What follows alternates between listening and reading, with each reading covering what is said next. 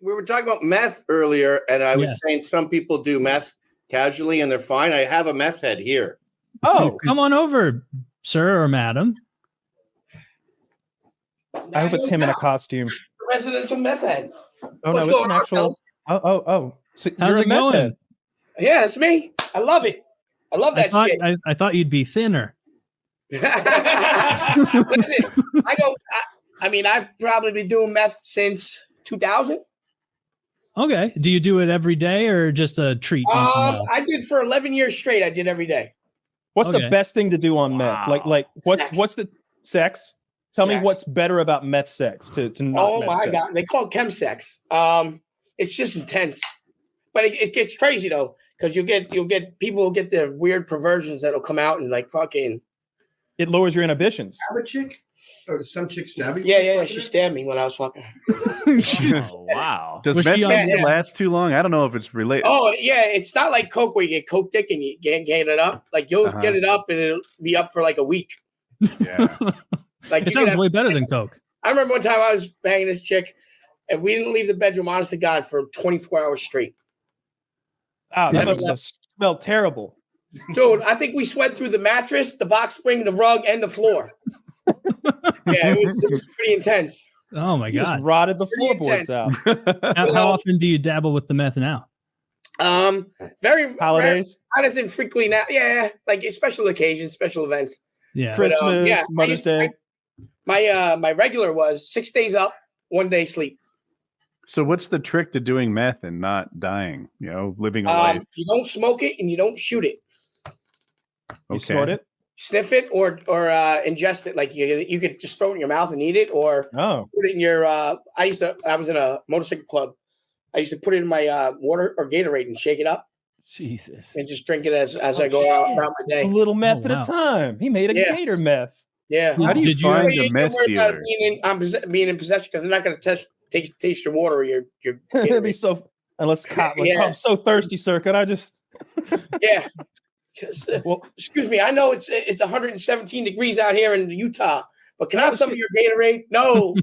You've shown me a whole new side. I know, guys. I'm from New York. I live about a mile from Gavin, and there's guys that I know that are in their 80s that have, for the last 40 years, religiously every day gotten up and put in their coffee or their orange juice or whatever morning breakfast that they're having, like an old school, like 80s Coke spoon amount of meth into it. Just shake, stir it in, and drink it, and go about their day. So they're still around because I guess they're keeping it to a low dose. Yeah, if you low dose it, if you microdose it, you'll be all right. Microdosing meth. The thing is people start to do it. They think it's like Coke, and they start laying out big rails, and they overdo it. And like we used to call it getting caught deep in the bag.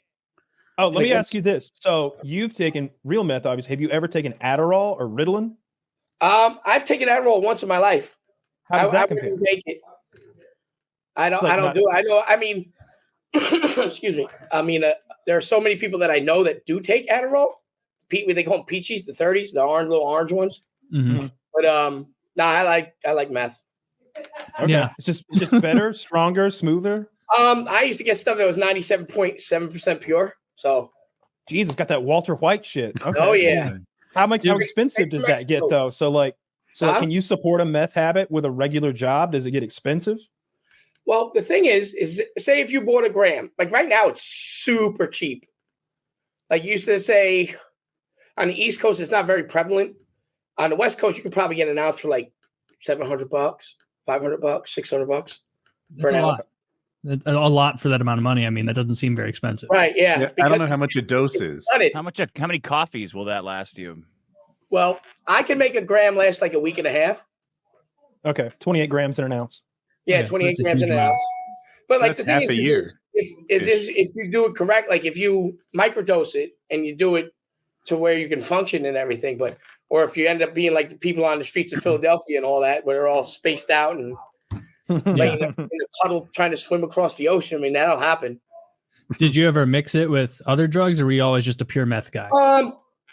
I did tons of coke back in the 90s.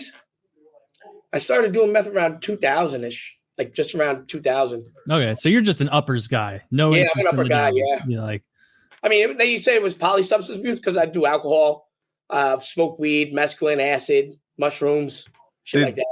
yeah. Did addiction ever cause you to make bad decisions? Like, Oh, fuck yeah. I spent 10 years in prison. Oh, all right. I did 46 months in federal prison and just about 6 years on and off in between county and state. stealing? No. Oh, Fights. Oh, No, I wasn't a thief. I just that's No, like yeah, a typical thing that you hear. You steal it for your steal drug habit now. You're right. Yeah, you just was there a time when you'd get methed up and then you just wanted to fight, or it was just the characters you were hanging around were goading you into it? Well, it could have been either perceived or imaginary in your head at the time when you're that spun out. Yeah. You think you're easier to like? I would usually stay up 6 days, like normal, throughout the week, and then I would sleep one day. And you don't need like a 20-hour sleep day. You sleep 8 hours, 10 hours, and you're fine. Like Wow, You would stay up for 6 days straight? Yeah. What would you do for 20? Have sex all Everything and day? Is everything. there? Oh, I think I would run out of Everything and stuff to everything. do.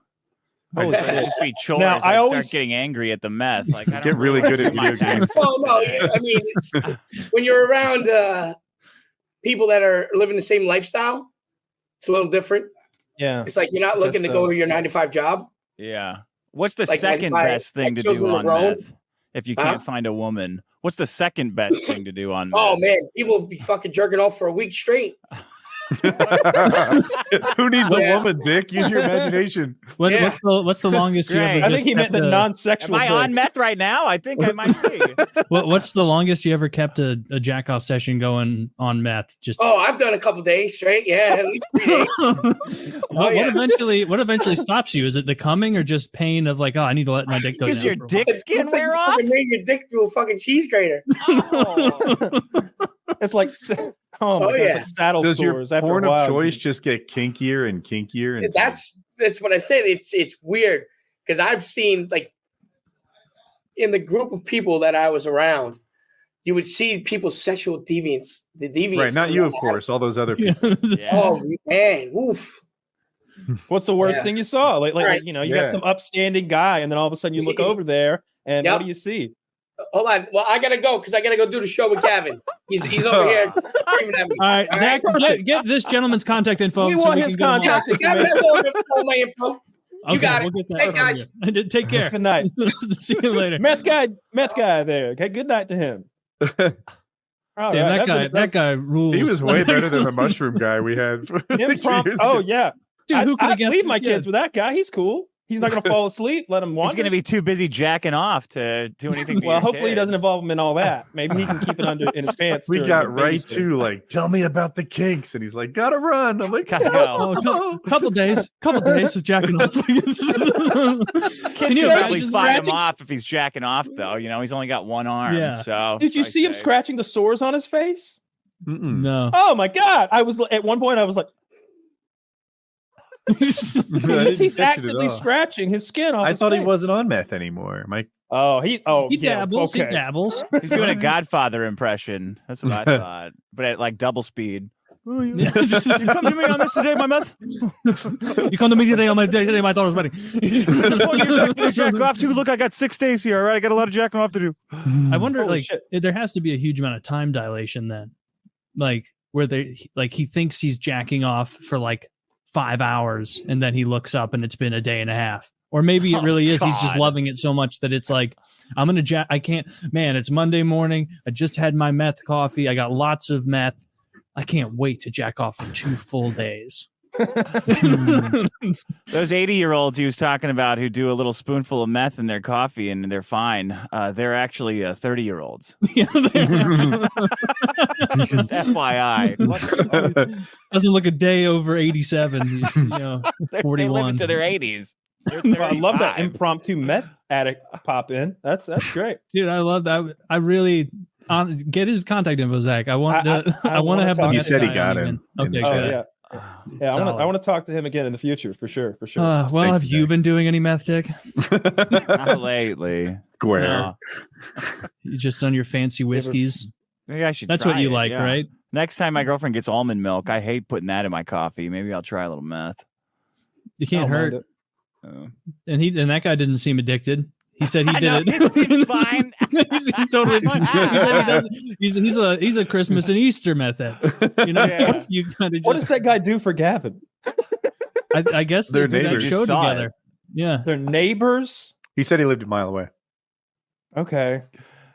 that's That doesn't interesting. explain- 'cause that's Is I- not that a a meth neighbor, though. That's mile just- or yeah. Yeah, it's not a How do they know complete each other? explanation. I'll grant you that. But Yeah. Well, it only takes me 3 minutes to sprint here, so you they know. met at the Rotary Club, I guess. I don't know. I mean, that's an interesting place because I know, or at least I suspect, Gavin is a very well-off individual.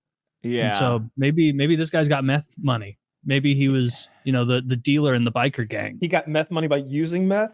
Well, he had so Sure. Yeah, he had so much of. How do Made you him a think good you become an investor? excellent drug dealer? You got to meth up. I don't think he. I think by not being a drug addict. I think that's step one. That is step one. You're right. That's like first things first. Get rid of that gnawing habit for your product you have. And then I you knew- just I sell it to your friends, right? Like you Oh, get yeah. it in, you let the drug make your friends, and then you quit and just sell it to them. Right. That's I had hustle, a man. friend It's in, Nico in here.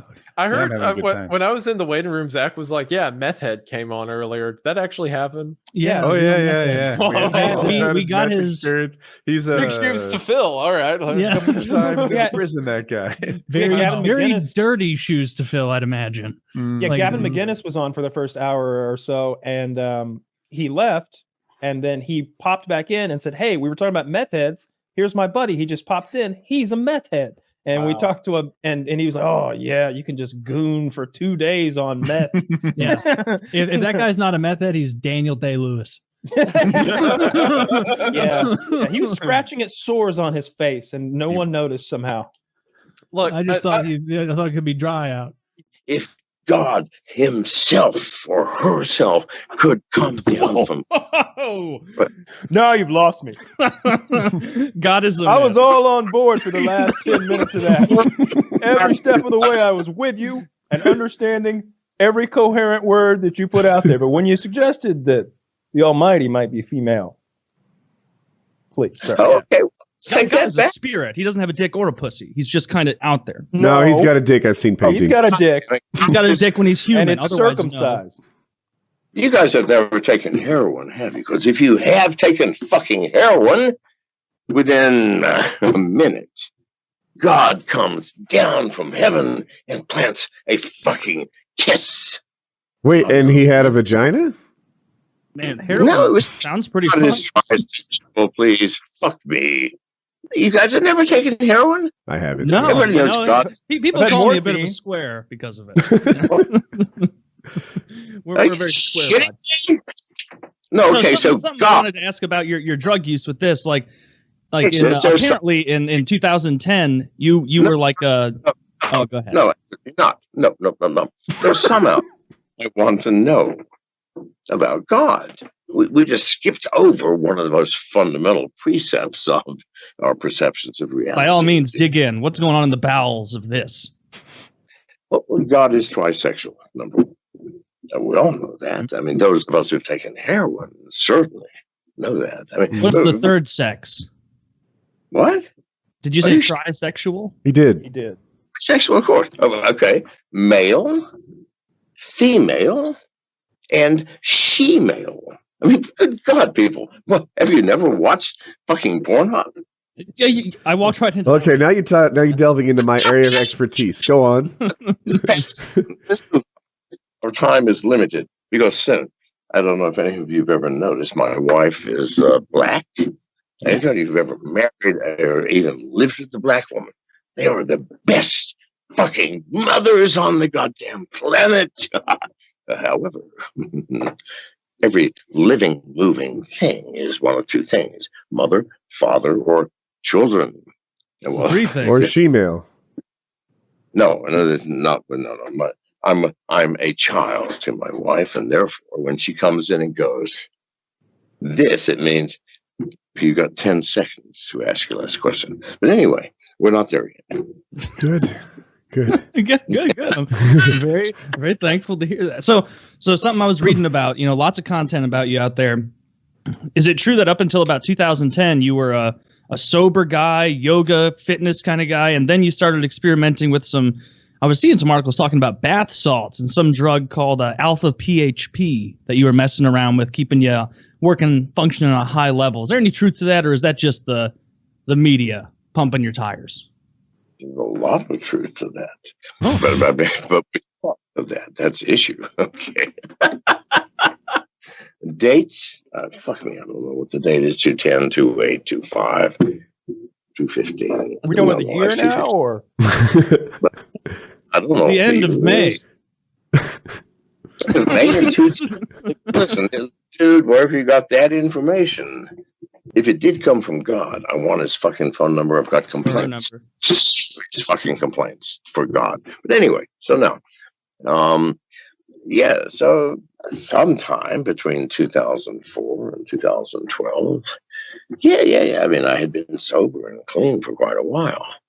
Mm-hmm. Too fucking long, to be honest with you people. Mm-hmm. Yeah. Too fucking long. Because before I cleaned up, showered off, and stopped ingesting anything other than raw fucking vegetables. Yeah, I mean, I had taken more drugs than you three motherfuckers could carry. I'll tell you that. I don't doubt it. Say, I know it. It's a fucking fact. Especially if you count weed. It would take 10 of you just to carry the weed. Wait! I don't know if you know who you're talking to. We have an Olympic level smoker on our team as well. Yeah, but he can do 10 times as much heroin as you, bitch. Yes, he can. That you cannot, my friend. I will. What's the most fun drug that you've done? What's the one that you're just you can't stop coming back? What does that mean? Most fun drug? I mean, is it the most fun in terms of enhancing sexuality? No. The one. Whoa. Let me finish. Is it the most fun? Is it the most fun in terms of getting deep into that hellish introspection space where you finally see yourself? Is it the most fun in terms of being able to stay up for 3 goddamned weeks? I don't know. You gotta fucking tell me, dude. I've got a question. Let me. What's the most fun drug? I go, okay, I'm with amateurs again. John, you are with amateurs. I'm with you. Let me ask this. Joe Rogan describes DMT as this like almost permanent upgrade to your character if you're in a video game. You just get a little smarter, you get a little introspective and more creative. Is this like permanent improvement to you? Have you tried DMT? What drug would you suggest for that effect? Fuck, I've had enough DMT to put you guys in the hospital. Okay, I believe you. No, he's wrong. Okay, I think Joe is demonstrating a naivete about drugs that comes when you discover drugs past the age of 25. Because really, if you don't discover them before 25, then it's too late. You're a follower. If before 25, you're a leader. Do you understand? I'm just saying. So he's a follower. The younger, the better, I say. Oh, absolutely. No. Yes. Are you still talking about drugs? Yes. Age for MD, I was 19. The best age for MDPV is at least 22, maybe 23. I'm just saying. Can you explain what MDPE does? What that is? MDPV? Methylene dioxy pyrovalerone. That's MDPV. Well, now I'm sure that you read in newspapers or saw on the TV 6 years ago where, you know, a nice, polite gentleman in Miami just randomly grabbed a stranger and ate his face. Remember that? I heard that. Yeah. Zombie. Yes, that's methylene dioxy pyrovalerone. That's what he was on. Now, what was his problem? Hungry. Here is the fundamental problem with MDPV. Uh-huh. If you don't have a $5,000 scale, don't go anywhere near it, because you've got to measure it to the 5 microgram level in order to stay safe. Because here's what happens. Ooh. It's 1 milligram per 11.3 kilograms of body weight measured naked, not wet, on a fucking scale that you know is precise. Mhm. Okay. Now let's just say the end result is 5 milligrams. You take 4.9 milligrams. What's going to happen? Nothing. You're going to feel jack fucking shit, like you've been ripped off. Huh. You take 5.1 milligrams. What's going to happen? You're going to eat somebody's fucking face. No, that's MDPV. So I have taken kilograms of MDPV over the years. It's number one, the most powerful drug ever invented. If you get the dosage right, I've come close on either end a bunch of times. I've had more trips that did nothing, and a few trips that almost made me think, you know what? Reasonable people would eat other people's faces off. I mean, that's almost as close as I got. So does that make you feel really energized and you're staying up fucking for days, or is it making you feel enlightened, introspective? How's this drug making you feel when you're doing it at just the right dose? All of the above. All of it. Oh, Okay. One, MDPV is the only drug I've ever experienced that provides tactile hallucinations. No, I mean, I became a master at getting my dosage right, and I was in Colorado one time, and I went to the bank after snorting my exact fucking dosage to the goddamn microgram. Well, I had a $5,000 scale. I ain't fucking this drug up. So now I'm standing in line, and I just know there's some bitch sucking my dick. I feel it. around my thighs, okay, near my butt, pulling me into her, and she's sucking like mad. I know I'm going to come any second. I'm looking down. My dick is like 9 feet long, but there ain't nobody there. Nobody is there, and I need a better scale. I'm sorry. I need a better scale. I'm going to get started. It was the perfect dosage, I'm telling you. No, not just that. Auditory hallucinations you can't fucking believe. First thing is, everybody, if you get the dosage right on the first trip, who is it that talks to you? You. Whose voice is it? Yours. Whose inflection? Yours. Whose knowledge? Because the voice is telling you shit that you've forgotten. And you're about to enter a nightclub, and your own voice is telling you shit that you forgot during some drug binge in Cincinnati. What was the most enlightening thing that yourself told you while you were on this drug that you maybe had forgotten about from a different drug binge? Anything that really opened your mind's eye a little bit, changed the way you think, maybe permanently? Yeah, I don't know if you're going to understand it. I don't know if anybody could understand it. In St. Louis, Missouri, in the most intense trip I have ever experienced, I sat down with God.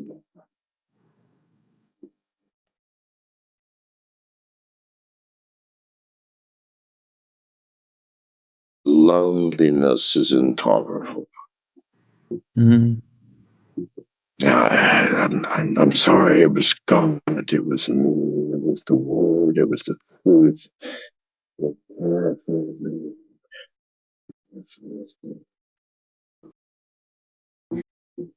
To the fucking core.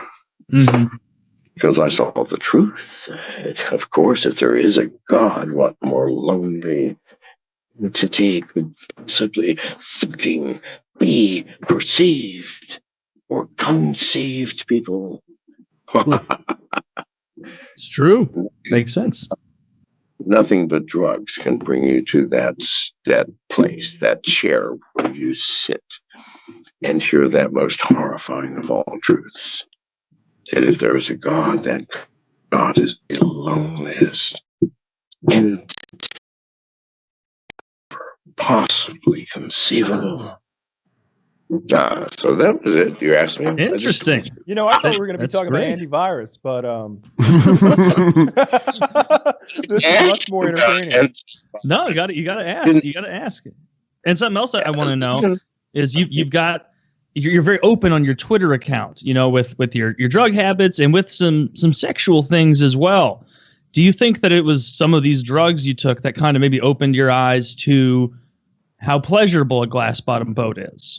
Or being, I know you trend toward a couple scatological things. Is that something that you were interested in prior to the drugs? Or is that just a joke you tell sometimes? I don't know. I really don't. I'm not sure what specific details you're discussing. Do you like getting shit on? No, absolutely not. I mean, number one, I don't like the smell. If you guys tried it, it's difficult. I was just checking. I thought you were a weirdo for a moment.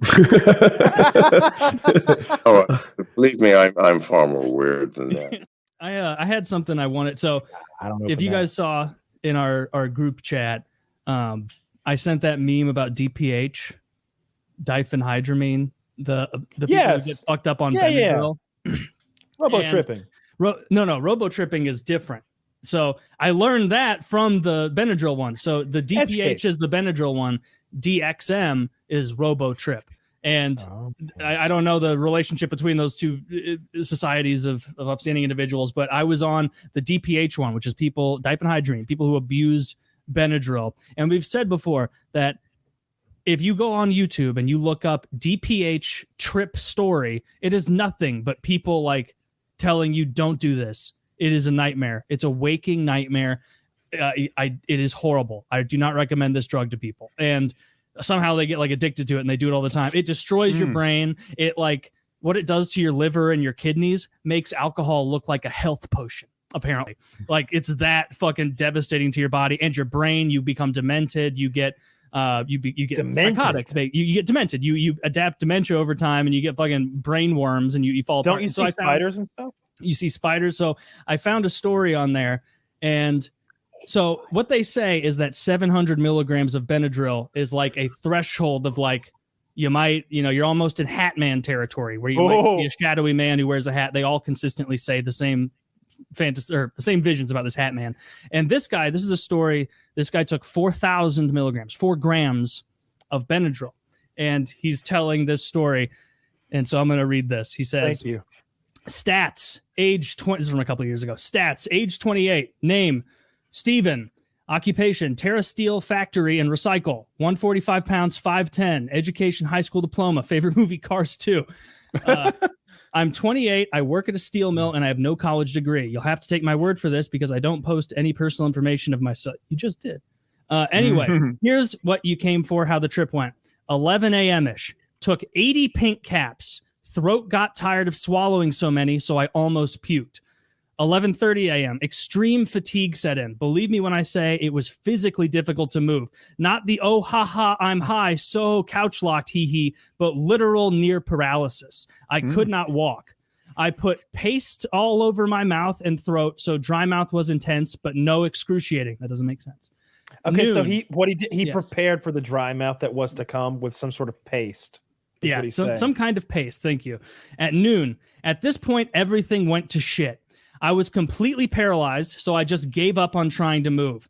Everything was dreamlike, jumpy and flickery. On LSD, everything is relaxed and flowing. On DPH, everything is skittery like a low FPS video game. My bedroom door swung open and suddenly a black figure dashes in. It teleports in front of me and stares at me. Even though it's a silhouette with no eyes or face, I can feel a stare. There's no spiders, but thousands of black beads begin spinning around my wall. I can see a man in the hat, fully shadowed about 12 feet away. 6 minutes in, I'm not sure if this is reality or if I'm dreaming. I can't even check to see if my eyes are open or if they're closed. Can't move, just silently scream in horror as the entire room begins spinning 900 miles an hour with shadow people dancing about me.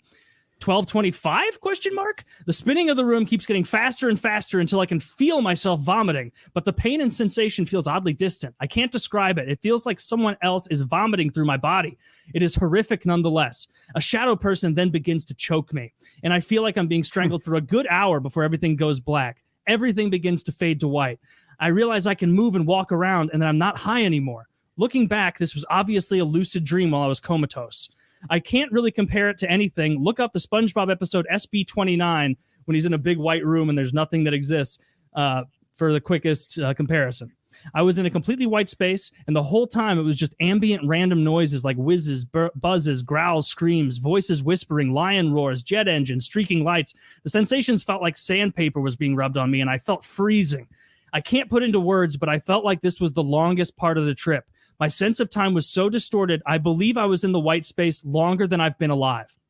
What was less than 1 day, legitimately, wholly, completely fucking felt like 6 years minimum. I have 6 to 10 years worth of auditory and visual memories from that day. 6 to 10 years of my life were forgotten and replaced with those random auditory noises, streaks, and sounds. Between 12:40 and 5 p.m., I don't know when the white space ended, but now I'm in the middle of the road. It's reality, not some surreal dream. I see a shadow man about 300 feet away, so I start running. I chase and chase, but he never gets closer. Eventually, I stop out of tiredness, and suddenly the sky opens up, and a gigantic black mouth swallows me whole. What happened next is I'm on Reddit, looking at Reddit. No joke. I can see my own body. Or no, I can't see my own body. I just see a giant page that displays Reddit. I scroll through all the pages, and all the titles and comments make no sense. Like, Trump reveals the truth about reveals the reveal. Like, eventually the screen fades and I can vomit again. I can feel it, but don't see it. Between 5 and 8, maybe, pure blackness and pain. All I can say. Every part of my body hurts more than it ever has. The phrase splitting headache can't describe it. It feels like there's a hot coal in my ears. I still can't move. I'm knocked out. The hallucinations are just streaks and flickers now. 8 to 12 p.m. the next day. Lots of buzzing noises. Felt like I was covered by a swarm of bees that were constantly vibrating. Some point during this stage, I woke up in a puddle of sweat and pink vomit.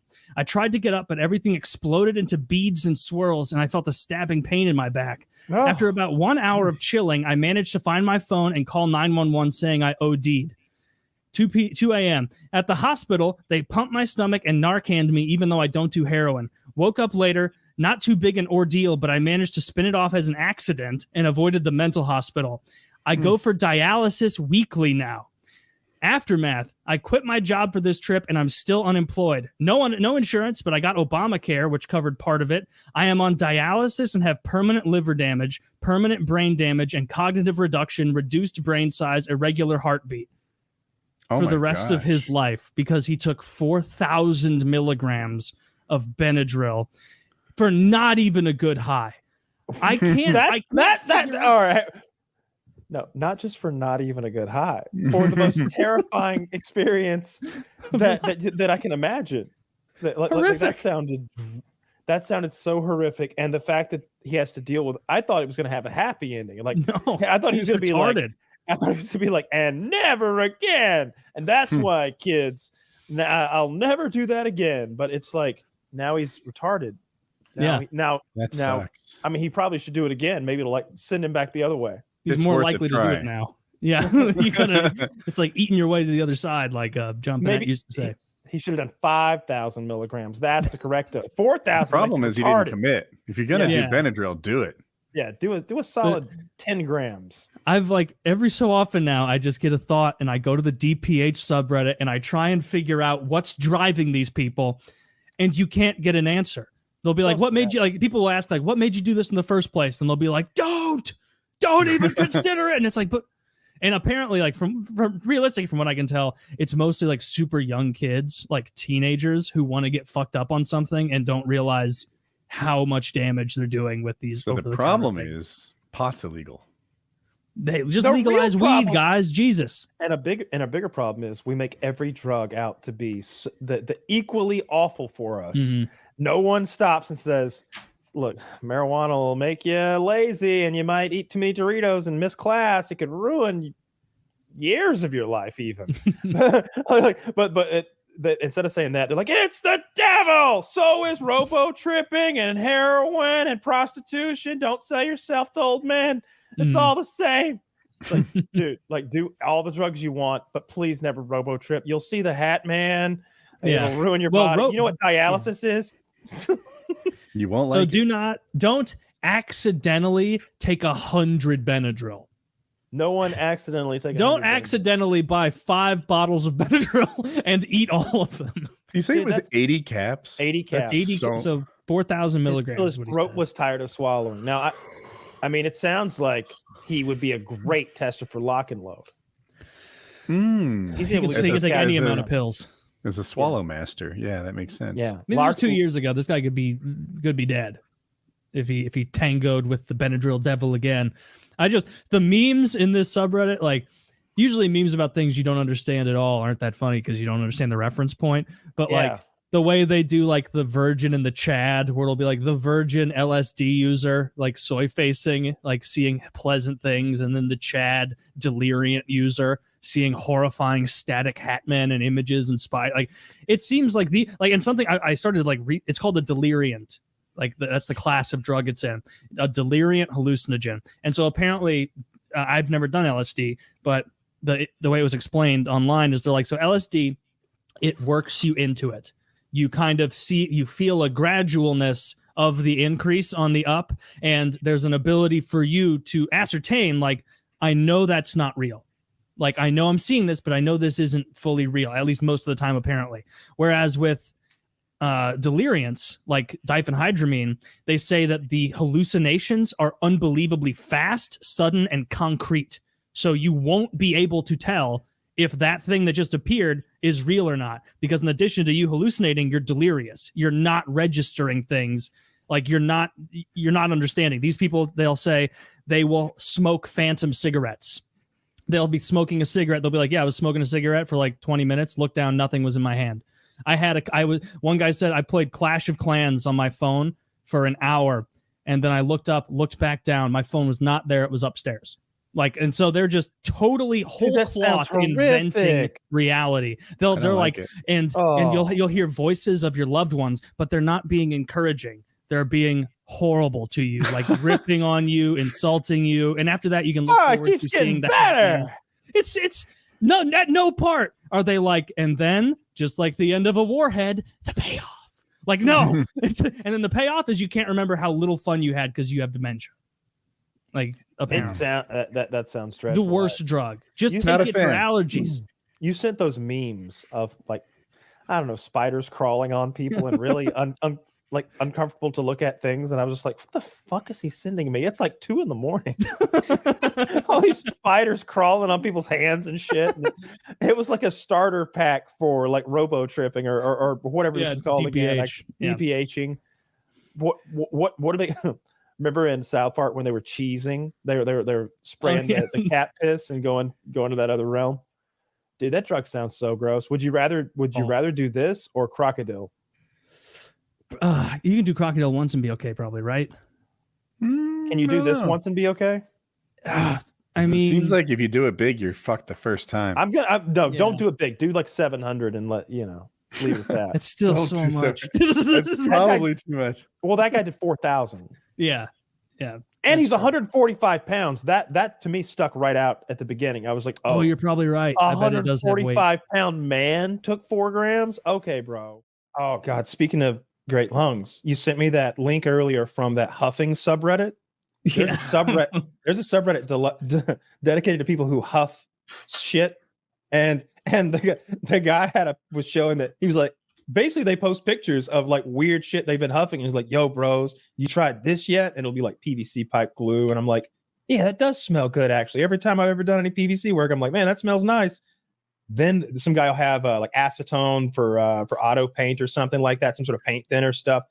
Taylor posts one, and the guy has Black Widow Killer, and he's like, yo, 12 hits of this and you see the doo-doo man. Yeah, it's all misspelled, but it says every time 11, and it's a picture of Taro Spider Killer, that big orange can. And it do not do this, people. Every time 11 huffs fine, 12 huffs poop man come.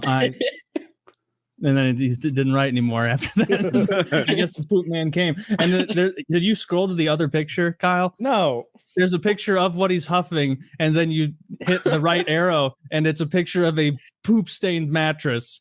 And so this guy is clearly huffing so much spider killer that he's shitting himself. He's like an alcoholic waking up the next morning and being like, "Oh, why do you always take that 12th puff?" Like, it's kind of like that one. It's like after 2,500 milligrams, the Hat Man does not respect gender pronouns. Yeah, yeah. The Hat Man, he's the Benadryl. Robitussin. Yeah, Benadryl. Yeah. Oh, okay. Yeah, Robitussin is a real drug that people use if they can't get Tussionex. Or I guess Robitussin is not the real drug version of Tussionex, right? Used to be, maybe, I think. I was talking to a friend of mine, like, who was way too deep into codeine and Tussionex and that shit in like his early mid-20s. We were just having a game night the other night, and he was talking. He's like, "Oh yeah, it got bad, and there were times, I would go in and I'd go to my local clinic, and I would say I had the whole thing rehearsed. I'd say I have dark green phlegm. I've been coughing so much my throat hurts." And then when the nurse would say, "Are you allergic to anything?" I'd very casually go, "Oh yeah, my main doctor said I can't have something called codeine. And if you can't give them codeine, that means they have to get Tussionex." And he's like, "And it was great, dude. We had a great thing rolling for a while. I'd go and I'd get this giant bottle of Tussionex, and then I'd bounce around to different clinics like a couple of times a week." And then eventually he got banned from one of the clinics because they realized, like, this dude isn't fucking sick. There's no way you have the flu again, sir, for the 11th time in 2 months. So Tussionex, that's the stuff that lets you see the... Tussionex is like Robitussin, but it has no acetaminophen in it, I believe. And so it's like it's like Vicodin. I think it's liquid Vicodin, and that's an opiate. An opiate. Yeah. Right. So it's like instead of taking the pills, you're getting the liquid. And I don't know much about this class of drugs. The way he explained it to me was that like a tiny sip of that, so like 5 milliliters or something of that Tussionex, was equivalent to a much larger amount of actual Vicodin pills. And so he and a couple guys I knew would bounce around. Okay, it's something else. I think what it is he was probably telling me he was allergic to acetaminophen, and they were giving him so he could that must be what it is. Yeah, because codeine is the best drug. Like it, I understand. It's so good. It makes you a little itchy, but you get used to that. I think I'm not having a typical experience. It makes me get like a throbbing kind of headachy type thing. And as you know, I get into it all the time. Yeah, it's the worst. And I get off it as fast as possible. I prefer pain. You might be like me because I'm allergic to a lot of painkillers. Like I have a bad reaction every time. Like I just get like headaches. I get nauseous, like a bunch of stuff. Weird. A good thing to be allergic to. Those things are dangerous. Is it? What if you're ever burnt? They'll just give you... What if an RPG explodes on you and you're like, "No, not the good stuff. I'm allergic." I'm allergic. Give me something non-habit forming. Give me something 4th degree burns. That marrow is cooked. It's like fucking Two-Face. Fuck me up. Oh yeah. It's worth being a bit itchy if that's the alternative. I'm scrolling through this huffing community top all time, and it's so funny. Like, I know some of these people are trolling, obviously. The same thing with the gang stalking. But that tarot thing, the poop man come, that was the top all-time post there. The second one is just the guy who says psych ward, and he's in a psych ward. Why did they give him a phone in the psych ward? Dude, mugshots of paint huffers. Those are fun. Can you roll some of those up, Zach? Just find us some good paint huffing mugshots, because they genuinely are hilarious. I remember a Cops episode, and the cops roll up, and there's this guy with spray paint all over his face, and he's limping, and they're like, "What happened, Otis?" He's like, "Goddamn kids threw me off the bridge again." These kids came along and found this poor old homeless man so out of his mind on paint he couldn't resist, and they tossed him off a small bridge. What? I'm a Warriors fan. He's ready to steal Christmas. He does. Dude, that's fucking Temu.com Jim Carrey. Oh, witness me. I like this guy. What color would you be? What color would you get, Taylor? What the closest to my beard color? Oh, I bet you could huff real good. I feel like a beard would allow you to like keep some residual. Yeah, you might get overdosed quickly. Flavor the black guy almost like you almost can't tell. You know, dude, what I mean? that guy's joke. He's like, give me Hickory Brown. Do y'all have Krylon Hickory Brown? Is there something about metallic paints that makes it better? Everyone's choosing them. I think it's just because the people that did it with the beard and they did a natural color didn't get caught. That's exactly it. That's true. It's that the people who are stupid and awful enough to huff gold sparkle paint are also very much likely to get arrested while huffing gold sparkle paint. You know what else? I'll do that to the president. I bet genuinely that price is an object to these people. And so they're probably getting the cheapest spray stuff they can. So like maybe house color or like wall color is less or more expensive than gold. I choose to believe they go to Let Home him Depot. up some paint. Jesus. They go to Home Depot, huff right in the aisles, and try to walk out unnoticed. I'm sorry. You can't prove anything. Wait, excuse me. Where is plumbing? Like, they genuinely do that all the time. Mitty, my friend that worked store security for a while, they'd catch a guy and there'd be like 3 or 4 empty cans at his feet, and he'd be trying to kill the fifth. Or that there was one guy that like hid in the bathroom overnight, like stood on the toilet so they didn't notice, and they found him in the morning, passed out in a pile of keyboard dusters. By the way, that's what Steve-O used to do. Yeah, keyboard dusters have this additive in them, as I'm sure many products do, that tastes so horrific. Like there's no high worth that. There's no high worth. You know how if you lick deodorant accidentally, how that weird thing it does to your tongue? It's like that plus the bad part of a pecan. And it won't go away. Yeah, it's terrible. I've told before. I went to high school with guys. 4 of them got a job working at the grocery store after school, solely to do the whippets. It's when what is it? It's not Cool Whip. What is the Ready Whip? The can one. Well, Whippet is a brand. There's 2 brands. Oh, Whippet is a brand. Yeah. I think that's what they called getting the air out of a Ready Whip. Sure. Yeah, it is. Yeah. So. Nitrous oxide in general. What do you call it when you've got like the canisters and stuff? Whippets. Yeah, it's the same thing. You call it the same shit. Or right? nitrous oxide. It's all nitrous oxide. You can go. Right?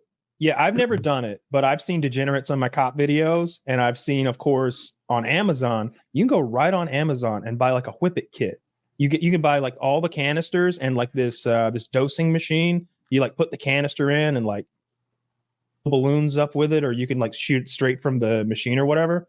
I saw this lady get pulled over. Her whole floorboard was full of CO2 cartridges. And it's like, oh, not CO2, but nitrous oxide, I guess. It's like, what are you doing tonight, ma'am? And they're just like picking dozens and dozens of them. They drive around and do whippets. Well, you can't do it just sitting still. Yeah, they're trying to have a good time. I think it might have been this show. You were talking about it. I can't remember. It was either here or Steve-O. It was one of the two. But they were talking about how on Amazon, like they know exactly what the fuck you're doing because the increments they sell them in, like 1, 4, 24, or like 948 or some shit like that. Like, we know what you're after. Yeah, I think we did go through the Amazon listing for that, and that there were people in the comments like leaving. Not so best well coded desserts ever. You forget the whole day. Totally delicious. I got a hangover, or like just stuff that doesn't make sense. My kids don't talk to me. Yeah, I hate myself. Is it a bad drug? Because 4 stars. I've done it. What I'm wondering though is it a drug that you would associate with like bad people? Because like drugs definitely have that, right? Like you think when you think of the typical user of insert drug, like. Is that guy an ass? Oh, meth. I think of a white guy every time. He's missing some teeth. His hair's greasy. He's way too skinny. This is good. Continue with your meth stereotype, and I'm going to do some rapid fire drugs. You're going to fill me in. Yeah, I don't think I want to play this game anymore. Yes, you do. I associate nitrous oxide with hippies. That's when I associate nitrous as like a party thing for like younger people. Steve Miller concert. Yeah, there was a guy there with what those like. If you were to buy like acetylene, the things. This was like neck high, a good 4 or 5 feet tall canister of nitrous oxide. He was just selling balloons full of it. I bet you could turn that around and make so much money. I bet he did. Yeah. I bet that giant tank costs a few $100s, and he's probably selling thousands of dollars worth of balloons. How illegal is that? That's another one of those. I saw a YouTube video the other day, and the whole premise was these are all I tried all those legal drugs you've heard about, and he's like chewing beetle bark. He's taking salvia. He's taking all sorts of different drugs. He did red cap mushroom tea, and it just. I knew those drugs were legal, but I didn't think that they were. Are they any good? Yeah, that's what the video was about. Varying degrees of either like what really was the good most tempting one? I didn't watch the whole video, but I watched the red cap tea part where he was, by the way, red cap mushrooms are deadly in the right quantity, but he was eating the right quantity and making a tea of it. And he seemed like he was super like relaxed. He compared it to almost dying, like Xanax. He said it was like a few Xanax. He said he was like really chilled out, and it helped with sleep. He said. Speaking of nitrous, and we had, dude, out of nowhere, we mentioned Milo on PKN, and then he came out and because he used to work with Kanye West, and saying that Kanye has a nitrous addiction that's being fueled by his dentist.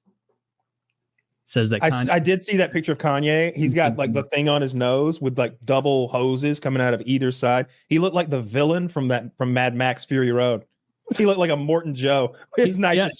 Yeah, he does. Find a picture of that. Yeah, this is what Kanye or Milo said about Kanye, and it's next to this picture of Immortum Joe. There's a reason Ye, formerly known as Kanye West, is no longer capable of successfully releasing music or clothing. In fact, there are several reasons, but the most serious and the most recent is his dentist, Thomas Connolly. Connolly got Ye hooked on nitrous laughing gas. It is my belief that Connolly sought to diminish Ye's mental faculties so that Connolly and his business associates could extract millions of dollars from him.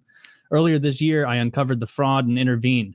Ye, hooked on nitrous, blew up our relationship on purpose by proposing something that he knew I'd have to resign over because I told him so. The resurrection of his longtime idle fantasy of making pornography. Thomas Connolly is a dangerous predator who targets African-American celebrities into whose mouth he puts fake diamonds, as I suspect he did to Lil Yachty.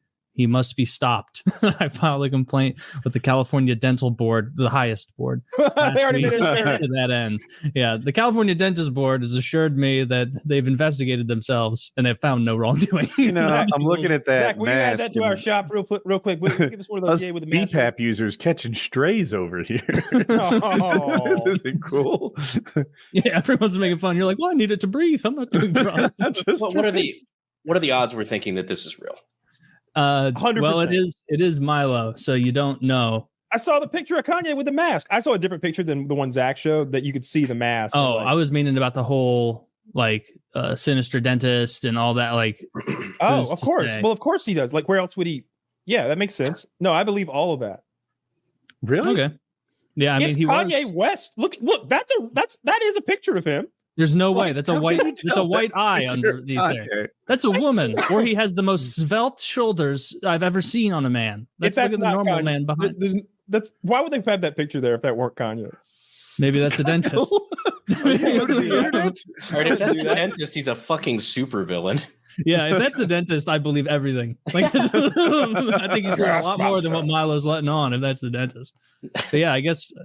No, I believe that 100%. Why not? Yeah, Milo Yiannopoulos wouldn't just. Why wouldn't that be true on the internet? He wouldn't just make things up online. But I don't know. Kanye, he's gone out there a few times. We were talking a bit about the Oregon drug stuff. I wanted to know, John. I think you're like very anti-drug, but have you messed around with any weed, mushrooms, if you're somewhere where it's legal, or just no interest? So I have tried weed in the past. I don't do it personally because I basically die. So for example, I tried a gummy one time, like 10 milligrams. I ended up throwing up for like 10 hours straight. Jesus Christ. Yeah, so I stay away from it. I think I'm allergic to some of the cannabinoids or something like that. So me personally, I can't do it, or I will get like sick usually. Yeah, some people just don't drive with You it. know, They get stressed out and The don't feel first time good. I ever smoked, I got violently ill and swore it off for years. And look at me now, just really enjoying it. Just Look at him now, high as a kite, just really all the high. time. all the time. Almost. What about you guys? What's your views on that? Sleep. I mean, I smoke weed. But I am pretty scared of hard drugs. I have no desire to fuck with anything harder than. What's the hardest weed. drug that you want to try if it was legal? That you would definitely be like, yeah, all right, line me up one of those. Legality isn't really like if cocaine was legal. I don't want to do cocaine. I don't want to do MDMA ever again. I don't want to. Like I read up about your fancy state this week, and I learned all a few good things. Unless it's obviously Anheuser-Busch, obviously, right there in town. That's where they that's do not their good for us, business. this whole Bud Light thing. Well, see, the thing is that it seems like the lobbying that they've been doing since, I don't know, what is about the 1800s? Yeah. Y'all have the weakest alcohol laws in the world, maybe? Like even in Korea, they're like, oh, I don't know about that one.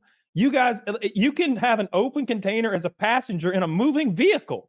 Yes, you know how you can. insane that is to me? Dude, if you have a bottle of wine that you went on a picnic and had, and it's been hot as fuck in the back seat of your car for 6 months, and they pull you over in Georgia, you are going to fucking jail. Dude. Oh, dude, no. Road sodas, if you're a passenger, 100% legal in Missouri. If you're sitting in the passenger seat, you can just drink. I don't really know anybody who does that, but like you can if you're just riding around with someone. Your open container laws, apparently, there just aren't any. You can just drink openly anywhere in public, essentially. Yeah, we have down here, they super not strict laws about that. Oh, they only. We have around drive-through holidays- liquor and fireworks stores. I've seen those. They're glorious. Kentucky has them as well. I think they had liquor, fireworks, and guns at one. Yeah, they have ammo there too. It's like, bro, let's park if we're getting a firearm. Like, we've got time.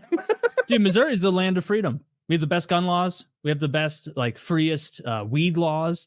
We're not like those fucking pussies in Illinois that legalized weed in a way that's like not even good. Yeah, and we even have like good weed. Because Anheuser, you would think, would fight it to the point, but it would just never make it through the legislature. Apparently they did. Yeah, but wild that they couldn't keep it down. Yeah, because they're a huge employer here, and I imagine they're going to be doing a lot of layoffs before too long. Do they have legal mushrooms though too? No, I don't think we have. I think is it Oregon maybe that has all the drugs legal, but I don't know anywhere else that does. They just passed that like a year ago. I think people could do meth and cocaine. It's like now downtown, if you go downtown in Bend, you'd be seeing these dudes outside these restaurants just fucking snorting cocaine. You'd be like, what the fuck? Oh, do you live in Oregon? Yeah, Bend in Central Oregon. But cocaine's not legal, right? Yeah. Well, it is to X amount. We're like, this is what will happen. If you get a little bit over, they fine you $80 or something like that.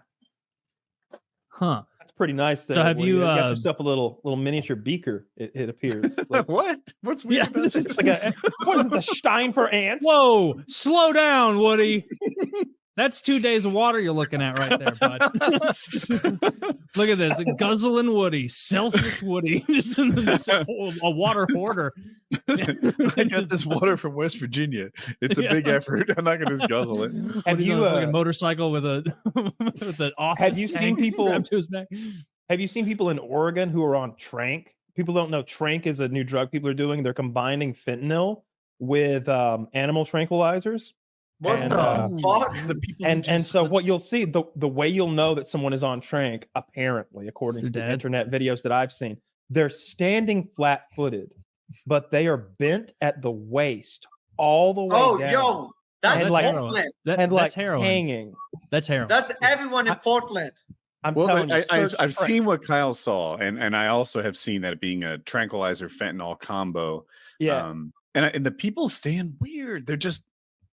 He says bent at the waist, but I see it as more like curled in the spine. Like, you know, if you were to touch your toes, but you're bad at it.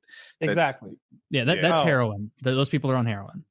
Yeah, that's just heroin addicts in Portland. Are you denying? But either way, it could be that too. Because I think when it comes down, They were standing though, not sitting. But it's in heroin. These are Look at lazy these. Look at these Tranq. two. Look at these two religious folks praying. Get up off your feet, you Tranq lazies. But hold up. Tie your On shoes. all three drugs, on all three of them, like a depressor, on all three of them, like a downer. Yeah, yeah. Heroin's Well, a I mean, huge time animal downer. tranquilizers usually do put you Yeah. down. Look at them. Didn't even put the syringe down. Man, Yeah, those pictures are closer to what I saw before.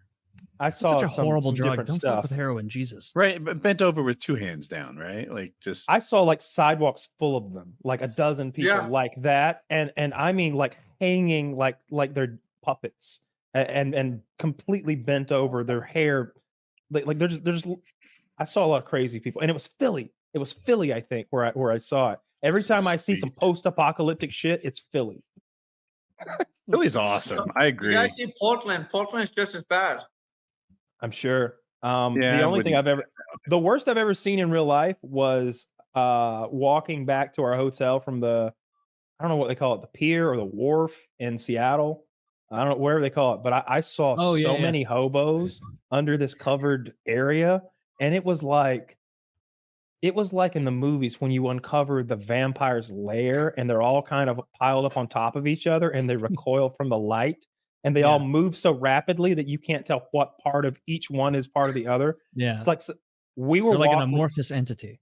it was honestly, it was the exact night where the Wings 1v1, because me and White Boy and a bunch of other people walking back from eating crab. And I remember that car's lights illuminating this big coven of them and just that's where they are. Despicable. Can you show that, Zach? The video that I linked? Is this people leaning? What do you think? It's the pose that I was trying to describe. It's the this is what I was talking about. I wanted to show people exactly what it looked like, but I was afraid of looking fat, so I hunted down the video instead. It's dude, I wouldn't do that position either. Like, I've seen that. Yeah, this is called nodding out on heroin. This is fucking sick. Well, according to in the video's description, it says exactly what I said, and that they are on Tranq. And then yes, defines and Tranq that as I define is Tranq. a way to get clicks. It's heroin, because you can go to any other city that doesn't have a story about Tranq, and people do this. It's nodding out. Yeah. Okay. Did Well, you see it? heroin and fentanyl are often Oh, they're yeah. a similar thing. So It could be. Yeah. It's just when I hear stuff like that, I always assume it's like a bath salts thing where it's like, are we going to talk about fentanyl again, or are we going to get better ratings? Well, what's this thing? Like, yeah, I'm with you on the bath salts popped into my head too. You don't know. The thing people always need to remember about bath salts, that man who ate the other man's face in Florida, his blood was clean. Sober as a bird. He ate that man's face sober. Which is the hardest time to eat someone. The hardest. If I'm going to eat someone, I want to be fucked up. I want a beer at least. I want to wake up in the morning and be like, why do I feel so full? And be like, oh, I need a beer to wash that face down. I need a See that guy's Bud Light. nose? I need If a I'm, Bud Light. if I'm gonna swallow some man, I need a Bud You ever Light eat a to go beer? with it. Yes. Oh, I would hate to eat Taylor's face. Yeah, I wouldn't want to eat my face Be either. licking that beard out of my. Is it like a Who's very that bristly guy? beard? Is it coarse? Oh, it's a very coarse beard. Wait, what's that guy from? What's that? You know what I'm talking about. I know That exactly from. character's, do he's you want the character's name, Silence the of actor's the name? Lambs. He talks like Who do you that. He guys has his think would win in a entire fight? face eaten. What better way for a human to get nutrition than to eat another human? It seems like they'd Child. be perfectly formulated for what you're trying to build. Yeah, You are what you eat. you are what you eat. Oh, genius. That's what they meant. The human trafficking victim is what that means. Oh yeah, that's what they meant. I have That's no interesting. I issues don't know with anything cannibalism. about the cannibal. You don't have any issues with it other than like it's disgusting and wrong. If I knew that the meat It's only wasn't disgusting from, because you're biased. if I'm I knew biased. that the meat hadn't been taken from someone who'd been like violently killed, like they're like taken from them, for example, especially for the meat, that I don't want to do. But if someone had passed away, or if someone had, for whatever sick purposes, had volunteered to be eaten, like whatever, if we got a fresh kill that's guilt free, I'll say, I would absolutely partake. Like If you it's don't my have to put me in dying, a if it's my dying wish that you guys both have to eat me, yeah. Would you do it for my Right now, I would. Yes. Rat Taylor, off my plate. Sexy You know what? Taylor, give me seconds. You'd have my big, like, fat, like, ham hock shoulder, and you'd be like, God damn, I'm tired of all this silvery skin and fat I have to cut off. Right. No, I want 2023. I would eat. I wouldn't eat you guys. I wouldn't do it. I think I'm a little offended. Is it because that would be? Is it the chemicals? No, it's that. I would see it as bullying. I would be like, I'll make you he's more trying aggressive. he's trying to make me traumatized as a joke, as like an after, because that's the only reason I would request that you guys eat me, to fuck with you after I die. I would eat you happily. I would invite people. I'd live stream eating Taylor's ass. And I would look, you can see the little divot right here. And I'd be cutting into a sous vide. I would sous vide you, right? Up to, I don't know what the correct temperature for human is, but I'm going to bring you up to 165 like your chicken. And then I'm going to you're going to be in there with rosemary, garlic, some butter, take you out, throw you on the cast iron, right? Get a nice sizzle, get a little char right out of there, based with butter. We got to work quick now. Okay. If you're going to eat rest a person for 5 minutes and right on the live stream, cutting you open. I'm going the other direction with my live stream. I'm going to pathetic mealtime this thing. Going to put Taylor on a George Foreman grill. Shit. I'll fucking haunt you. You do that. I would not abide that. So, John, what are your? Do you agree with me that cannibalism is immoral? That it's wrong. Recipe of it. So I would give you two different answers. One, if you're a dude and you eat another dude, first off, that's gay as fuck. Second answer. Is that true if you eat gay cows and stuff, like or like chicken? Yeah, I mean, like if you eat a male animal. If you eat a rooster, is that gay? Me personally, I would rather just starve to death instead of eat a person. But I wouldn't starve to death. I would just fast and meditate. Yeah, You but there is a time when you can't fast by anymore. fasting and meditating. So it's all about how you think. What's going to happen? If you think you're starving to death, you're going to starve to death and die. If you're fasting, you control this reality. You control what happens. What other pieces of reality do you control with your mind? I saw a wonderful mother on TikTok earlier. She had a nice blunt rolled up, and she was letting each of her toddlers hit it, and like going around in succession. They were all smoking. Fuck. Yeah, it was pretty horrific. And then she called the one kid cough. Wait, you guys are in favor of bogarting the joint? The fuck I know, right? is wrong with you, Yeah, right? those kids have to get to 21 like everyone else. Dude, I'm one hearing of some fucking selfish pot smokers who don't give their kids any at all. And then they get a federal charge just like everyone else. None of these children looked like they were old enough to ride like a real roller coaster. Like they were all tiny. And when one of them coughed, she called him a bitch. I was like, that is not how I grew up. What a horrible woman. What a lucky little kid. He has grown up with such a cool mom. Such a cool mom. Who gets their 3-year-old high? Not just high, dude. Like they were passing the blunt around. Like after she let them all hit it, she hit it and then went back around. Like she's got a circle, and it was a whole blunt. Like, can you imagine what's going on in that house? That like she was like, this is a good post. I don't know. Like, this is a good. People are going to love this. Yeah. People gave Snoop Dogg a lot of shit when he smoked with his kid, and I think Snoop was probably like 40s, 50s, and the kid, I don't know how old he is, just based on what he looked like, and like kid was like 16, 17, maybe something like that, and it was like, come on, like I'm okay with that. At that, first of all, your dad's Snoop Dogg. Let's not pretend like you're a virgin to the marijuana What's world. a weed? Yeah. What's a weed? Okay, your father's Snoop Dogg. You might be the case study for 16-year-olds smoking weed with their dad occasionally. Let's see how that goes. I bet it goes real well. I bet today, that was like 8 years ago, he's doing well. I bet Snoop Dogg's son does well. Yeah, I bet he's fine. I'm going to go out on a limb and say he's going to have a wealthy rest of his life. Yeah. I think he's got it figured out. So what happens for that? Do people just like go, oh wow, that's not appropriate, or do like, nothing they try really? And find her post and be like, I don't know, man. I was on crazy fucking videos just scrolling. We were talking about drugs, and like on any drug, you can find the corresponding like Reddit, and all the biggest enthusiasts of that drug are there, and like it's people talking about like cocaine, like just they're excited, they're amped up. What do you think? Cocaine.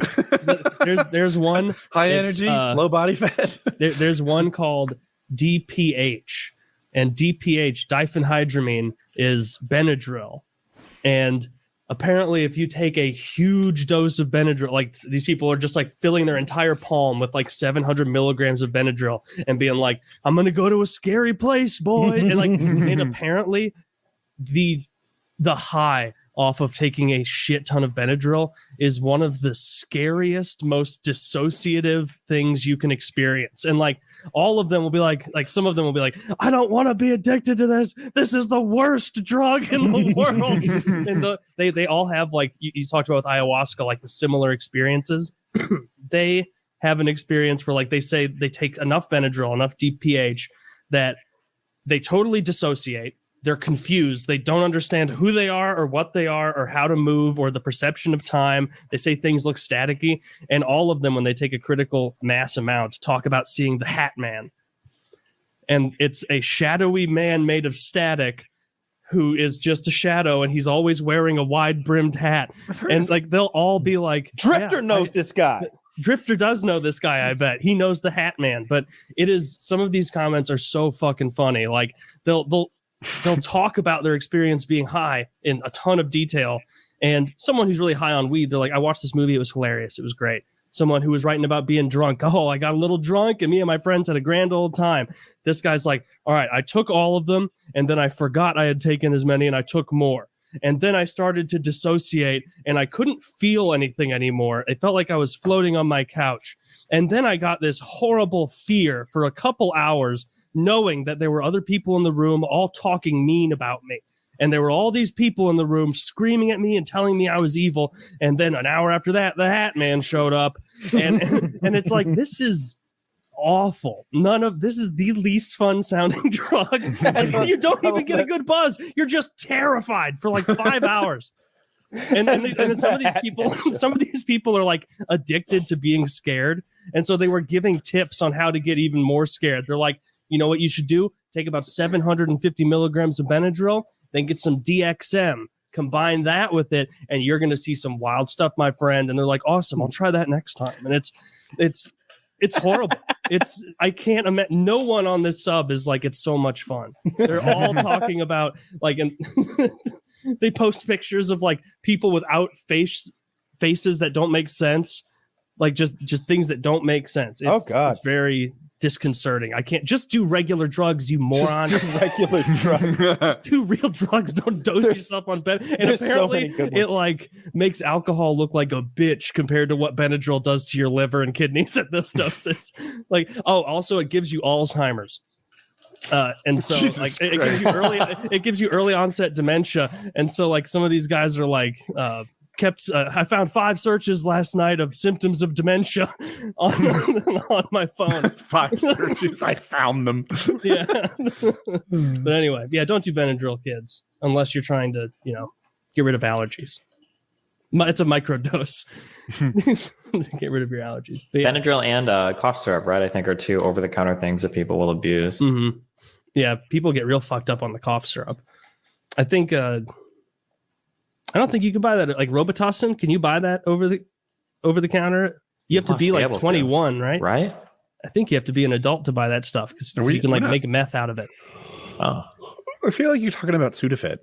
Oh, you're maybe right. that. Sudafed. Yeah. I don't know. I've never actually taken that. Oh no, I don't think I so. keep that around. I went to the doctor for whatever, flu or cold or something, like 2 years ago, and she was great. I've learned this term emotional labor. Are you guys familiar with this? I think so. So most broadly, emotional labor is focused on like what moms do, right? But also a nurse does some emotional labor. A doctor does some emotional. When I had that strep throat, the doctor looked at it and really like ratified. I'm looking for a better term, but like acknowledged my pain. She's like, ooh, I bet that hurts. And it's like, oh, thank you. I've been suffering so much. And like those words meant almost as much to me as the amoxicillin did. And anyway, so I go to the doctor and she's like, yeah, you get this drip and this pain and it hurts to do this. And I'm like, my gosh, Like, you're describing my symptoms better than I describe them to you. And she's like, we're going to get you Sudafed, the good shit that you have to, ask for behind the counter. And that's when I learned when Sudafed became illegal and they not illegal, but regulated, and they use your driver's license to make you buy it. They put something else called Sudafed on the shelves that is a bullshit, ineffective counterfeit. So if you think they sell Sudafed and it's out there in the aisles, that's not the Sudafed. No. You got to go back to the pharmacist and be like, I want the real Sudafed, the stuff you make drugs out of. And then they'll give you the effective stuff. It's a good pro tip. Yeah. Next time I want to get high.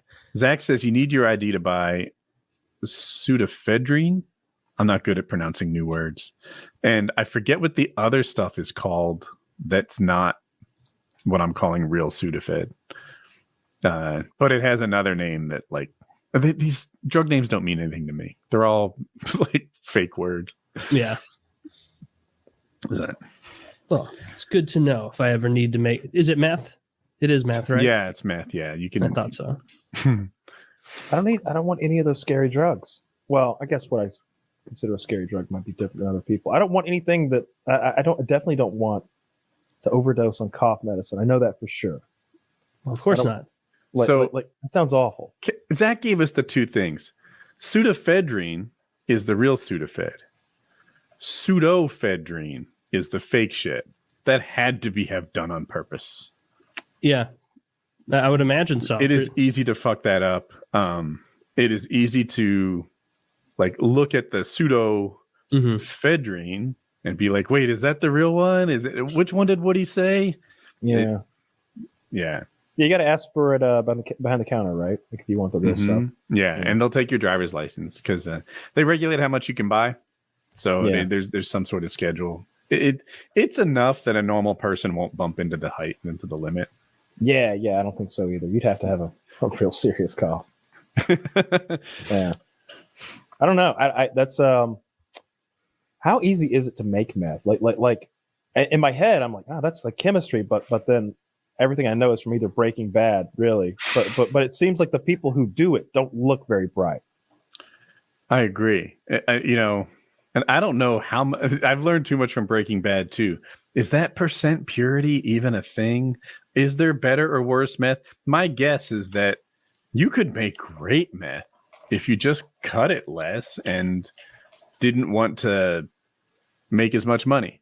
Or maybe my guess is that ingredients to begin with, like more pure stuff. I got a feeling that maybe they settle for something a little more scary because I'm doing it a different way. I have a feeling that they make great shit and then mix in a bunch of sugar or something so that they can sell twice as much.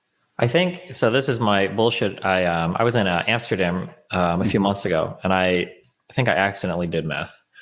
And this is what I learned afterwards, that there are some drugs that are pretty complicated and pretty expensive to make. The more complicated and expensive the drug, the more likely it is that you're going to get some other compound that is either mimicking the effect of the drug or it's just way cheaper, and they'll mix it with a drug. They'll cut it with a drug. So we were looking for MDMA, and we got, I don't know if it was meth, but it was some amphetamine. But apparently MDMA is a difficult drug to make. My understanding is that when it comes to amphetamines, so like methamphetamine, it's relatively cheap and relatively easy. So I don't know if there's a percent purity. I think it all comes down to you just have to look at the cost of stuff. So if somebody's trying to sell you a pill and there's $100 pill, there might be a decent chance that pill is fake, or people will fake stuff to make more money. But when it comes to a tab of LSD, is $5 and that lasts you all day. There's not much reason to fake a drug. You're not making much money so much. That was the rough guideline. Your mileage may vary with this, but this is more or less what I've heard in terms of some drugs are pretty easy to make. Amphetamine stuff is pretty easy. Pharmacies make it. A ton of people can make it. But more expensive designer drugs and stuff can get more complicated. You're more likely to either run into fakes or have people cut it with other stuff to sell more of it, basically. Okay. Why slip fentanyl in meth? I don't know if people do that, do they? I don't think people do that. They slip fentanyl into heroin, I think. Oh, you're right. Because with opiates, yeah. My mistake. For a cheap kick, because I think that fentanyl is not only many times more potent than heroin, but it's also many times cheaper. I can just use a little bit and give some shitty heroin a kick. Is my guess, because nope. It goes back to that whole thing where people are like, oh no, people are gonna put drugs in my Halloween candy, and it's like, no, people like their drugs. They're gonna put them in their own mouths and eat their drugs because that's what people do with drugs. That is right. People do. I will say though, man, the as much as I talk about drugs, opiates are really, really, really scary. Like there are some classes of drugs that I stay away from, but like opiates are like they're just, man, opiates are so scary. You got to be so careful with that. It takes a lot to hurt yourself with certain types of drugs, as much as you shouldn't do them or as harmful as it can be, you know. But like opiates, man, that I just had a friend that OD'd like 2 weeks ago, and she died. She's like 23 that I knew in California, and it was because she was up to the point where she was like doing, I guess, crush bags of like fentanyl, like mixing it a little bit. And to see people that are relatively healthy and young, and then can do a drug like that and OD and die. That's really, really scary. That's like, did she look bad on the way towards OD, or did she maintain a pretty normal life? Outwardly, I don't think you'd ever be able to tell. Really? You'd have no idea that she no, absolutely. Oh no, I know this because I didn't even know she did opiates. I had no idea. We'd smoked a couple times, and then my fiance got a message from her mom on Instagram. She's like, hey, just so you know, this person passed away on Friday. We thought it was suicide. I thought she killed herself. And then later on, a few friends reached out, and she just had a bag and mixed a little bit of fentanyl and ended up ODing on it. And it was like, Jesus, yeah. Yeah. I know someone from high school who died from fentanyl and cocaine. Uh-huh. And they OD'd on it, and that's all she wrote. Fentanyl is fucking scary. Like you see those pictures where it's like lethal doses of different drugs, and fentanyl, it's like an amount of like, you could sprinkle that on someone's plate 10 times over and they would have no idea. Like it wouldn't it's just nothing. It's spooky. Fentanyl became, can I get this out? Yeah. The number one cause of death for adults between 18 and 45. Fentanyl overdose. Jesus fuck. That's insane. It's like in school when you saw the little uraniums and people were like, oh, 1 speck of uranium, if you inhale it, will give you radiation. It was like nobody really is worried about that. But the fentanyl stuff is real and available. Yeah.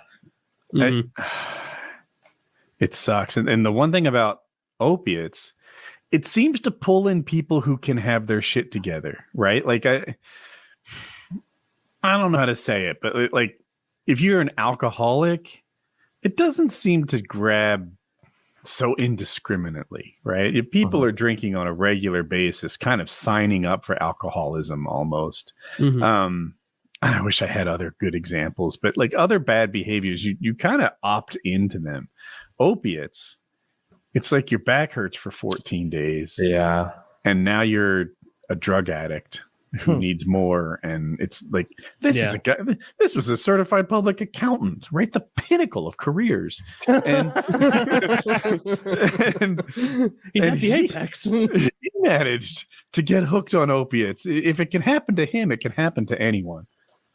Yeah. I mean, a lot of times I've always been really careful. Is people like, they get on those pills and then the pill supply runs out. And so they steal from their grandparents or something. I know someone in high school that they're still addicted to painkillers big time now to this day.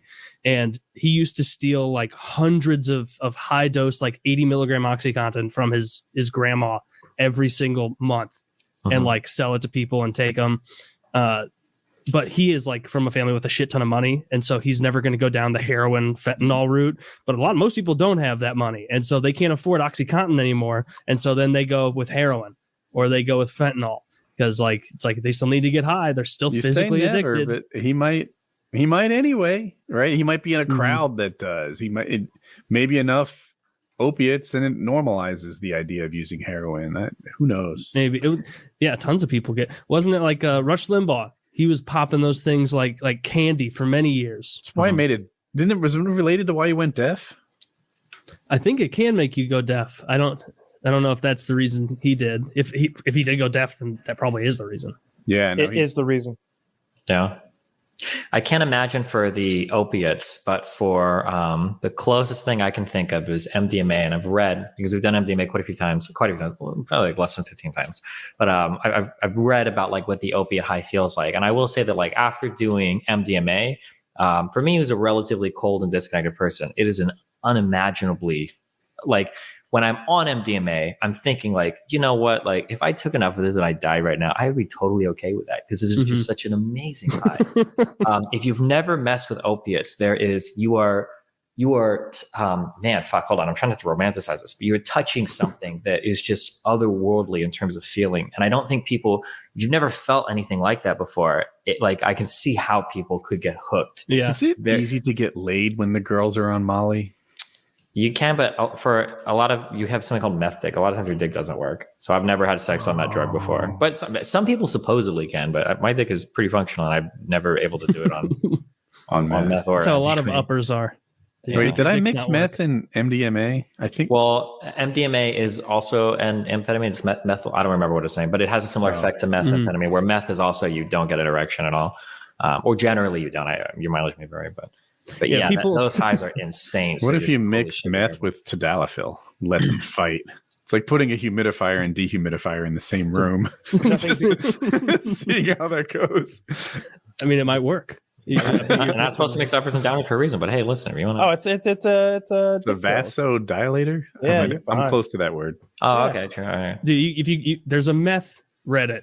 You go to that one, you can hear them talking all about their meth dick not working, and they'll be like, "I smoked meth, and then I jacked off for 9 hours with my not working dick." Oh my god! It's like this seems horrible. The worst part is my skin is like a 4.5 hour skin. Oh. Just trying to get your dick hard for hours. Yeah. I'm pretty sure it's a it's a anti-diuretic as well. I remember at one point I was standing in front of the toilet feeling I really had to pee for about 2 hours. I just stood there and I was like, okay. And I think me and my family were standing. I was like, our legs are getting sore. I'm like, but the time will pass so quickly that like you look at the clock and it's like it's 9 o'clock. We chat for a little bit. And you look like it's like 12 o'clock. It's like, what the fuck is happening? I don't even know where the time is going. So. We had an Ecstasy Kingpin on the show, and he said that people would get into cuddle puddles, and they'd all just have warm vibes and sort of snuggle together. And that's why I thought that maybe people were getting laid. He never mentioned the meth dick. It's not really. It's hard to explain, but it's not really like it's not sexual. It's just very emotional. Like you want to like other people's skin feels really good and like you're hugging somebody and it feels like comforting and emotionally warm or whatever, but it's not really like a sexual, like I want to fuck you. It's more just like, I really want to hug you and tell you all the nice things I can think of about you, basically. I can't imagine spooning with some girl and not feeling sexual. Well, try MDMA sometime and you'll get the feeling. Yeah. All right, touche. All right. We need to find the drug that blows you away, Woody. You've been underwhelmed by weed. We need to take you through a gauntlet. Turns out it's crocodile. He loves crocodile. That shit did not catch on anywhere but Russia. Do you remember those pictures though from like 2011 where like the newest drug, like Vice was doing a story on it, and it just showed people with like still had flesh on their hand and then like 5 inches of forearm bone and then back to flesh. And it's like there's no way it feels that good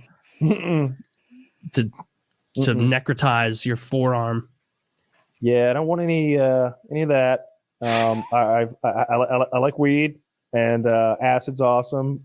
It's psychedelics in general seem like a good time, but and opiates are just too scary to fuck with because like whenever I got that codeine cough syrup, I loved it so much. I didn't want anything else ever.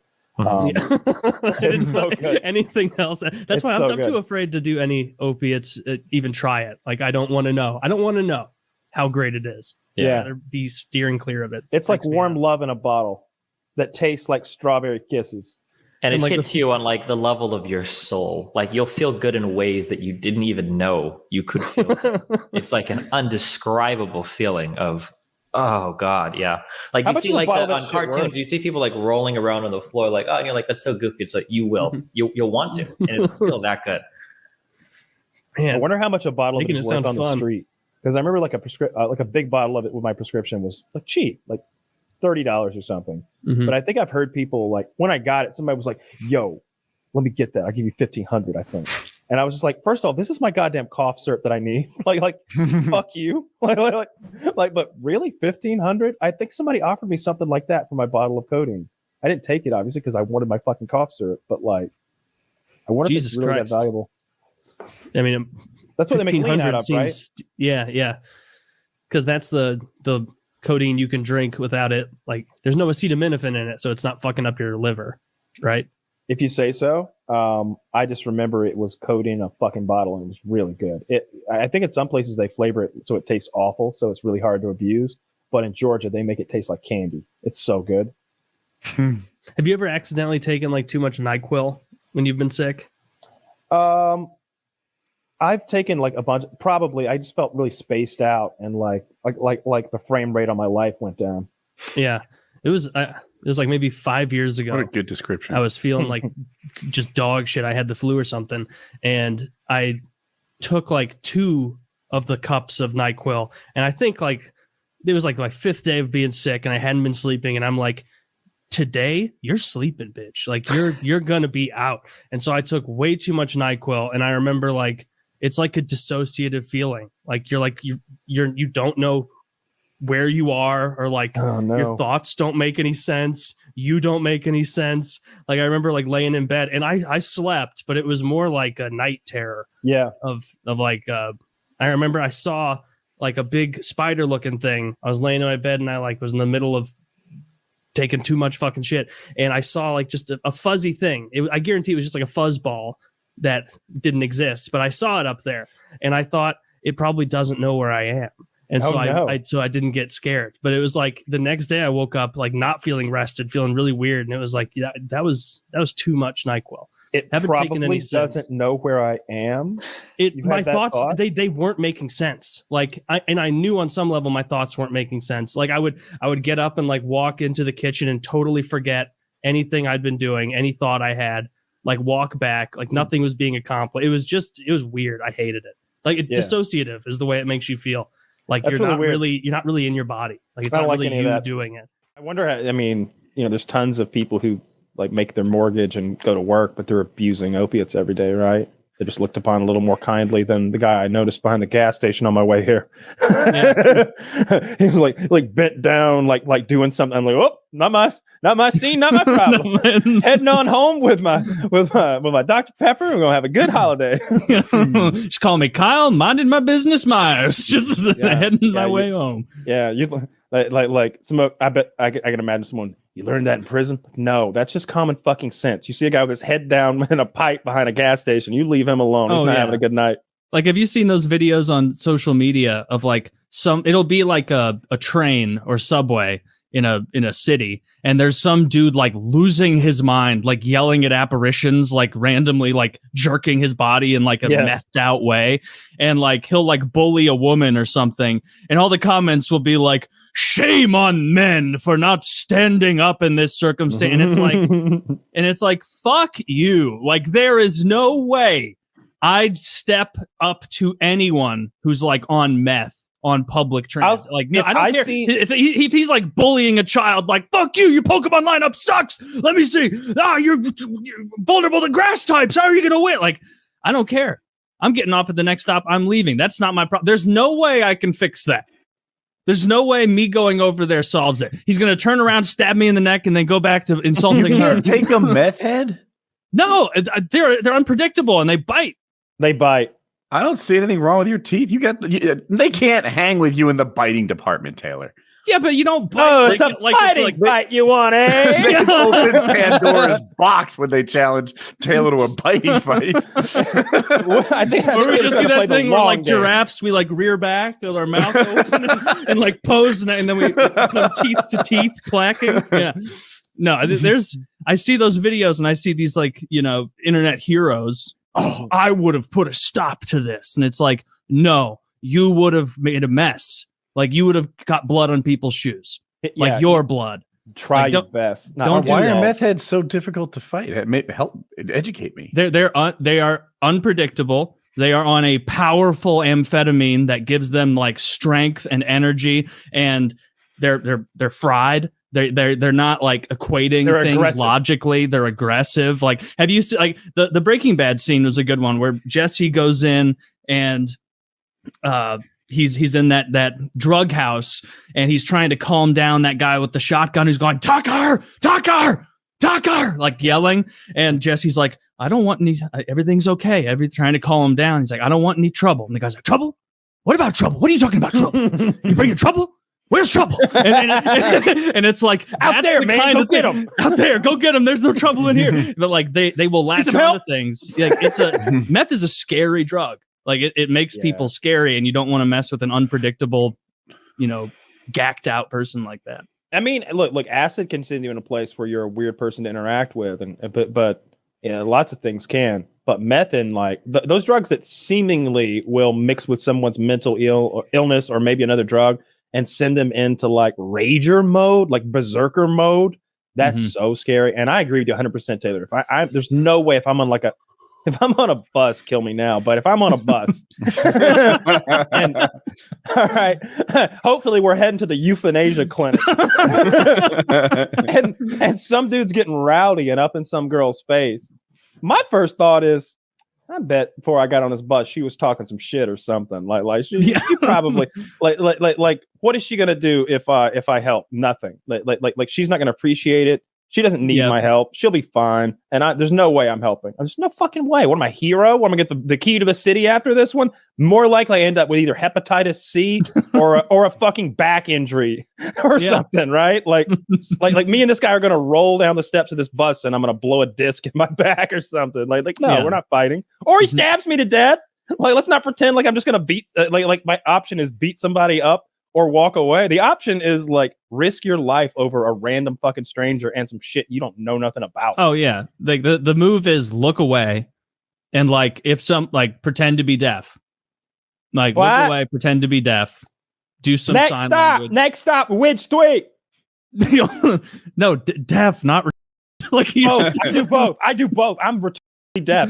But what if the meth addict's not that big? You guys are big, strong dudes. I don't know how to fight. What if he has a keychain?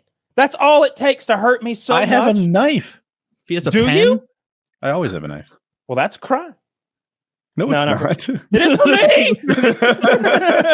Well, Kyle doesn't need to. You know what I need to? I need to bring Woody with me to the bus incident, and then we'll have no problem at all. He's got a knife in one hand and a gun in the other. I'm a little concerned. Yeah, if you're armed, sure. Like get in there and mix it up. up. Leatherman, but yeah. Oh, you're gonna screw him down tight then. That's the plan. Maybe the whole reason he's upset is he needed a fucking corkscrew for that bottle. I am gonna file those fingernails.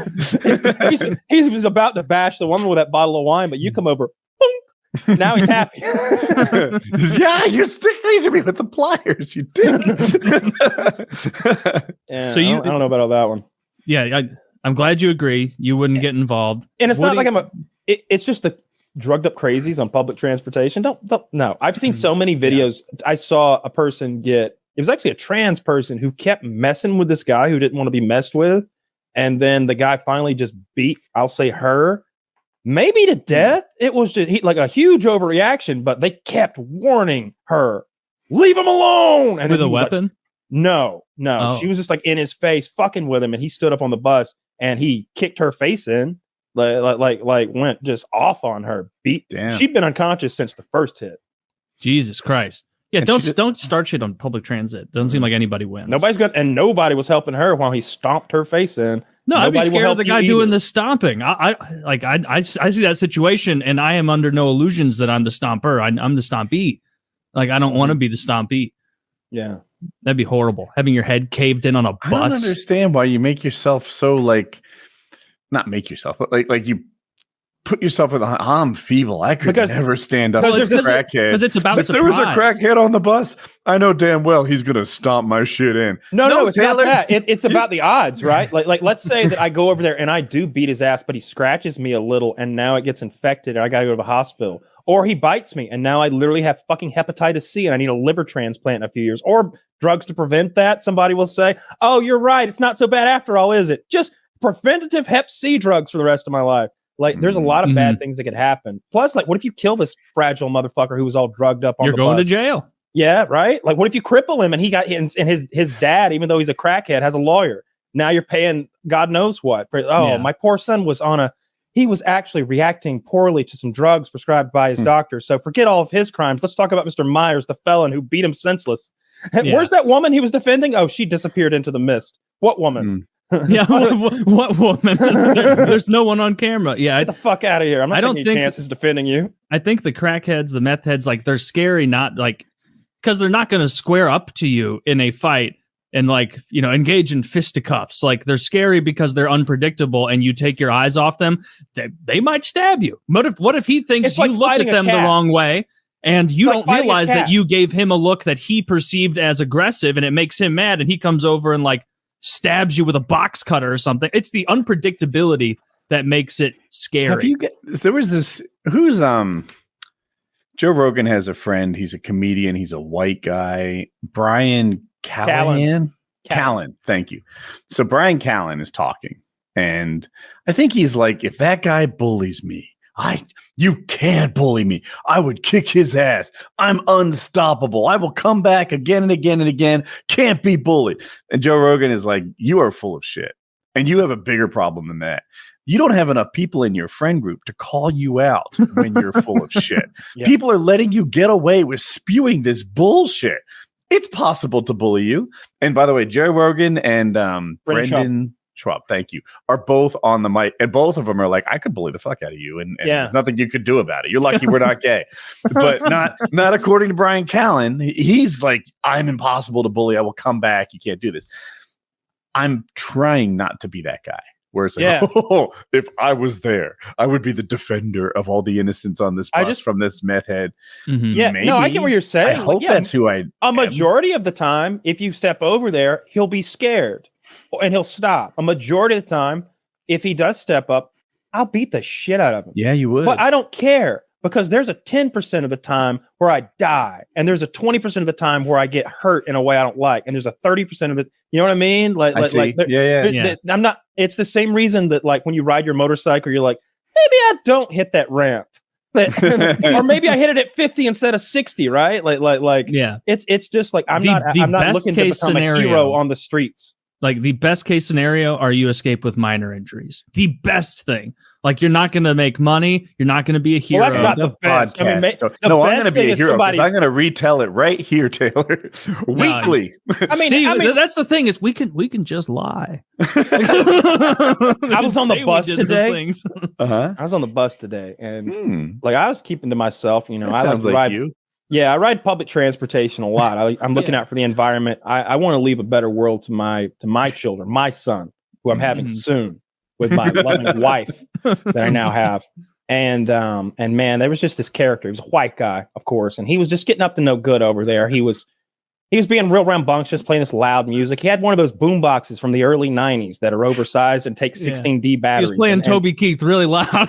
So fucking loud. And I am a big Toby Keith fan. Let's all pray for him. He has cancer right now, but it wasn't the right time, you know. And I just stepped up to him. I said, "Sir, you have to turn that Toby Keith music down.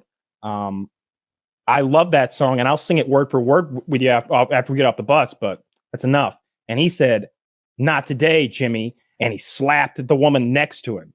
And I was like, "Why would you slap?" We're not doing this. We're not doing this. You're going down. And I just beat him senseless right there in front of everyone. And they all stood up and clapped. Murdered him. I murdered him right there.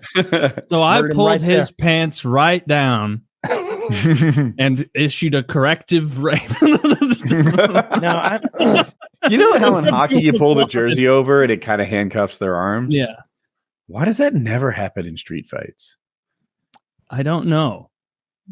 Because we're not wearing hockey jerseys. Yeah. Like maybe it's harder to pull it past your armpits.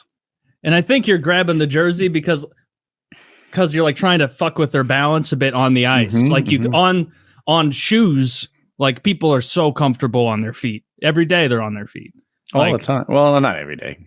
Not every day. Yeah. I mean, look, I don't work every day. Some days it's this isn't a walking day. No, I wonder, and here's the other thing that never happens to these good vigilantes, I'll call them, the guys who actually step up and like save lives. They never get to go on the Today Show anymore. They don't do that anymore. They never like give those guys the like the media tour. Like this is Brendan Michaels. He fucking pulled out his 9mm and saved 30 people. No, they don't do that at all. You really do become a better criminal in prison. Like, why'd you get out? Because I learned how to fight. I'm the best fighter in there now. Oh, good. Right? You came out with some good marketable skills, I see, to get back in the job force. It's like the movie Blow, literally, where he's like, I went in with a that really is how it is, bachelor's though. in weed and came out with a master's in cocaine. That is how it is. Like, I've never in my entire life made or cooked in any way methamphetamine, but I damn sure know 20 different ways to do it now. I can tell you that. That's white dude's favorite fucking thing to talk about in prison is meth recipes. White guys love meth. We love it. Apparently All right? so. I never knew until we went to I the stay away from prison. it just because, it's clearly Because apparently it's made for us. It's Because so good. It must be so fucking good. every white dude in prison is meth, just all the time. Like, man, no, what do? You get your Sudafed, man. You take a Mountain Dew bottle, right? You got to get the Mountain Dew bottle. You got to put the lye in just like this. They will sit there and talk about that shit for 5 days. Jesus Christ. Another thing that I learned is don't let meth heads tell you a story because their stories cover 42 days where they didn't sleep. And it's a 12-hour long story because it was a month-long story of them doing meth and not sleeping. So they're like, man, on the first day, and then like 4 hours later, like, right. And then on the 32nd day, man, we went to the beach, right? When we showed up, I had my metal detector, right? And I was tweaking, bro. I was looking for copper wire. Dude, I'm so tired of this story. This story sucks. And it takes a year because don't let meth heads tell you stories about the times that they were on meth. They were way too long. I don't know why you'd want to do meth in prison, though. Anyway, I would definitely want weed or like an opiate. I'd want to numb the fuck out. Seems like an upper would stress you out more. Like at night, especially like if you could like as soon as lights go out, if you could like get fucked up and just not wake up until you had to be out of your bed, like that would be Demolition Man type You shit. might have enjoyed your prison term a lot more if you could bring pot. No shit. Yeah, it would have been okay. Everybody's prison term would be a lot better. That's why they drug everybody test. else on pot too. As I'm processing this, it'd be so chill. The tweakers in prison actually do cool shit, though. I saw a dude take apart and remake an entire radio with speakers in his cell. Like, he put up ghetto speakers that he built into these little boxes. Like, he had these plastic boxes from commissary, and he built working speakers, hung them up by his door, and when you'd open the door, it was automatically like, you come into just Slick Rick, rat-a-tat-tat, and oh, the cop scattered, and it's just bumping, rattle in the cell. And you're like, this is actually kind of cool. And he's over here like, yeah, man, that only took me like 4 hours, man. You know, check out. I made this soldering iron out of this pencil. I got this pencil and a plug-in and a paperclip right here, and it actually made a really cool soldering iron. I'm like, hey, I'm gonna catch you later. That speaker shit, that's cool. Maybe you can make me one. Just don't start a story. But yeah, before you get started on telling me some shit I really don't care about that happened in 2006, I'm just gonna. And you slowly back away from the tweakers because they won't let you go. That's so funny. And their cell would be spotless too because the door would lock at night. And now they've got like 7 hours where they have to be in this confined area and they're on meth and they're not sleeping. Like hand me the toothbrush, bro. You told us about your good roommate, the guy that you fought with and became sort of you bonded to. Have any bad cellies? For the most part, I really didn't. Surprisingly, the only time that I ever got into an altercation with somebody that actively at the time was my cellie was my last cellmate ever when I went back on violation. And the dude was a really bad tweaker. He had a really bad meth problem in prison. And his hustle in prison was doing laundry. And he was the laundry guy. And he was really, really good at it, especially because he didn't sleep. And he had a keen eye for dirt being a tweaker. And this dude had a speech impediment, was missing his front tooth, and was one of the goofiest, little saddest humans you've probably ever seen. And I don't say that just because I got into it with the dude. We were cool after this, but he had a lateral lisp like William Murderface, you know, on Metalocalypse. The lateral lisp is when they talk like this. It's not a normal lisp like this. It's a lateral lisp where they do this with their S's. No, it's literally Sid from Ice Age. Yeah, Sid from Ice Age. Exactly. Yeah, that's an example of a lateral lisp. And he had one real bad, and he'd be tweaking out of his mind over here telling me about all the meth that he was about to do. He'd be like, bro, guess what I just did? I just got a 2-booker. I just got a 2-booker from Frankie. Frankie hooked me up with a 2-booker. Oh my gosh, I'm about to break. Like, this dude had no business being in prison, but he was serving 10 years for cooking meth. The dude would not stop doing meth. And that would normally be okay. You know, I don't care. Do your thing or whatever. But this laundry hustle that he had our cell full of other people's dirty clothes all the time. That sucks. And if he didn't, you know, have enough meth to get up and go, he didn't want to do them. He'd be putting it off till later. And I'm sitting in here with some dude's dirty, stinking ass underwears and socks sitting right by my bed, you know. And so obviously we had to have a discussion about that. That's not why we ended up getting into it. We ended up getting into it because the dude was raised in a house full of women and he was used to saying stuff under his breath and being real snide and snarky. And that doesn't fly in prison. Saying stuff under your breath. People will challenge you on what you said under your breath. You don't get to mutter the last word as you walk away. So you could do like White Claws and think of the alcohol as I'll just switch to acid. think of alcohol as carbs and we're fine. So like, yeah, that's a lateral move. So you Yeah, have, it like, is. You have like your sirloin steak. Dare doesn't want you to know that. The big liquor doesn't want you to know that, but it is. I've never done acid. Is you would just switch to acid? Oh, the move. This will change if you're dealing with liquor issues in your life. This will change your life. You get I got a big water bottle in the fridge, and I drop like 2 or 3 hits in it, and I got it dosed so that a regular shot, you come out, it was like a buzz of a beer. So and it'll last for hours. So if I'm going to a Dodger game, I'll line up 3 shots of my diluted acid water. Pop 3 shots, head to the Dodger game. I'll have 2 beers, 2 $20 beers at the Dodger game, and it's like as good as getting shit faced. You don't overdo it. Like you're a lot more mellow, but you're still enjoying baseball. Like that's the measure of any drug is does it make me enjoy baseball? Yeah. Yes. Sign me up. Like Dude, a drug must be amazing if it makes you enjoy $20 beers. Yeah, and baseball. But only 2 of them. Usually I'm good for like 7. Like, oh, this is fucking miserable. I got to go buy another $20 beer. That's an expensive baseball game. Yeah, they're so expensive. It's no good. No. Wait, so do you like acid? Oh yeah, I love. What's the most you've ever taken? Just 1 or 2. Okay. 1 or 2. It'll last you like 12 hours. You know, it makes your. Have any of you done acid? I've done acid. You done acid? It makes my. It's either just like a totally chill fear and loathing experience. I don't see anything crazy like that. Like blinking, you'll see a bunch of like demons and spiders and stuff. But as long as your eyes are open, you're fine. You don't see stuff moving. You don't see like and spiders. And stuff. I'll see like stucco will undulate. Yeah, like the sort of breathing pulsating thing. Yeah, but you have to look at it. It's not like you're getting like all these fucking posters are coming alive and getting me. If I don't stop and look at it, then it won't be there. But if I stop and I look for it, almost, it's there. So like a TV that's paused might look like it's still playing, or like a cell phone might have like wiggly bits around the perimeter or something like that. I took a lot. I took 4, and like the sky was breathing, and it was a lot of fun. It was a lot of fun. That's the best drug. That's the best drug. I agree. The only bad time I ever had on it was I did a bunch of acid and I took my dog to the dog park, and a bunch of these fucking kids were there screaming and hollering and like trying to pet my dog and fucking with my dog with sticks. And it turned into this weird oil painting, painting. Nailed it. Yeah. That's an aesthetic that acid plays up, is this oil painting thing. This really? Like you know how brush strokes are in oil painting? Like when I would look at my phone, it would have these sort of scallops of that oil painting color wiggling around the perimeter. Sort of how like a fancy painting has that border that it's framed in, and it has those little scalloped shapes of like, you know, maybe just brush strokes or something, or maybe it's usually wood that's been like notched out or something with like a hand tool to make it decorative. But my phone had those, and they were fucking wiggling around and shit.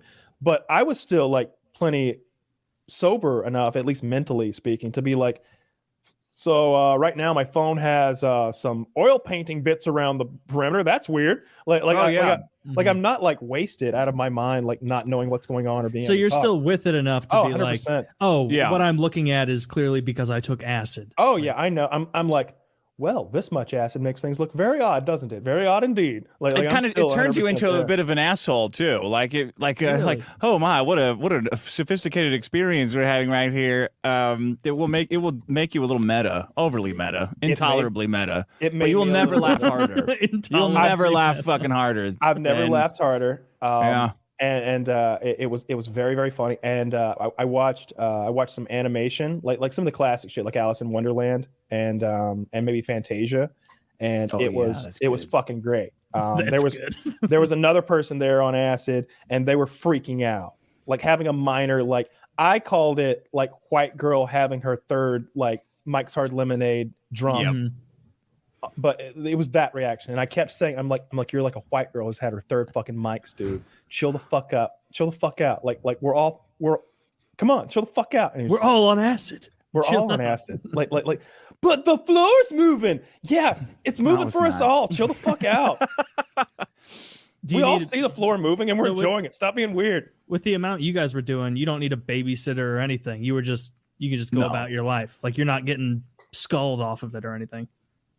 No, If we'd had to deal with any adult shit, I mean, that wouldn't have been good. But I did it at night, and I didn't have any adult shit to do. But if like somebody came to my door and needed me to like fill out a form or like give them That some would be fucking information, impossible. it'd have been weird. I think I'd have gotten it done, but they'd have been like, "That guy's fucking weird, huh?" like you see, how he was licking his nose. He kept like he touched the tip of his nose with his tongue 3 times and then look around like a lizard. It was weird. And meanwhile, I'm like seeing flies around me, and I am a lizard in my mind or something. Like I'm trying to catch them. No, I it's, accidentally did some acid and then had to interview Onision on the kill stream. Did I tell you guys this story? No, you did not. Oh, I didn't? Oh, No. you know who Onision is, Yeah, right? yeah. Very Yeah, he's embroiled kind in of a big controversy. guy. It was right when Chris Hansen tried to fuck him over. Chris Hansen had the Chris Hansen to Catch a Predator. He was on the show. Oh, he was. So he had led like a year-long thing of like uncovering Onision's predatory whatever, and I don't know that much about the guy, but I was busting his balls on Twitter, saying like, "Oh, you should call into the kill stream, right? And we'll show Chris Hansen because Chris Hansen wanted to not do it live and record it and then release it later, and it's like, no one's gonna do that. Come on, you're gonna make him look like an idiot. We know how the news works." So I said, "Oh, you should come on Twitter," and then I popped in some acid, and I'm like, dee. And about 2 hours later, right when it kicks in, I get a text from somebody saying like, "Oh, can't wait to see you interviewing Onision tonight on the kill stream." I said, oh no.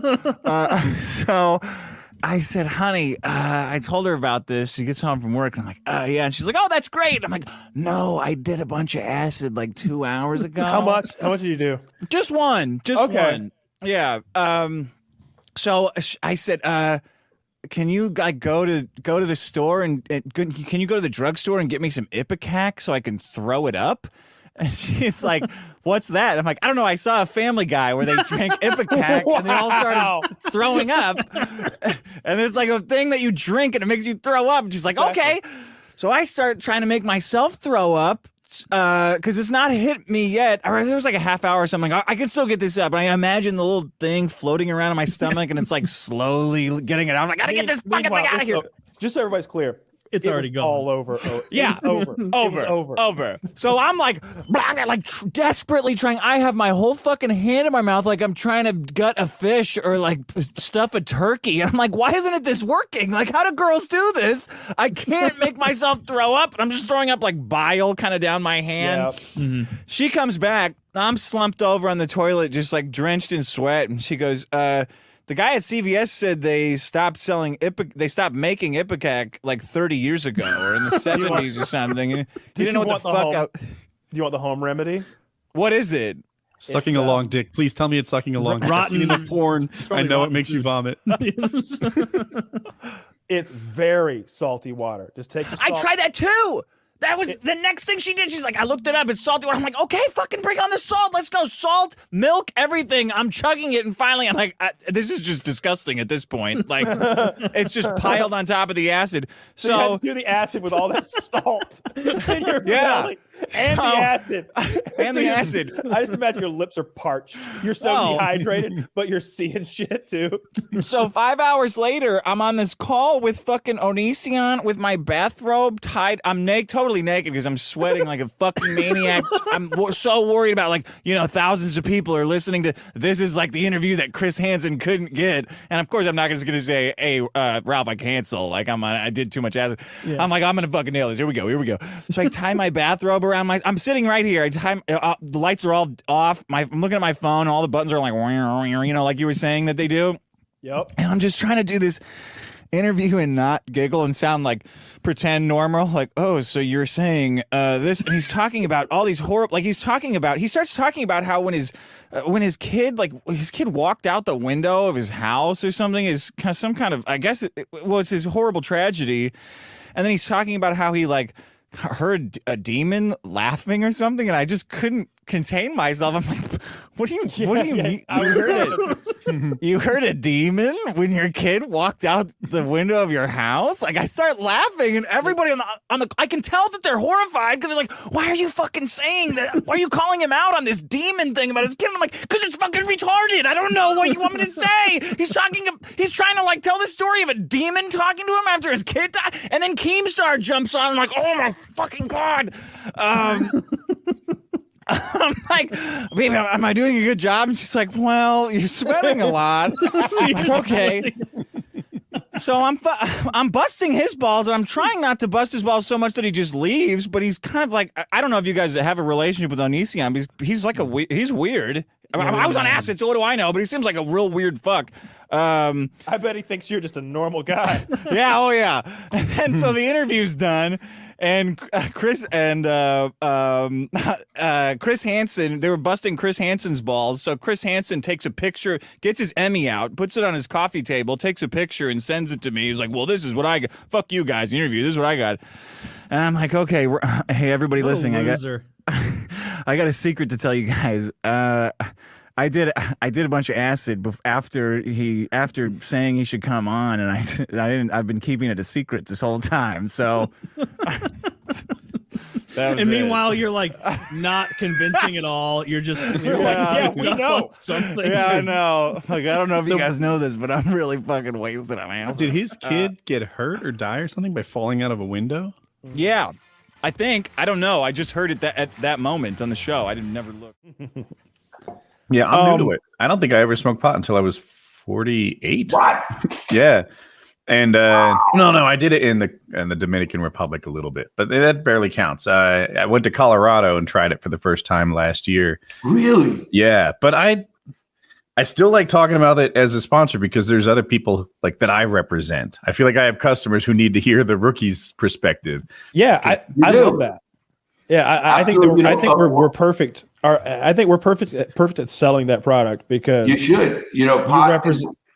You represent that like target audience that hadn't done it before and is like when you ate the leg and it got you high. I had so many people message me like, "Was Woody joking around?" And I'm like, "No." Like Woody's fucked up. He's like, "All right, I'm ordering 2 bottles. I'm ordering 2 bottles." You sold a lot of it just because they were like, "Oh, okay, that's how it works." I forgot I took it. Taylor had tolerances. Yeah. You don't have the tolerance level like whatever drug. I did a lot of acid in prison. It takes me a lot of more acid to go tripping, and I love psychedelics, and I actually love them because they're coming out with a lot of stuff.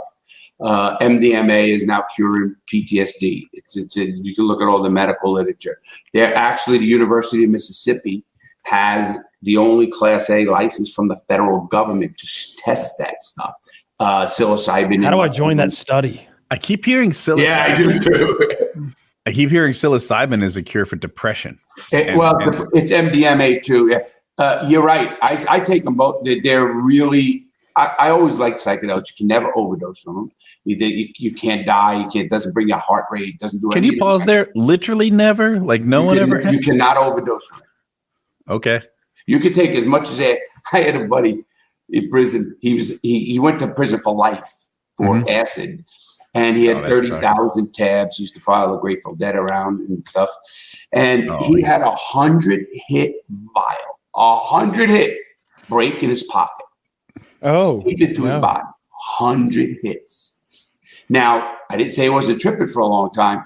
In fact, he was so fucked up, he sold all his worldly possessions for a skateboard.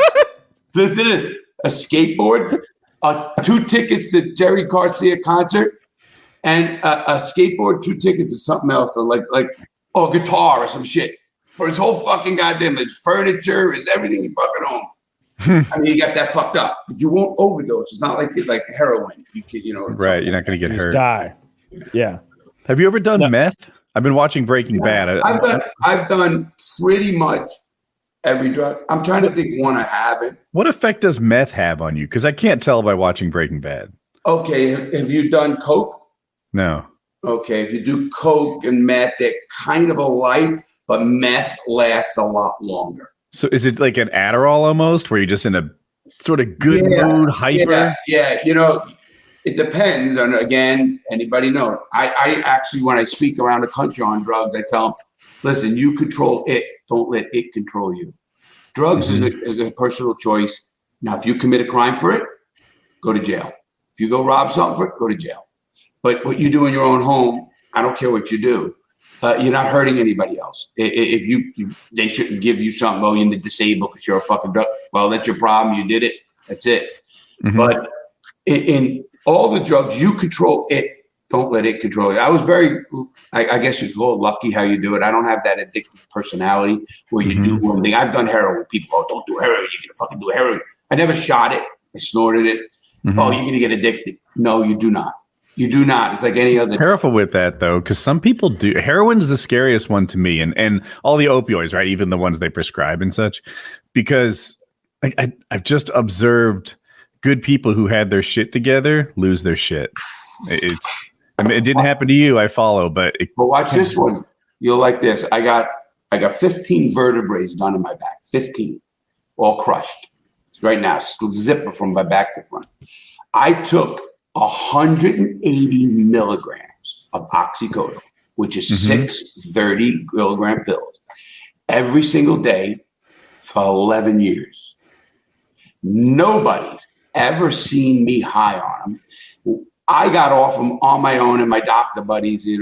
Actually, one of my friends is the biggest pot doctor in the state and one of the biggest in the country. His name's Frank Filiberto. He's a doctor. He's classes in Cal. He's one of these pot doctors, and he's also an ENT surgeon and a plastic surgeon. I mean, the guy's 70 years old. He's fucking a genius. But he says, "Larry, you never see a high because you have all these pain receptors. How opioids work is that they go through your body and they attach to pain receptors, throbbing of pain wherever it's at, and it'll dull the pain. It never cures it, but it dulls it so you can get by. What happens is I had so much of it, that's why it can never get to the endorphins in your brain. When an athlete or you or somebody breaks their arm, they take an opioid and it works. But when there's no more pain and it's not through your body, you still take it like they tell you, and then it goes through your system and it gets to the endorphins. Eventually, endorphins want it, and that's how the addiction comes about. But if it doesn't get to the endorphins, you can't do that. It won't make you addicted. Now, mine did physically, but I weaned off them. I went from 6 pills a day. I did that for 3 weeks or a month, and then 5, and then 5. And on my birthday, I think this year will be 2 or 3, 2 years. This October 3rd is my birthday. I never took one. I mean, it just, again, I'll smoke weed, I'll do other things, but I do things when I want, not because I have to. If I have to do a show or if I have to go on TV, NBC, like I get a call for a lot of robberies for network TV. You don't want to go there fucked up, and I'm not gonna, I'm not. I was with Cheech and Chong on fucking Fox News with fucking the Huckabee show, and Tommy Chong is fucking hammered. How he fucking functioned, like Kyle said, weed affects me worse than those drugs. I mean, I'm talking about if I took my gummy or something like that. I'm not talking about taking a couple of hits to mellow out. I'm talking about, take one of those gummies. I just took 2 gummies at 20 milligrams. That's good for me to go to sleep in about 2 hours. You know what I mean? 2.5 hours. Is there anywhere where LSD is legal? I know mushrooms is now legal in Washington, D.C. Yeah, but I hate mushrooms. Zach says Oregon. Why do you hate mushrooms, Kyle? It's like they like bum me out. It's like you've got the kind of this like happiness, like, and then when you use all your happy juice, and then you like have this sort of like afterwards, it's just like, oh, now I'm kind of bummed out. I like used all my happy juice. Now, when did they bum you out? I want to ask afterwards, like. So you enjoy the high, afterwards. and then kind of the hangover is being bummed out. Yeah, like once you've had your fun, it's like, oh man, I'm real bummed out, and I'm trying to put my finger on what's bumming me out, and I can't. It just feels like I'm in a pit of despair that I manufactured with this silly drug that only made me giggly for a little while. Meanwhile, LSD is way cheaper. You don't have to power through disgusting mushrooms. You can just put like 3 or 4 tabs on your tongue and you're done, and you don't even taste it. It's just paper, and you do a dozen hours of silly, giggly, look at the walls pulse and breathe and melt. That's cool. Let's watch some fun movies. Oh, Fantasia. I just remember the other day what Dirty was afraid of when we were like watching Fantasia. He freaked out. We had to pause the movie. Big projector screen. dark room, the 5 of us all chilling out. It sounds a little gay, but it was just a great bonding experience. We're all on LSD, and Dirty, bless his little heart, he's like, stop the TV, it's scary. He's like curled up in a ball, and I'm like, oh shit, stop it. I'm like, what is it, buddy? Show me the scary man. Who's scaring you? And it's Mickey fucking Mouse. It's Mickey fucking Mouse. Did he have a bad trip?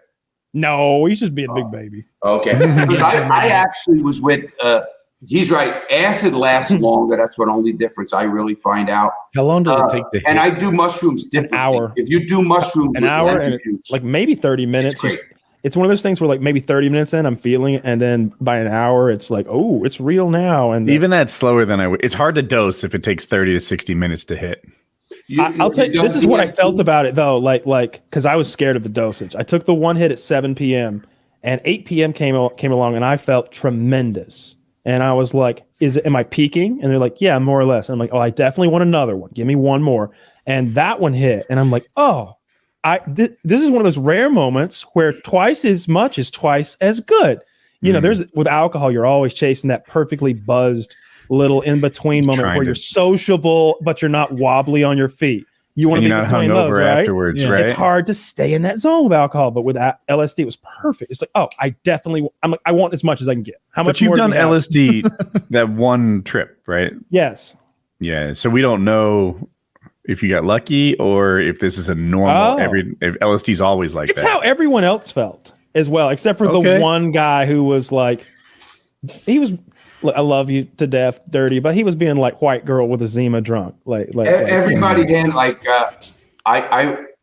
everybody tries to chase their best high or whatever it is in life. Mm-hmm. Mine was I did four hits of acid, good shit, and I floated out of Atlanta, and I literally was looking down at the prison. I was literally fucking floating. I swear to my children I was floating. Of course I wasn't.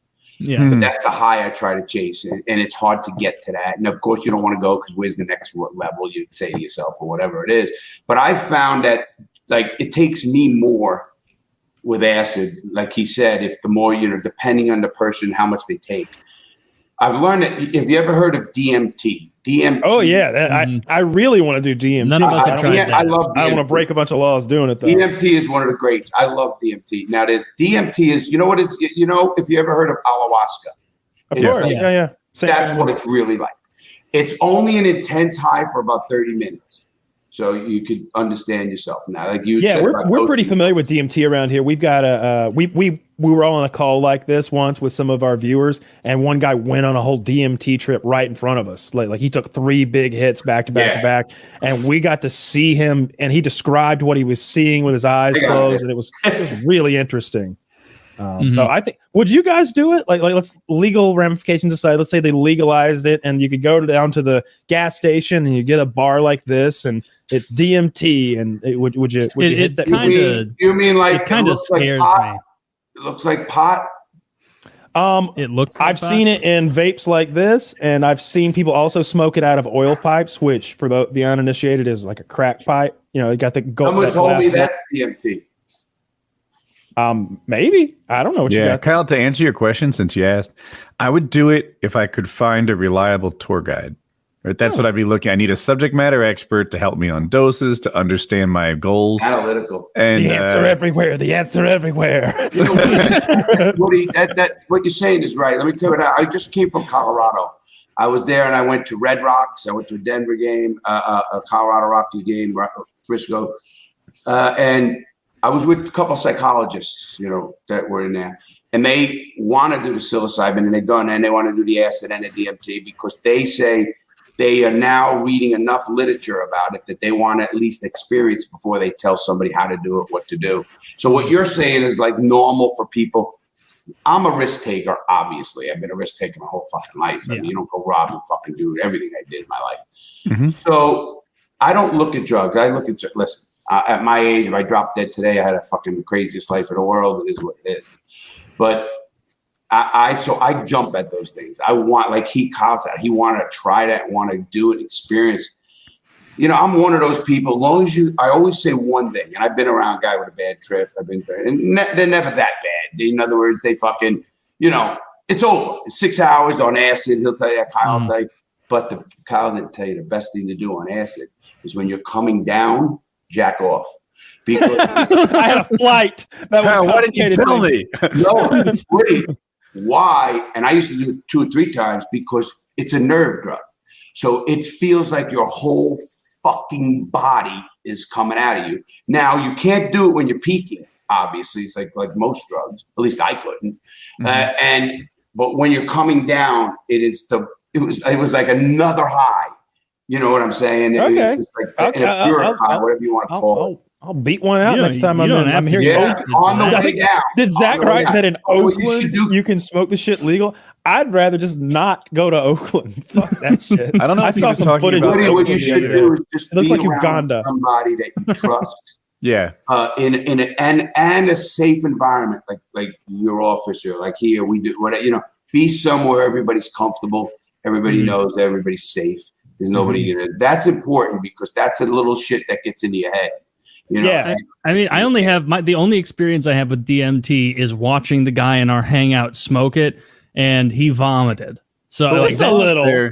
The first time he had a great experience. That's true. And then he back-to-backed it, and that's when he had the bad experience. Yeah, and also that was probably Dirty because of too much in a short amount of time, right? Well, also Dirty told him that he was on fire. That was mean. Again, DMT. I didn't like when you pull a DMT, it depends. The best is taking it hold it for 3 seconds. Take a 3-second pull, hold for 3 seconds. Do it. If you do up to 3, I mean, some people like myself that are a little big and they just move, they might take 5. And it takes you to a place like you really are fucking, like you'll go through a tunnel. I always tell people, you want to go speak to fucking Jesus? I don't know who the fuck he is, but there's a guy out there, talking. Or a Martian, or out there you can go talk. Do you see another person there when you? I have. I saw.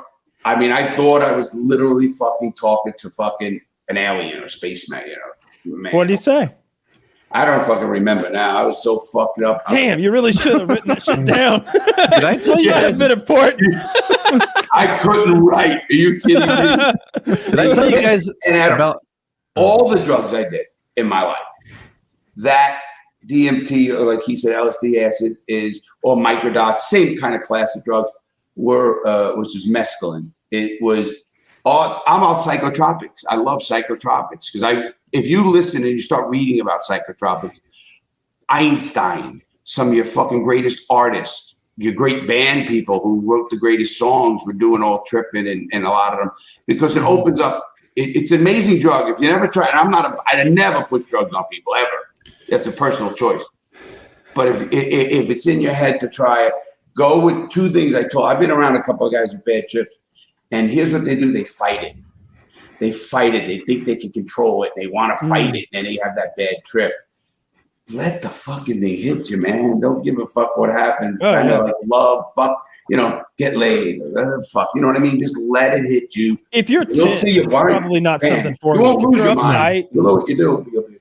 If you're at all tense, see that would. I feel like I would do it, or I'd be right about to do it, and be like, "Am I tense? Am I stressed? I'm probably stressed about something. Something's stressing me out. Something's like." I can tell you that. Do any of you guys get paranoid? No, I not with smoking weed at all. No. If you don't get paranoid, if you don't have that paranoid bug, some people do.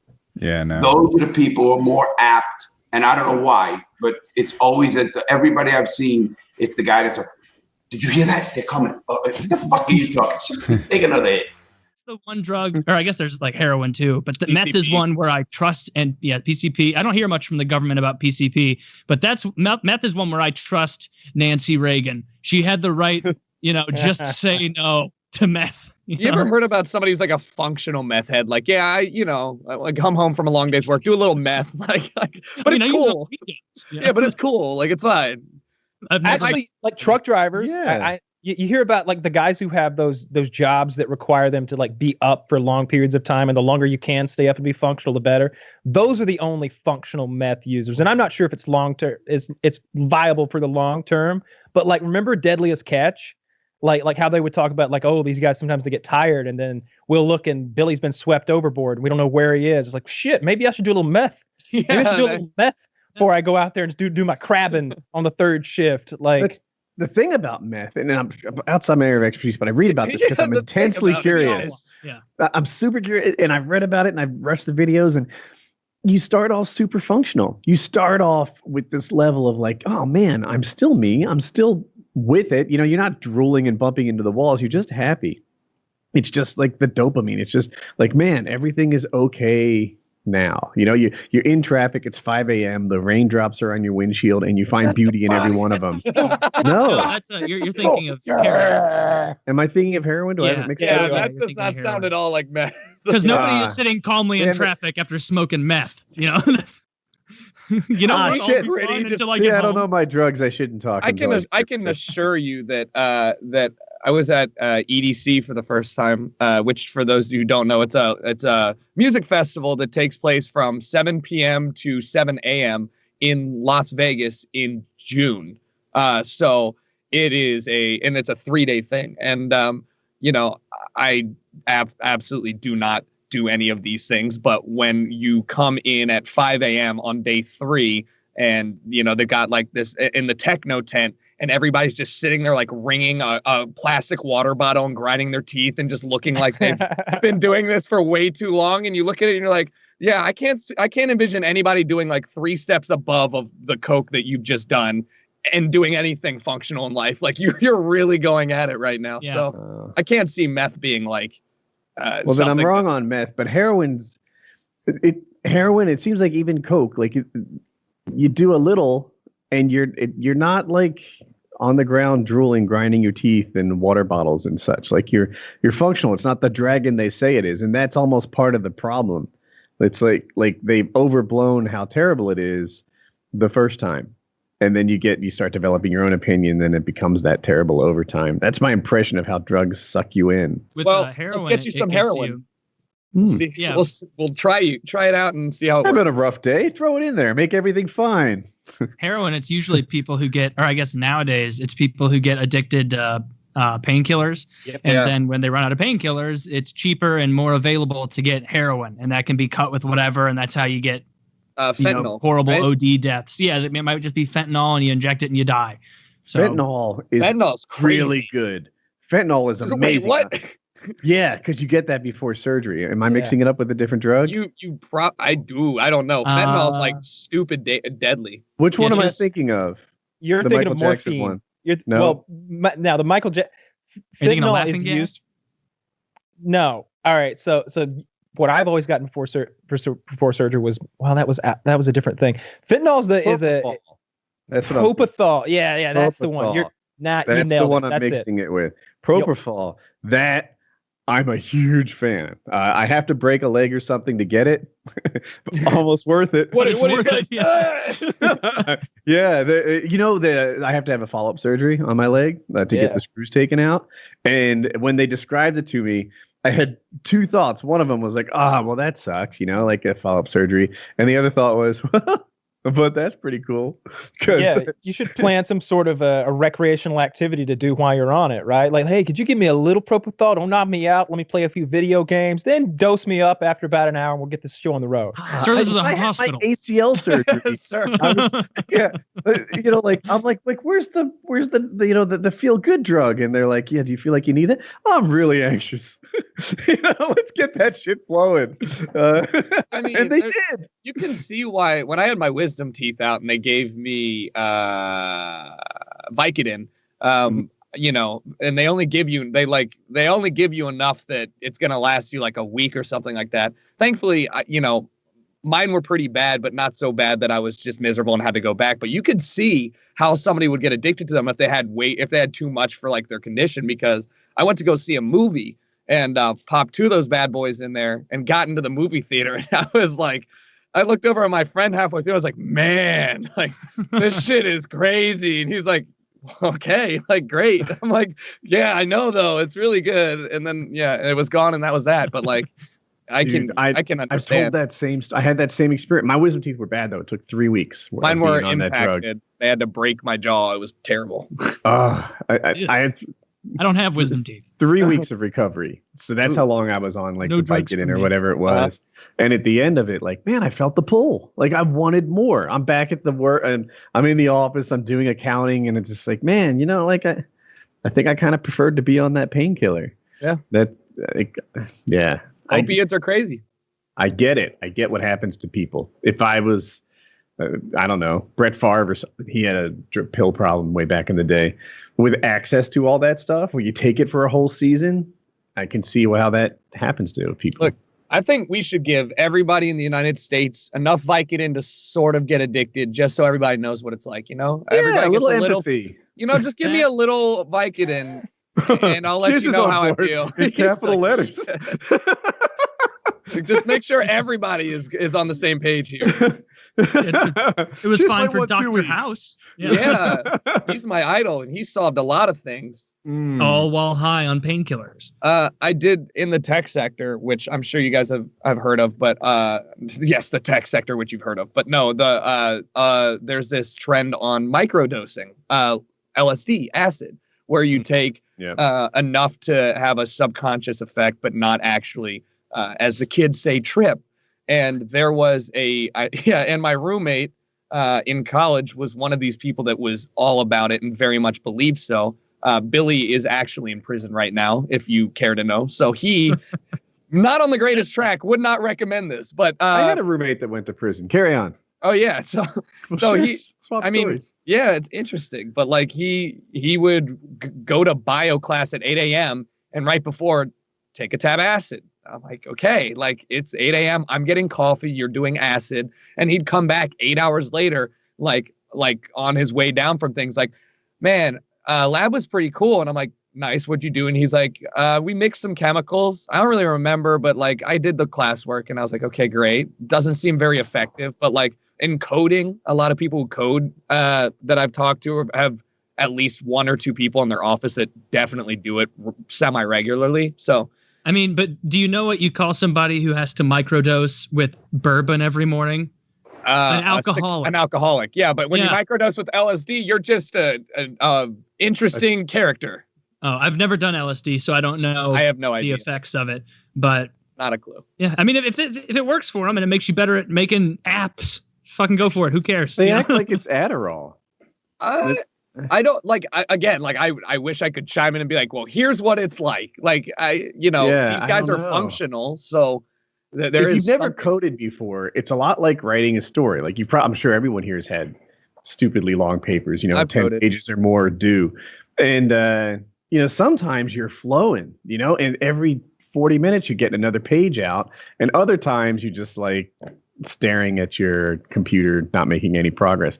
Writing code is like that as well. Sometimes you just the super view, figuring out one thing after another. And they say this microdosing puts you in that zone, but I can believe it. I have suspicions. I don't know. Well, if it does, I think it could either be that or just a clever way to get high at work. I don't think you're going to your boss and it's like, listen, just want to let you know I'm going to be doing acid from now on. And he's like, great, like you're welcome to it. You get a pay raise and you're good. Like I feel like that's not the way. I think the acid thing is more about cash. I think the acid thing is more about creativity. Yeah. And the Adderall thing is more about energy and drive. Productivity. And productivity. Creativity yeah. and Like Adderall is pretty great if you were on an assembly line. Oh, dude, you should totally be on Adderall. If you're that guy who's like dipping mufflers in the coating and then like turning it 180 degrees and hooking it on the hook and sliding it down, and you do that for 9 hours at a time, that's an Adderall thing. But if you're coding, that sounds more like an LSD thing. All right. So what we've determined is the dare needs to be that's already gone, right? We need to get a different type of dare to get a bunch of people to do a bunch of drugs and be like, here's what will happen. LSD, let's get kids on acid and see what happens. Art class is gonna be so much fun, guys. Dare just goes back to its original meaning where you dare people to take heroin and shit. Like, we just want you to know what heroin's like. This was the best shit ever. It's like, oh no. Yeah.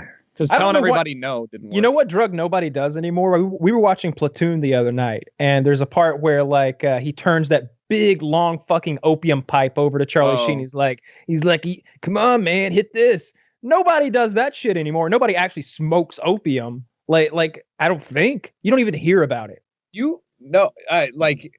There's a weird trend of people trying to take every drug to the extreme, and now that weed is mostly legal, especially in California, I have some friends who I'll go over to their house and they've got like dabs with like concentrated wax of THC. Mm-hmm. Now, my friend sends me this article of this group of people that have created a 99.9% pure THC crystal rock. And I'm like, at what point are we just now like, this is like the crack rock of weed. That's like, ridiculous. Like now we have like, this is like now a hard drug where you like crush it up and you just fucking snort the weed. Like at what point is this just? Yeah, that seems like making like a shot shit. of like Everclear, where it's like just because you can doesn't mean you should. Right. At what point is this like now just a problem? Like this, imagine going into somebody's house and you're just like, hey man, you got weed? It's like, no, but I got crystalline. Well, I've got THCA crystalline, the world's strongest hash with 99.99 THC. Why are you leaving? Why are you leaving? Yeah. Well, because you're a fucking maniac. You don't just have the regular kind that like Indians used to smoke. Like my dad smoked this shit. No, like, you gotta have a blow. As soon as like somebody has a blowtorch, I'm like, this is no longer a thing that you just like do normally. Like you have a blowtorch for this. Like makes it look a little worse. Yeah, the optics aren't great here. Yeah, this anytime you've purified a drug to the point that it looks crystalline, you're gonna turn people off because the only other crystalline drugs are like meth and crack, and those don't have good reputation. Well, crack isn't crystalline. They take cocaine and they mix it with baking soda and water and form little rocks and just let it. And, But it's like a crystal. No, it's. I've never. I mean, I don't know much about crack. Somebody who I don't know anything about crack. I'm just saying I watched a lot of drug movies though, and when they're making crack and stuff, and that's how you make crack. Look, just saying. Stick to smoking swag weed, kids. All right, and you're not gonna fuck up your life. Don't microdose acid. Don't do crystalline. Like, just no heroin, no opiates. Just you say that. Meanwhile, Bill Gates is over there microdosing 24/7, just coming up with new shit. Richest man on the planet. Can you imagine if like Elon Musk came out publicly and was like, "Listen, a lot of you guys aren't gonna believe me, but SpaceX wouldn't have happened without LSD." He's on stage doing a half a what do you call it? The tabs, a sheet. You do half a sheet while he's. Part of me let's talk about Mars. The Boring Company was supposed to be a joke I made, but here we are. I was just super, super high that day, guys. And I had like so much government subsidies. I was like, throw it at that, I suppose. Like when he microdoses, he just becomes like some unknown Eastern European descent. like what? Well, I wonder if crack is that good. How good does crack make? It's got to be. People ruin their lives. Can we get a crackhead as a guest? I would like that. That would be amazing. I did get. Don't. I bet we could find one. Tell us. What? I was teasing. I was like, / tell us what crack is. It's serious. I have taken a lot of drugs. But like, short of like intravenous drugs. I've never taken intravenous drugs, but I have taken. This is in a legal environment, obviously, in international waters. But I have taken like DMT, acid, ecstasy, fucking mushrooms, smoked weed, done speed, cocaine, and a variety of other different types of ecstasy. Like those designer drugs. Because we've had stuff like that. So, I mean, Shaun speed Attwood is similar. on. Speed is similar to crack cocaine, but apparently it's not like as addictive. Which one is the best time? Probably acid. Acid depends really what you're fun. Doing. And it depends what you're doing. Weed gets boring after a little while, and then it's just sort of humdrum and okay. Can I jump in on weed? I have nearly finished a vape pen, and I've had some Delta 8 gummies. That's like my experience. I find weed is a little overblown. Like there are people who just maybe it's not as good for me as other people, but it's subtle. To even being high is like, all right, I'm definitely high. I feel like I have to hold the handrail more carefully going down the stairs. Like I'm high. But I don't get why people want to be high all the time. It's almost just a sleep aid to me. Yeah. Like I'm not getting the fun about it. It does make movies more interesting. I like getting high to watch a movie. That's good. And it depends That's, how high you're getting. Like someone like Kyle, like he enjoys getting so blitzed he can hardly remember his name. I hate that. That's unpleasant. I don't want that. I want like more than I'm just tired. Like I got a nice buzz from it, but that's about where I want to be with weed. Like I don't want to get that like motor delay feeling that's very uncomfortable. I don't like that.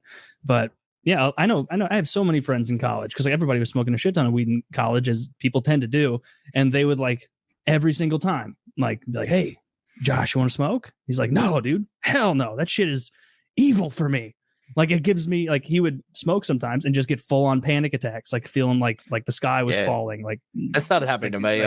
Like his parents were gonna die while he was high, or I'm too high to even drive if my brother in Indiana needed help. And it's like, what the fuck are you talking about? Like, see, I'd always smoke so much that I'd be like so high that I couldn't understand what was going on, and then I'd be freaking out thinking that I was having a fucking aneurysm because I'm like, oh, I'm so high that I can't understand what's happening, which means my brain is shutting down, and then I'd have a panic attack. But that only happened after like smoking for years and years and smoking way too much. But it was probably to do with other drug use, lowering my serotonin, like taking a lot of speed and ecstasy at the time when I was in my early 20s. Is there a word for that, like a term for it when you mix speed and ecstasy? No, well, it was usually just whatever we could get. I don't know. No, because like I asked because like, you just get like that. You know the term. Is that what candy flipping is? No. Candy flipping is acid into ecstasy. Oh, okay. Yeah. I was hoping there was some phrase for it like that, some term for it like that. It's always entertaining. I don't know. Yeah. Like we've got a lot of degens in the $50 hangouts, and then they'll be in it. Yeah, he was candy flipping, went crazy, never came back. And I'm like, what the fuck are y'all even talking about?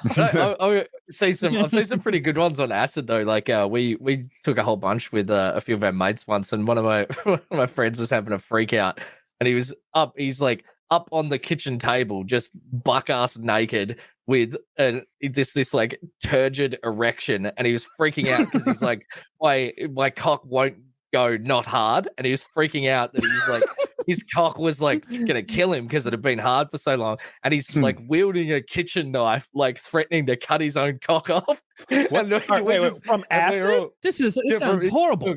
We took a lot, but like we're all like, how much? We're all, like fucking 4 tabs each. Yeah, I took that. I took that much, and I sat in a chair and watched Fantasia and giggled. Oh, he just freaked out. it was fucked.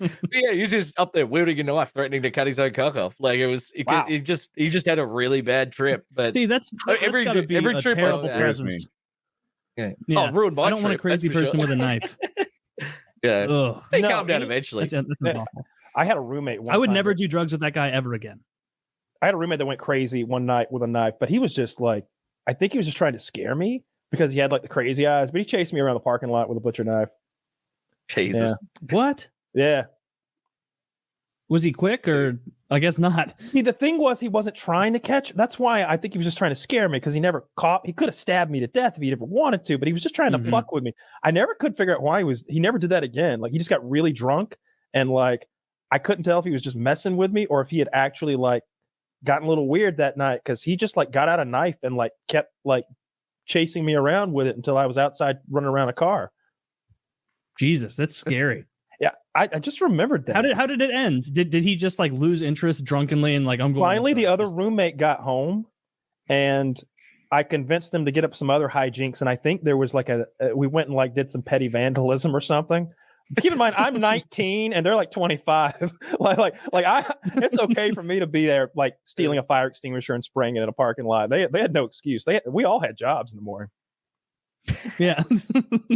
No, that's what I was like when I was 25. Used to do shit like that all the time. No, but you'd get high on your candy flipping and then go fuck with public parks. Yeah, I was terrible up until I sort of moved in with my wife, with my girlfriend at the time, but became my wife. I was terrible. I just get high every night and just fuck around and do dumb shit like that. He spent a lot of time in international waters. Yeah, exactly. Yeah. Out of my boat. yeah, exactly. Yeah, I'm stealing that. That is the best way to tell drug stories. So one time I was in international waters. Yeah. DMT is definitely the most intense experience, but it's very short. It's like you smoke as much as you can, and then you just go to space, and then you come back like 15 minutes later. That's like if it's visuals you're after, that shit is just fucking mind. That's what everyone says. Did you use a vape, or did you like smoke it out of an oil? Yeah, smoked it out of like an oil bong thing that my mate had. He was like, yeah, you do this. This is insane. And I'm like, how do I do it? And he's like, just smoke 3 as quickly as you can. And I'm like, all right, let's go to hell apparently. But it was like, it was intense, like fucking seeing aliens and like fucking. You saw them? Did you see them?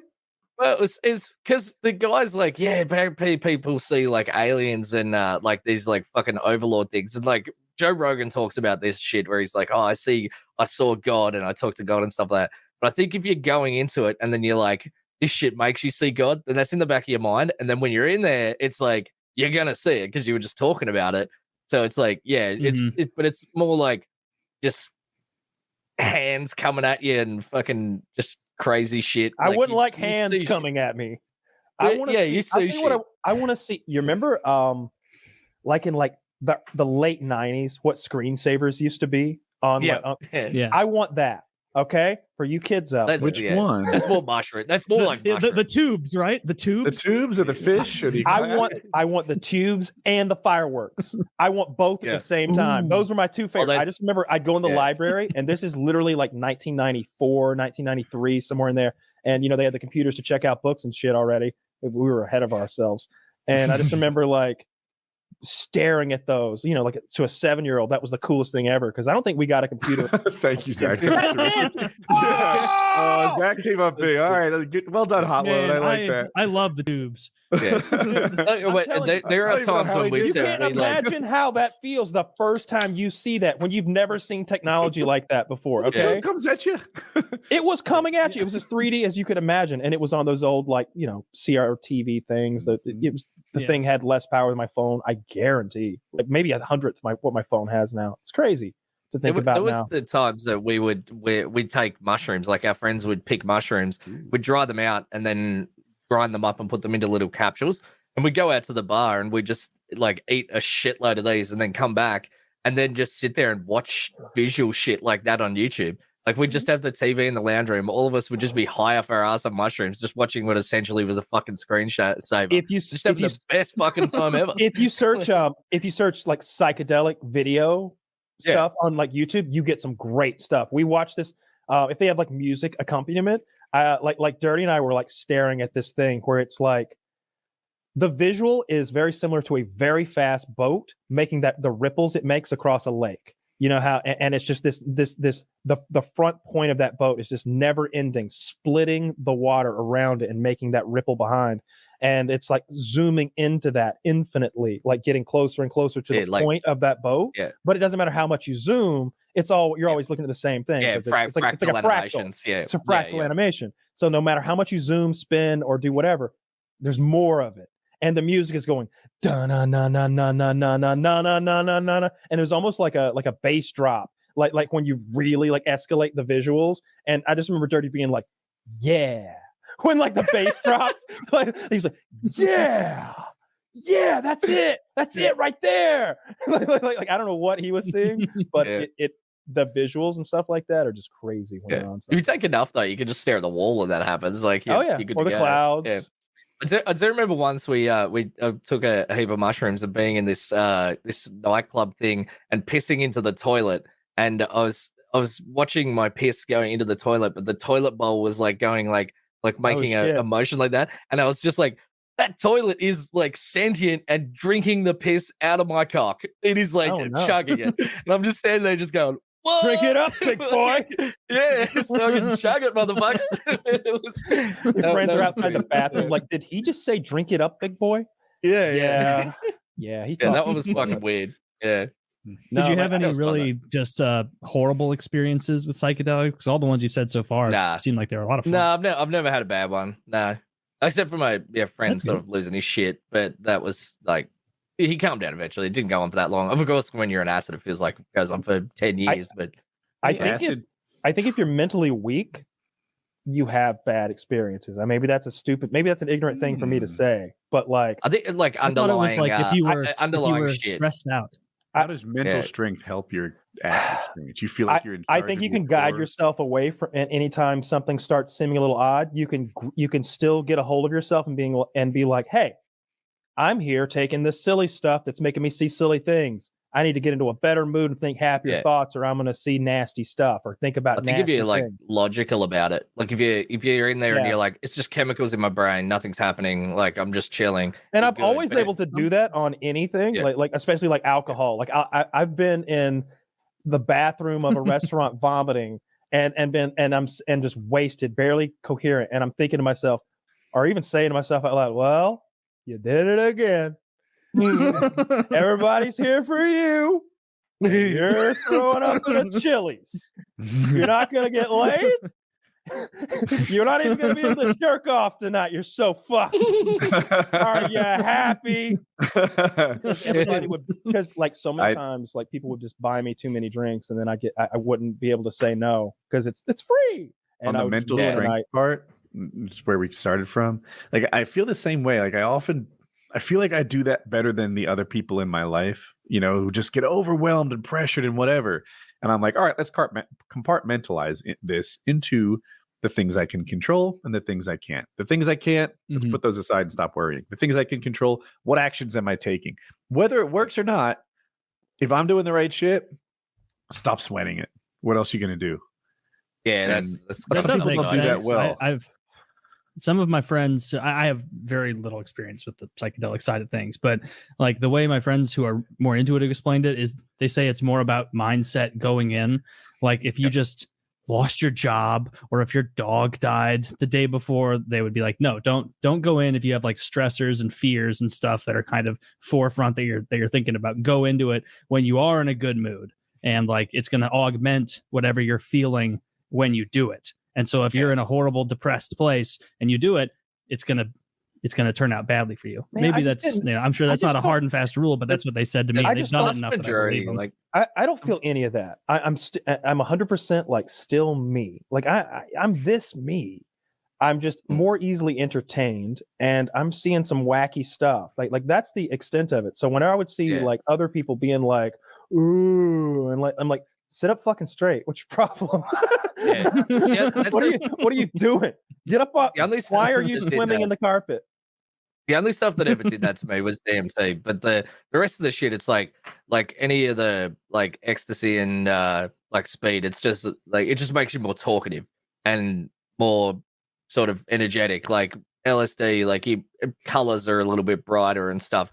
Like unless you take fucking heaps of it, but even then it's just sort of visuals, but they're not like, it's not like the mushroom men are coming. It's like, it's more like you look at the wall and the wall's moving and it's bright colors. Like it's not, what's already there for you is being altered. Nothing new is being created though. Yeah, but if you I did notice I had a hard time walking.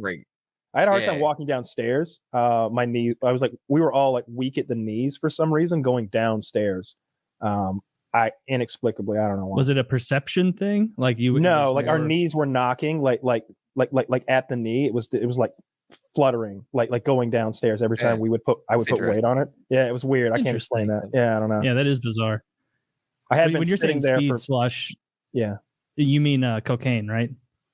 No, more like it depends. Like different kinds of speed, like speed sulfate, like an amphetamine, like amphetamines, like fucking crystal meth and shit like that. They just it all gets called speed. It's all the same shit. It's just an amphetamine essentially. That's. And you really enjoyed those back in the day? That was your go-to?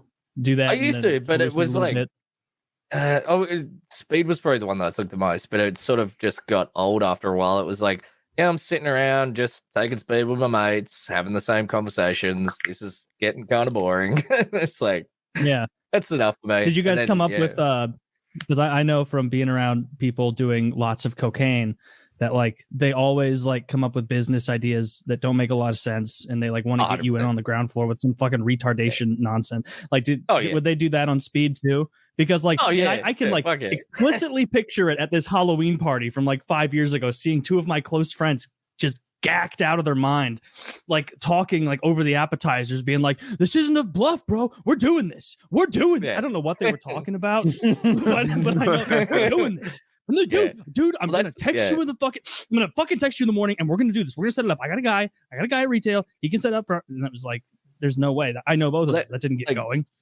Speed's like that. Speed's pretty much like cocaine, except it lasts for way longer and it's not as strong.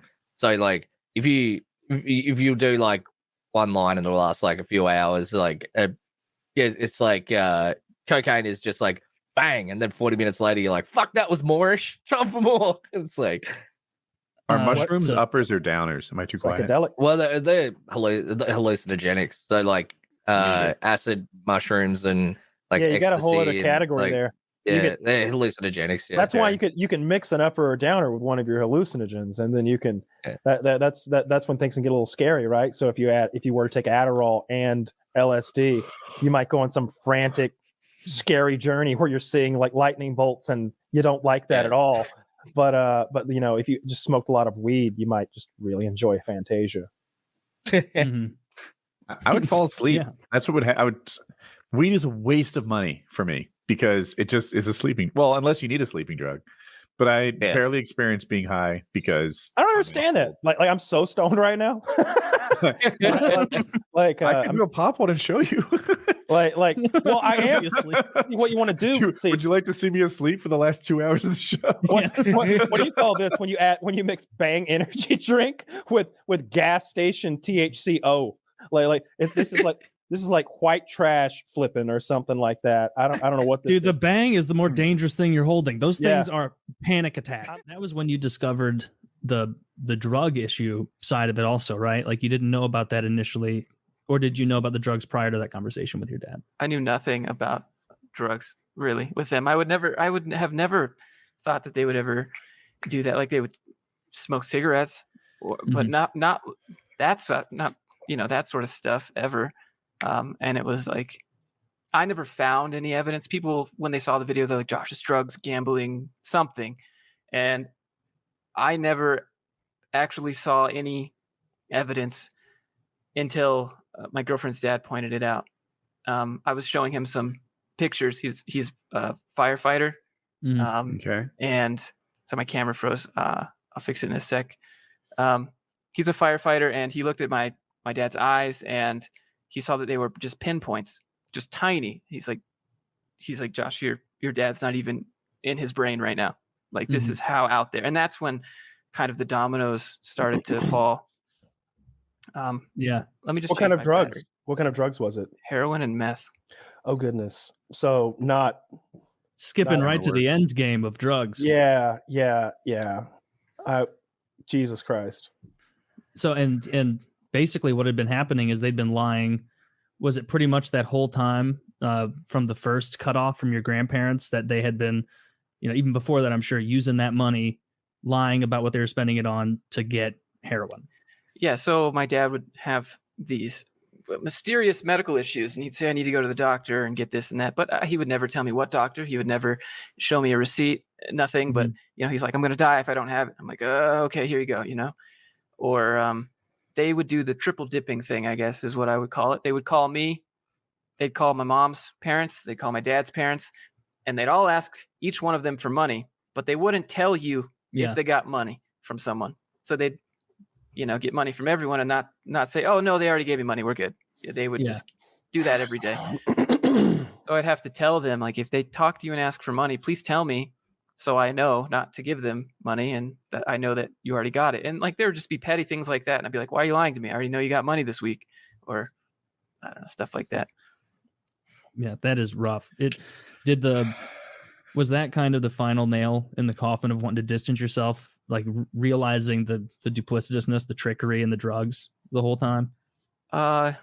Yeah. So I was under the impression that, first of all, my mom, my dad, and my sister were all living in Utah, but I was under the impression that my mother and my sister went back to go be a caretaker for my grandfather before he passed away, and that's where they were going to stay. And it was just going to be me and my dad here, and I was going to take care of him and help him get a job and help him with YouTube and do his whole channel thing and all that stuff. And that didn't happen. My mom went became a caretaker. My grandfather passed away, and then my mom started using my deceased grandfather's pain pills, stealing until she got caught, and then my grandmother kicked her out back to Utah with my dad. But when I went to go see my dad, there was a time where I went to go knock on his door just because I wanted to check in on him because he doesn't answer, sends these texts that don't make sense because he's probably out of it or something. And my mom and my sister were both behind the door, but he wouldn't let me in. I never knew that I was that close to just like uncovering it all, because what if I had just walked in and they're in there doing drugs, which is probably what they were doing and why he wouldn't let me in. Yeah. There's syringes on the table or whatever. Yeah, probably there's syringes on my table too, but that's a different story. Those are to get yoked syringes, not heroin syringes. That how is man, the drug thing is really threw me for a loop when you talked about it, because it's like it does go to show how powerful drugs are, that like your family, your parents, like there comes a point where they will put like you tied to a train track just to get high again. And it's a sad realization, I'm sure, to be like, I'm playing second fiddle to meth right now. Yeah, I gave my dad a second car, my car that I had, after I transferred the title and all that stuff to him after they stole it, because I was like, I'm not dealing with this anymore. You guys can have it, and the insurance and all that. So they pawned that. So then I said, here's another car. Me being dumb, right? Obviously, it's laughable now. You're like, what are you doing, Josh? Yeah. But you feel like you're doing the noble thing. Honestly, you just want to help them. And I never knew about drugs or anything. But when I finally took my car back after I said, I'm not paying, you can't have my car anymore, said you were going to get a job. So I finally went and got a repo dude to come take it while he was, I don't know, at home. All three of them were there. And I didn't know that when I was repoing the car. I didn't know I was taking it from all three of them. But when I got in the car, checked it out, looked for evidence of drugs, because everyone's saying that that's what they're doing, I didn't find any. But I did find that I gave them that car at 40,000 miles. And in 8 months, they put like 20,000 miles on it. And where are you going? You don't. Drug dealers' houses. Like, where are you driving to all the time? All the places that you would work would be half a mile from your house. Yeah. And so there's no explanation for that. I'm sure he just lied and denied the whole drug thing. That's what you said. And this is, you know what I'm just realizing? This is the stuff that you're aware of, because like it was tied to you, like, either your social security number, or you found out about it. Who knows what you don't know about, right? Like, who knows? Like one of these days you're gonna be like, hey, I wonder where's my second DVD player at? Or like there's probably so many little things like that you don't even know about. There are some that I figured out like after the fact. My dad asked me for money once, and he said he didn't have enough in his bank to make a withdrawal, and it's in there, but I have to wait till the next day to bounce his check. And essentially he would give me a check for $100 and I'd give him $100 cash. And he did that knowing that the check would bounce, but he has my cash. And so obviously the check bounced, and I'm just like, you planned this. You knew that I wasn't going to be able to get that money. This is what you've. Yeah. And like realizing probably like he's given you like a false smile, just trying to play to your emotions, take advantage of the fact that he's your dad. Yeah. That's just beyond shitty. And you said growing up, there was no indication really that like a turn like this was going to happen. I would have never ever seen it. It wasn't bad. Like growing up was fine. We had a fairly, I don't know, lower middle class life. Like I wasn't like in poverty. Like we had food and clothes and stuff. It was fine. I would have never seen anything like those sorts of things, like you sit as a kid, you'd sit and watch like A&E and Intervention and stuff, and they're like, wow, that's crazy. Never in my life would I ever put their faces in that show. Yeah. And something that was interesting, I remember you saying in the second video, your dad saying, I don't watch those videos because your grandparents told me not to. And I wasn't sure to like, I don't know if I believe that, if he actually didn't watch them, but like another thing it revealed is that your grandparents were lying to him in their own right, trying to hide your side of the story from him in as much as they could. So, and it seemed like you were angriest at them, overall, because they made it look like, instead of me just not wanting to be a piggy bank anymore, that there was some sort of like I don't know, like I hate them as a family and like I don't want anything to do with them anymore. And like maybe some of that was true too, but it wasn't. They tried to make it seem like I was just doing it to be mean. Yeah. And not because I had given him warnings for like 4 or 5 months at a time. Every month is like, hey man, you got to get a job next month. Okay, yeah, I will. And then the next month, hey man, look, and it went on and on like that for years, really. And then eventually one of the times I just said, all right, this is it, the last one. But obviously he doesn't believe me because I've said that 30 times before. So when I finally put my foot down, you know, even my grandparents were betting on me breaking because I've told them, you know, this is the last month before too. And I was like, you know, I'm not going to pay his rent. And then they would message me a month later and be like, yeah, so how do you pay his rent? And I would say, I paid it. It's fine. He's still looking. It would always be that constant. I have just one more interview next week, just another one next week. Oh, the position got filled with someone else. Like there's always something to keep it going, to keep me right there. Like he's going to have his own money. Yeah, it's always right on the horizon. Yeah, no, because he's a master manipulator. He's figured it out. He's figured, and you're not the only one he's doing that to. I guarantee. I'm sure he's doing it to lots of people. Anyone that will bite, and you just happen to be in that position where you're trying to be a good son. How are you funding all this? Is it just YouTube money? Are you working full time on top of YouTube? Just YouTube. I don't know. I'm fairly frugal, I guess. I make investments when I can, but other than that, I just usually buy food and clothes and expense stuff for the channel, I guess. But yeah, it was all just me, just saving because I don't buy a whole lot. So I just save. And you don't have a fucking drug problem. And by saving, you mean giving your money to somebody else. Yeah. I thought that was the right thing to do. Like I thought I hate this for you. I hate this so much. It's horrible. And like for a parent to like knowingly sabotage their own child's financial future, like the destroying your credit thing, the embroiling you in crimes where, you know, the car that's in your name, it's not enough to do a hit and run. Then they continue to seek out, you know, drugs in the car. You said that something else they would do is they'd use the car that you gave them, and your dad would drive them to like Walmart, and your mom and sister would get out, go in, steal a bunch of stuff, come out, get in your fucking car, and then go sell it on Facebook Marketplace. So it's just a flagrant disregard, like for you as a person. Like, oh no, he's got the internet money, he'll be fine. They're drug Who cares? That's what my grandmother said. She's like, you make thousands every month. And it's like, so do people with normal salary jobs. Everybody usually makes thousands a month, but like, it doesn't mean I can just pay rent, buy bills, pay his imaginary doctor bills, like all this other stuff. Like I still want to work towards something for myself. You need to find a real family. You need to find a good family that wants to adopt you. You want to be a Myers? Be a Myers, because we'll suck you right on in. Okay, we don't need any money from you. You just show up. Hey, I cook a great Thanksgiving. I deep fry a turkey every year. Okay, dressing. It's a whole Southern thing. You're from Georgia anyway. Yeah. I'm sure you like that shit. Yeah, like won't borrow any money at all from you. Do you play the guitar or anything? We have these great times where everybody gets together and plays the guitar and sings. Great time. Okay, you could be a Myers. Yeah. Things always get really weird when anyone like ever asks me for money now. It's always just like instantly I become overly suspect. I don't know. It's like, what do you want? That's the YouTube thing, man. Anytime anyone asks for anything, so many people are working you, and then their palm comes up later. You know, soon enough they'll be asking for something. It can be exposure, it can be cash, who knows what it is, but there's. You just get guarded. You put walls up because the turn seems like it's always coming.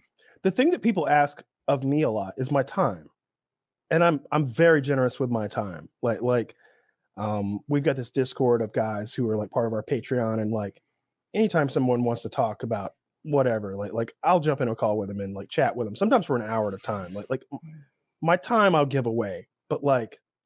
Man, this whole idea of milking you for your money and like this repeated process of like, I guess you didn't know that it was drugs, but like, it makes so much sense now that, you know, we know it's heroin and methamphetamine, like, which is an interesting combination. I don't know a lot about drug abusers, but I wasn't aware that I would have thought that you were either a heroin guy or a methamphetamine guy, like one or the other. You know what I mean? It's like, I think it was because if they couldn't get one, they would get the other. Yeah. But they're not the same. Who craves fire and ice? Right? You crave one or the other. I think they wanted anything but to feel sick from the withdrawals of heroin. Oh, that's a good point. You know, when you put it that way, they're almost pitiable. I don't know. I don't know that like justifiable isn't the word. Like I can't wrap my head around doing it to your family, but like I think what we have to keep in mind is that these are people who if they don't rip off their son, then they're going to suffer terribly. I wish that I wish it was like a TV drama, you know, where you could see those times when like maybe there was a time when they were like, no, let's not do this to Josh. And they were vomiting and they were crawling on the floor and just like, this is so awful. Like I bet you're with me and that if you knew that had happened just once, you could maybe forgive or understand or at least, you know, something. I've tried to watch a lot of documentaries about drug addicts. I don't know if you've ever seen the YouTube channel like Soft White Underbelly, where he's just one-on-one interviewing addicts on the street and they tell their story. And I try to, I don't know, does that sound messed up? I try to watch them and they talk about how like they can think about nothing else. They don't care about anything else. It rewires the chemistry of their brain to where they're incapable of feeling that sort of, no, he's my kid. I can't do that. It's just, no, I need more. How do I fund it? And that's, I don't know. I try to understand how it changes people's brains, how it changes their attitudes. And like, it's almost like they're hijacked by something inside and like they're still in there somewhere. Yeah. And it can come back, but well, it just rewires all your reward pathways. And so it's like now, whereas when you were a kid, maybe your dad gets joy taking you to a baseball game or something, gets a little dopamine hit, you know, spending time with my son, oh, that feels good. I like that. I'm going to do this more. You replace all that with like an artificial stream from heroin or something. And now that's so much more intense than the high you get from lifting weights or eating a reasonably healthy meal or whatever, that everything has to surround that. I jumped in because I had to go to the bathroom, but you're talking about watching videos about addicts online and stuff. Yeah, it does open your eyes to that problem because I've definitely done the same. I was really harsh. I think I think in the videos I was, I think some of it was me just being mean, just to be mean. But that's how I felt when I was making that. I had no one to go to really, because the people that you go to are the people that are doing the thing to you. So you turn on the camera and you just talk. Just get it all out, I guess. So that's you did a great job in those. Like the little, I think most people would have been much more brutal and meaner. Like just having like one or two, fuck you and fuck you too. Like that must have been a nice little bit of, you know, catharsis, getting that off your chest or a little bit. What got me as a video maker is I knew they were scripted. So I was like, is he going off script right now? Or does he have like bird in parentheses on the script? I had like notes of different examples that I wanted to hit of things that they did, but it wasn't a script. A lot of it was just me following through what I could remember happened. And then as I was making that, different examples would pop in my head. And so then I would go off a little bit, but use bullet points. That's what I do too when I make a comparable video. It's like, these are the things I need to hit to tell the story properly. So we haven't even touched on your drug empire. We skipped straight to we skipped straight to the horrific part of the consequences. But there had to be years and years of fun, you know. How did you started out? You came to the U.S. And you ended up being a stockbroker, right? Like that was your legit job, and you were doing really well at that, like hundreds of thousands of dollars a year, correct? Of legitimate money. Within 5 years, I was grossing $500,000 in commissions. And then you get into the rave scene and start experimenting with ecstasy. So go ahead. When I was at uni, I started taking ecstasy. And before the rave scene, you know, I was too self-conscious to dance, wouldn't go up and talk to women. I had social anxiety. I almost got beat to death by some drunks when I was a teenager, which compounded my anxiety. But then when I took ecstasy, I couldn't stop dancing, wouldn't stop talking to women all night long. and it became my religion. So I told myself, my goal was to become a millionaire by the time I was 30. I started to trade in the stock market at 16, started following at 14. My economics teacher was giving me classes of my own. And I did achieve that goal, but I had no common sense. I'm in my 20s, testosterone fueled, no emotional maturity, grossing $500,000 a year. I'm having to get to the office for the 6 o'clock in the morning sales meeting because we're on New York stock market hours in Arizona, getting burnt out on that business, thinking, all right, do I want to keep doing this or should I try and make money for the party scene?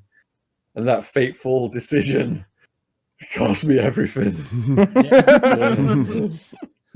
So what was that decision like? It was just you were so addicted to maybe not the drug itself, but I'm getting pussy. I feel like I'm a cool cat now. I'm not shy. I'm dancing the night away. I'm willing to roll the dice on this. I'm not going to end up in prison. Not the real thing.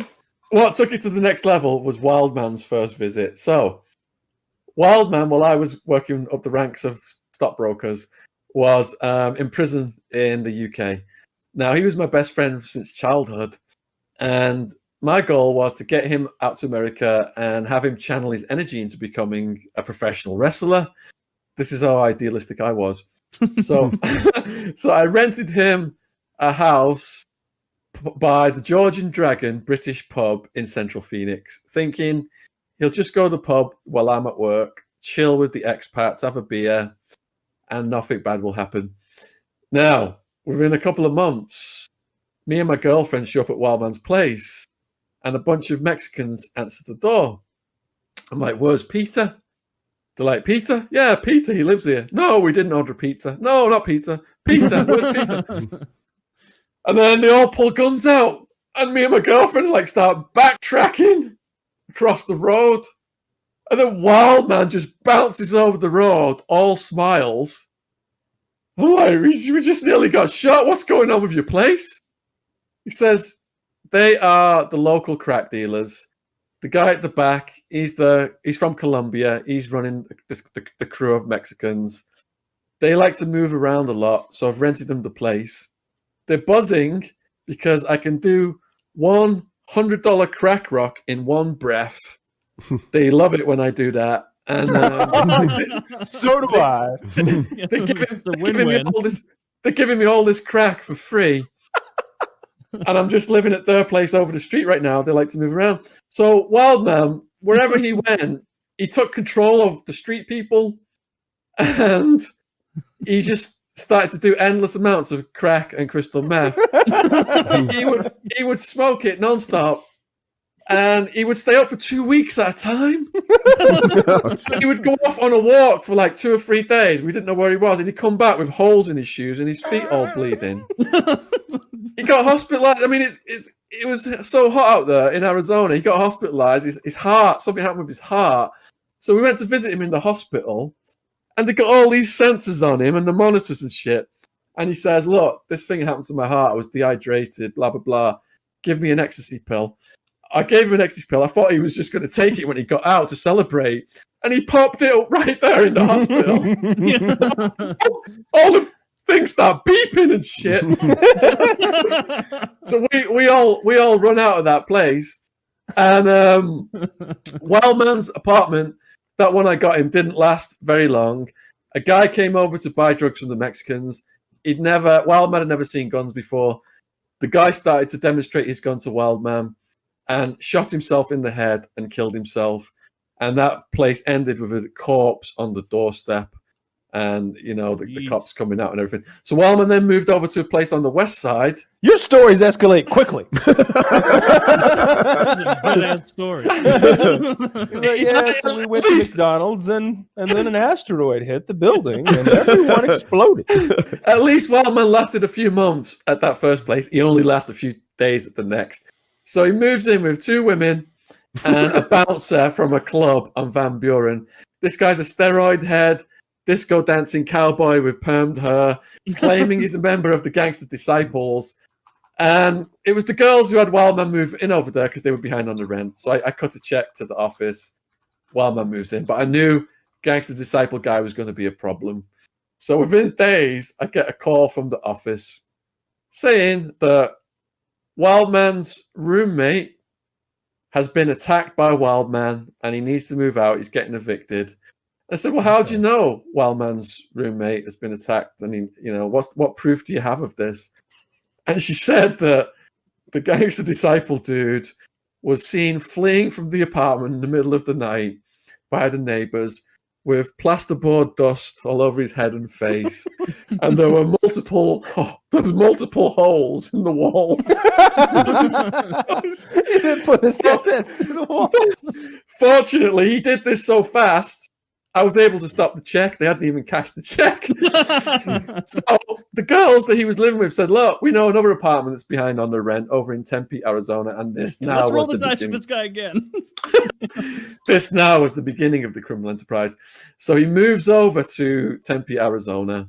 This is party town now, and we're partying there every weekend, and we're getting like up to 50 to 100 pills from the local dealers. That's all we could get. I'm just showing off, My ego's as big as the Grand Canyon, making more money than I've got common sense. I'm in my 20s, giving pills away for free. When you give drugs away for free, you attract a lot of friends.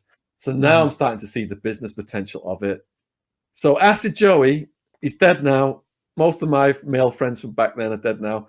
He was found dead in his swimming pool with his clothes on.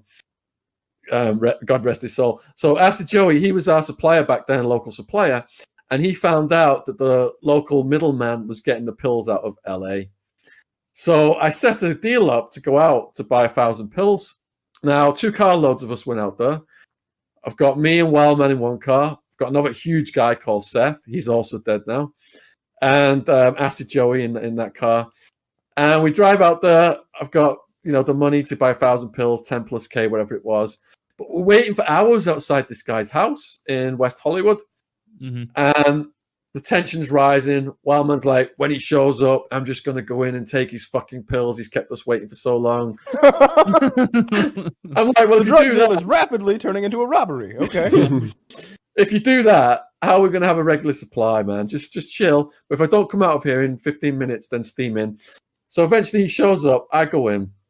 I don't know if you've seen that movie Point Break, but they were like these. Saul was the dealer, and he had all these surfer gangster dudes straight out of Point Break in there. I'm thinking, am I going to get jacked? Are the cops watching these guys? So I'm quite nervous. I've got all this money on me. I say, all right, I've got the bills. Where's the pills? He goes in the back room.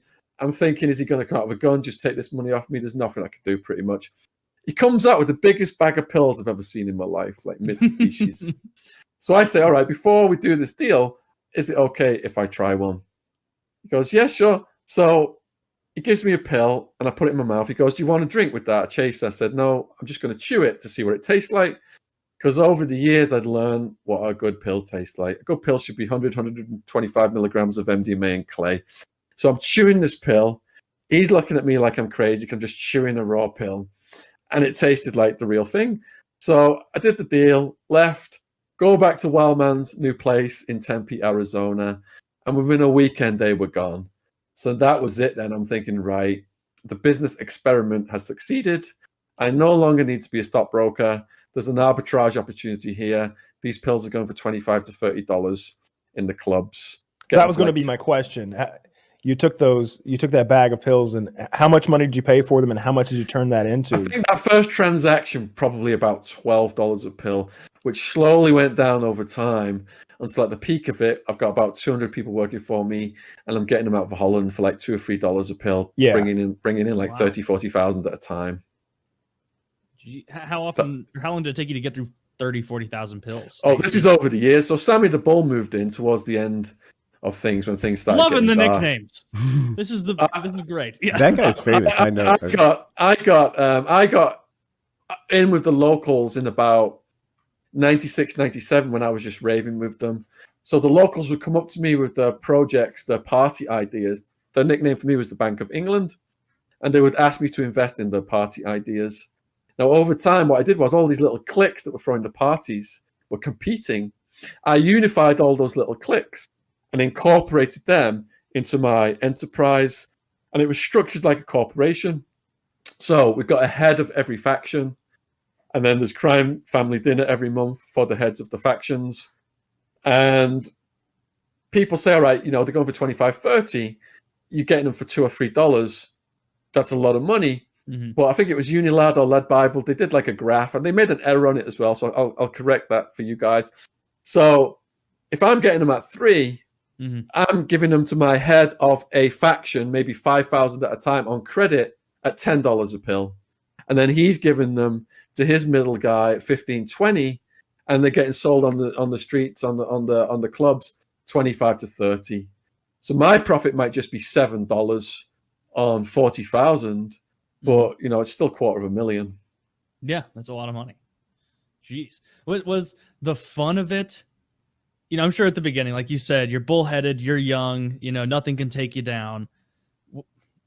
Was the just amount of fun you were having pushing down all the stress? Because like I'm a very high stress person. I can't imagine having a fucking ecstasy drug empire under me. Like, were you just always running through your thoughts like, oh my God, what if one guy flips and then it leads to this and then back to me and then I'm fucked? Like, were you constantly paranoid or just so wrapped up? Okay, this journey, as you'll see with all journeys of people getting into the drugs game, has a cycle. Mm-hmm. The beginning is the fun, the glitz, the glamour.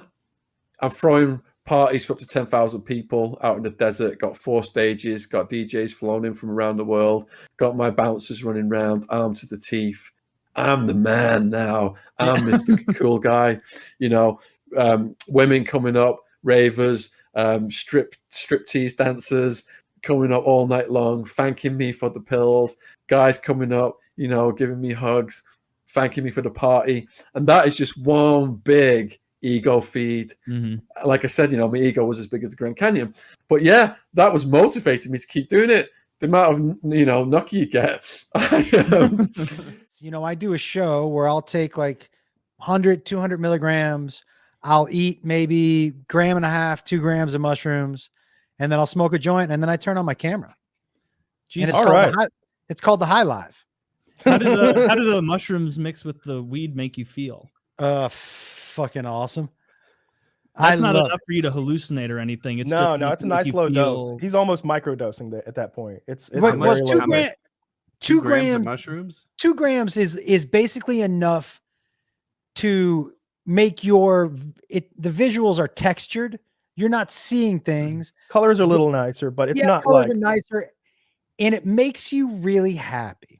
That's it. Like you're really happy. I ate about 1/4 ounce, I think, last time I did mushrooms. What is Something that like in that. grams? 7. But that is 7 grams is a hero's journey. So he's definitely getting high. It was more of a terror trip. It was like an episode of. It was more like an episode of Tales from the Crypt than anything. Yeah, I'll tell you this: like the happiest I've ever been in my entire life was when we got back home and we were safe and we sat in my bed and just hugged each other. Me and this girl who had like split 1/2 ounce of mushrooms, and like once we got back home and we were safe and we just hugged each other, and like I didn't burst out into tears, but I could have, and we were just like so happy to be back home. Just like rocking back and forth, hugging each other. Yeah. How do you consume mushrooms? You eat them? So there's a lot of ways to do it. I think like what the smart, like more scientifically inclined people will do is grind them up and put them in capsules so that you don't have to taste shit or even make tea out of them. But what I do and what I've done both times I've done it is they're like tough little crinkly dried out mushrooms. So like you can like almost roll them up into like a ball, like a booger or something. They're not sticky, but you know what I mean? You can like compress them with your fingers. And then I would take a chip and dip it in salsa, and I would pop them both in my mouth and just munch, swallow with like some water, and it covers the taste up and it gets it down. Yeah. That was just my like quick solution, like looking around my house, like what do I have to like chase? Chips. They taste terrible. Chips and salsa, it worked because like they're bitter and gross. I have some if you want to see them. I don't see any problem with that. Yeah, sure. I know friends who are like into microdosing now. Like, LSD? Or is it called microdosing? Shrooms too? Yeah. Anything that you're doing in very small doses just to activate a little part of your brain a little more effectively, it is considered microdosing. You can microdose anything. You can, You could microdose ice cream, I suppose, but you're not really going to get the same kind of journey or enhanced creativity. I don't want to whatever. microdose snacks. I want to No, that sucks. Snacks. I like to macrodose those, but like That's how I clean the This things in my company- refrigerator. I just lick the ice cream. Microdosing. Microdosing your almonds. California, they're packaging it now. Holy Like- shit, is that Satan? This is legit. These are so. This is penis envy, and penis envy caps are known for their big heads. Okay. Yeah, this one's called Gorilla Panic. Okay. It's called So, hold on. So it's all sealed. And so I get these companies send me some but this is the penis envy. This is the cap up. Is it legal in California? No. I didn't. Okay, it just seems professional. Oh, I think there in Oregon you can, right? So let me tell you something. There are legit companies on Instagram who talk about their mushrooms in California. And I'm So like, would you how are suggest guys- just getting it through the mail? and just mushrooms. And so, like, there's always that debate of what gets you higher, the cap or the stem, but they're just dried out mushrooms. How You much see do how they're- mushrooms cost? Like what? It depends. They're cheap, What's that cheaper than can weed. cost? Yeah, they are Oh, cheaper. really? I didn't know that. Like, I want to say that we paid like maybe $80 or $90 for half an ounce, something like that. That sounds That's about not right. too bad. Maybe a little. Josh, That seems kind of cheap, actually. do you But always maybe keep you're getting a the, good the shroom intake pretty small level, or have you ever taken way too many and had a rough time? Oh yeah. Yeah. Was that a one-time lesson or multiple times? Well, the lesson is, honestly, the lesson is know how you're feeling before you take mushrooms. If you're nervous, if you're anxious, it's going to be magnified. If you're nervous about taking the drugs, there's a good chance that you're going to be tense going in. So for me, anybody, just relax and know that it's going to, even if on a bad trip like Kyle had, it ends eventually.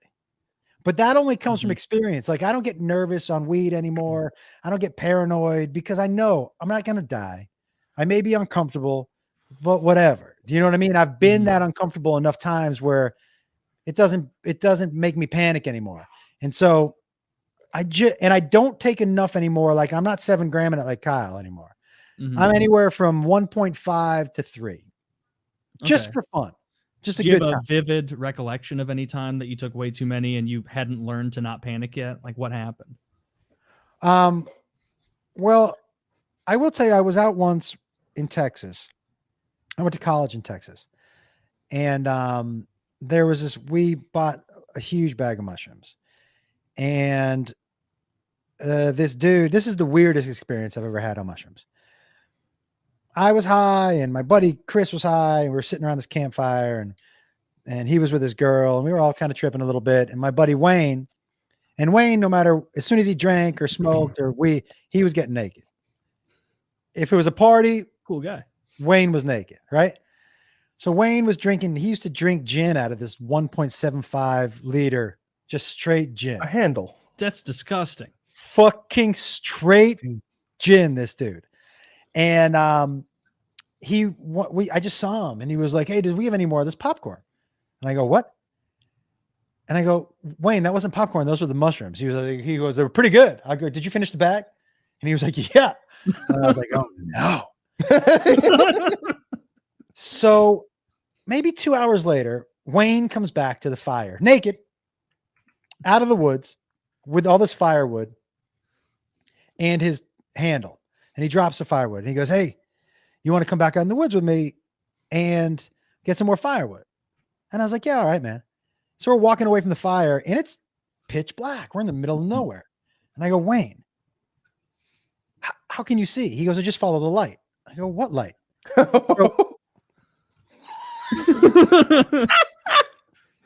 Let me tell you something. He was holding it up like a light, like a lantern. Yeah. He was 100% naked, walking through the woods. He walked out with 0 scratches. He didn't fall.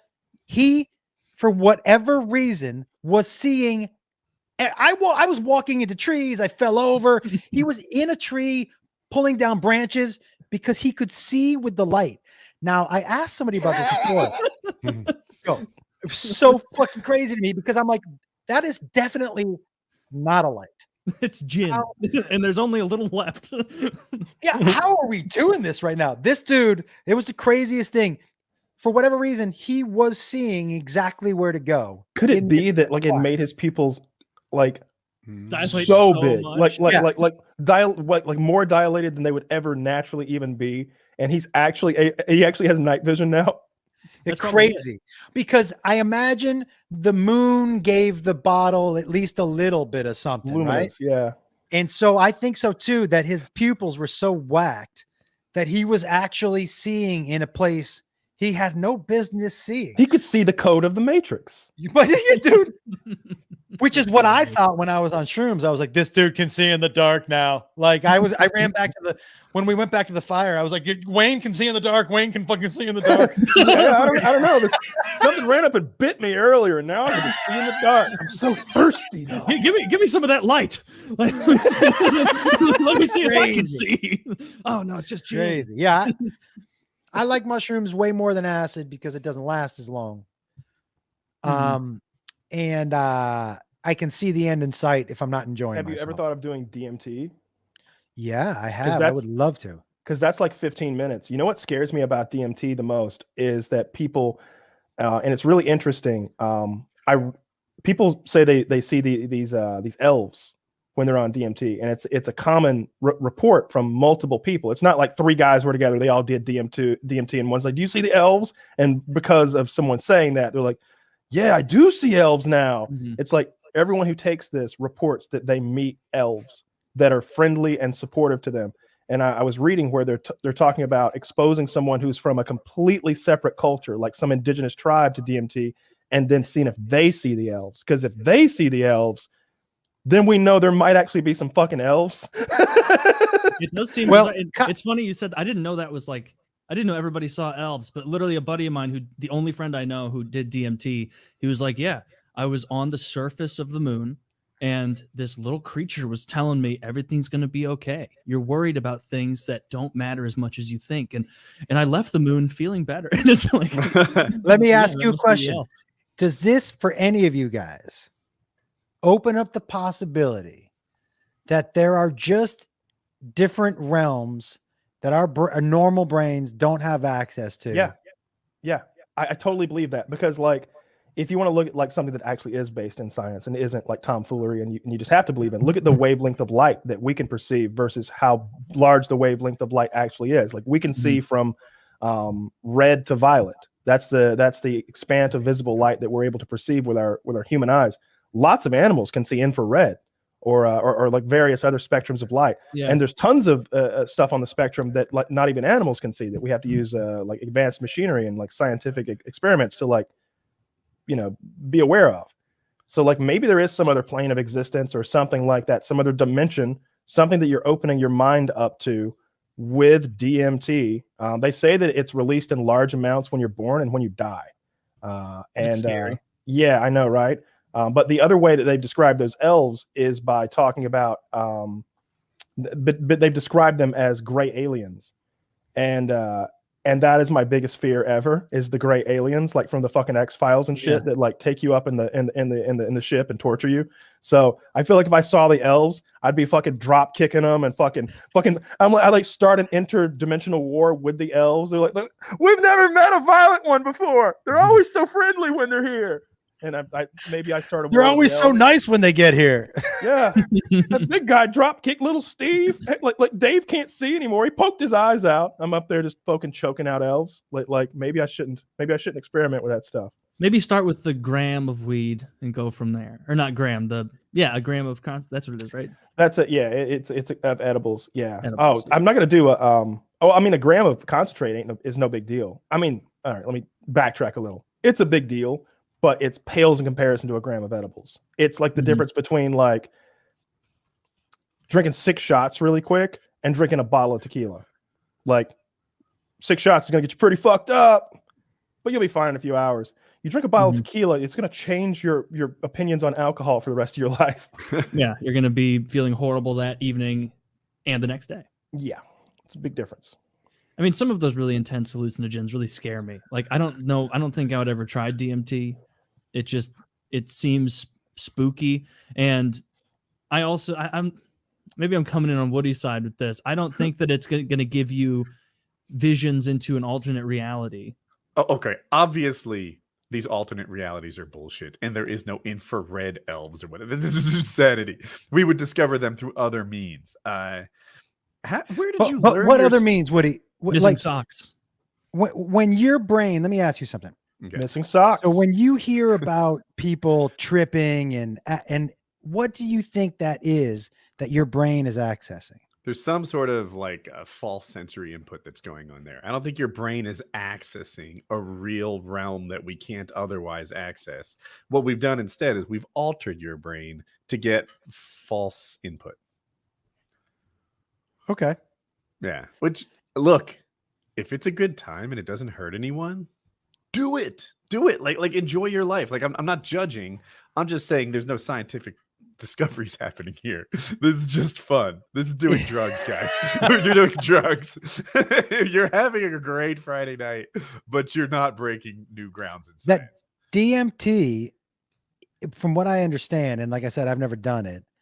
My buddy had a DMT vape, which sounds real dangerous. Yeah. Shit. I didn't know they had that. I didn't know really? that existed. Dude, can Yes, that exists. Where did you But guys learn your stack ranking? Of from what what's I dangerous? understand, it feels like you're tripping for like hours and you're only high for like 10 or 15 minutes. Yeah. That's the thing, is the time perception, from what I understand, is it's like a 9, 10, 15 minute thing.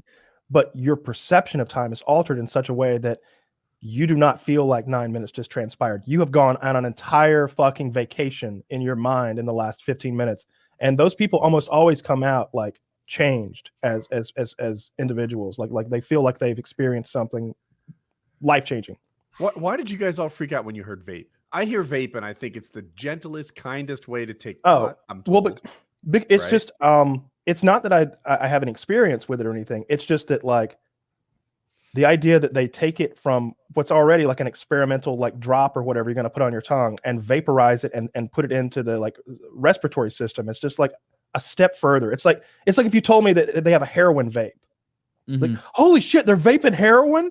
Oh my God. Like, yeah, I like to put it in my eyeballs though. That's the real hardcore way. Like, can't we just shoot it in our vein? I don't have the same. I hear shooting directly into your bloodstream, and I think that's way more hardcore than vaping it. But I'm not saying I'm right. Okay, so you hear that too, yeah. But you guys all heard vaping DMT and thought I was really just surprised that it's a thing. Yeah, for me, when I heard Woody, what was surprising, it's the ease of which you can just carry it around. Like I was like, so I can just have a DMT vape pen at the airport. So they've taken something extreme and made it like like something like teenagers would do in the high school hallways. So I have some statistics about DMT experiences where they exposed like a study group to DMT and they asked them about their experience, and so it's broken down percentage wise. Apparently, most people said that the beings that they encountered were not hallucinations. About 3, of course, these are people on DMT, right? But still, it just gives you an idea of what you're perceiving on DMT. About 3/4 of respondents said that they believe the beings were real, but that they exist in some kind of different dimension or reality, and only 9% said the being existed completely within myself. So like 1 in 10 people like agree with like the idea that I just saw some shit because I was on some drugs. That's interesting. The 81% said that they found the encounter to be realer than reality. They felt like this was a more real version of existence than what real life, quote unquote, feels like. You could get a bit of bias just in the kind of people that are most willing to sign up for a DMT study, I would imagine. Perhaps.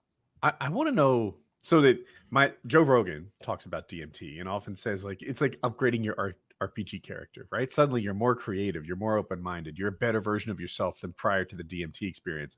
I would like to hear Kyle's study and know what happened to these people afterwards. Was there any change, any measurable change? Did their income go up? Did they get into a creative field? or are they just literally the same dude they were a before? good The question. encounters were often followed by lasting changes in well-being and beliefs. About 1/4 of respondents said that they were atheists before the encounter, but only 10% said they were afterwards. Additionally, approximately 1/3 of respondents reported that before the encounter, their belief system included a belief in ultimate reality, higher power, God, or universal divinity. But a larger percentage, 58% of respondents reported this belief system after the encounter. What's more, 89% of the respondents said that the encounter led to lasting improvement in well-being or life satisfaction.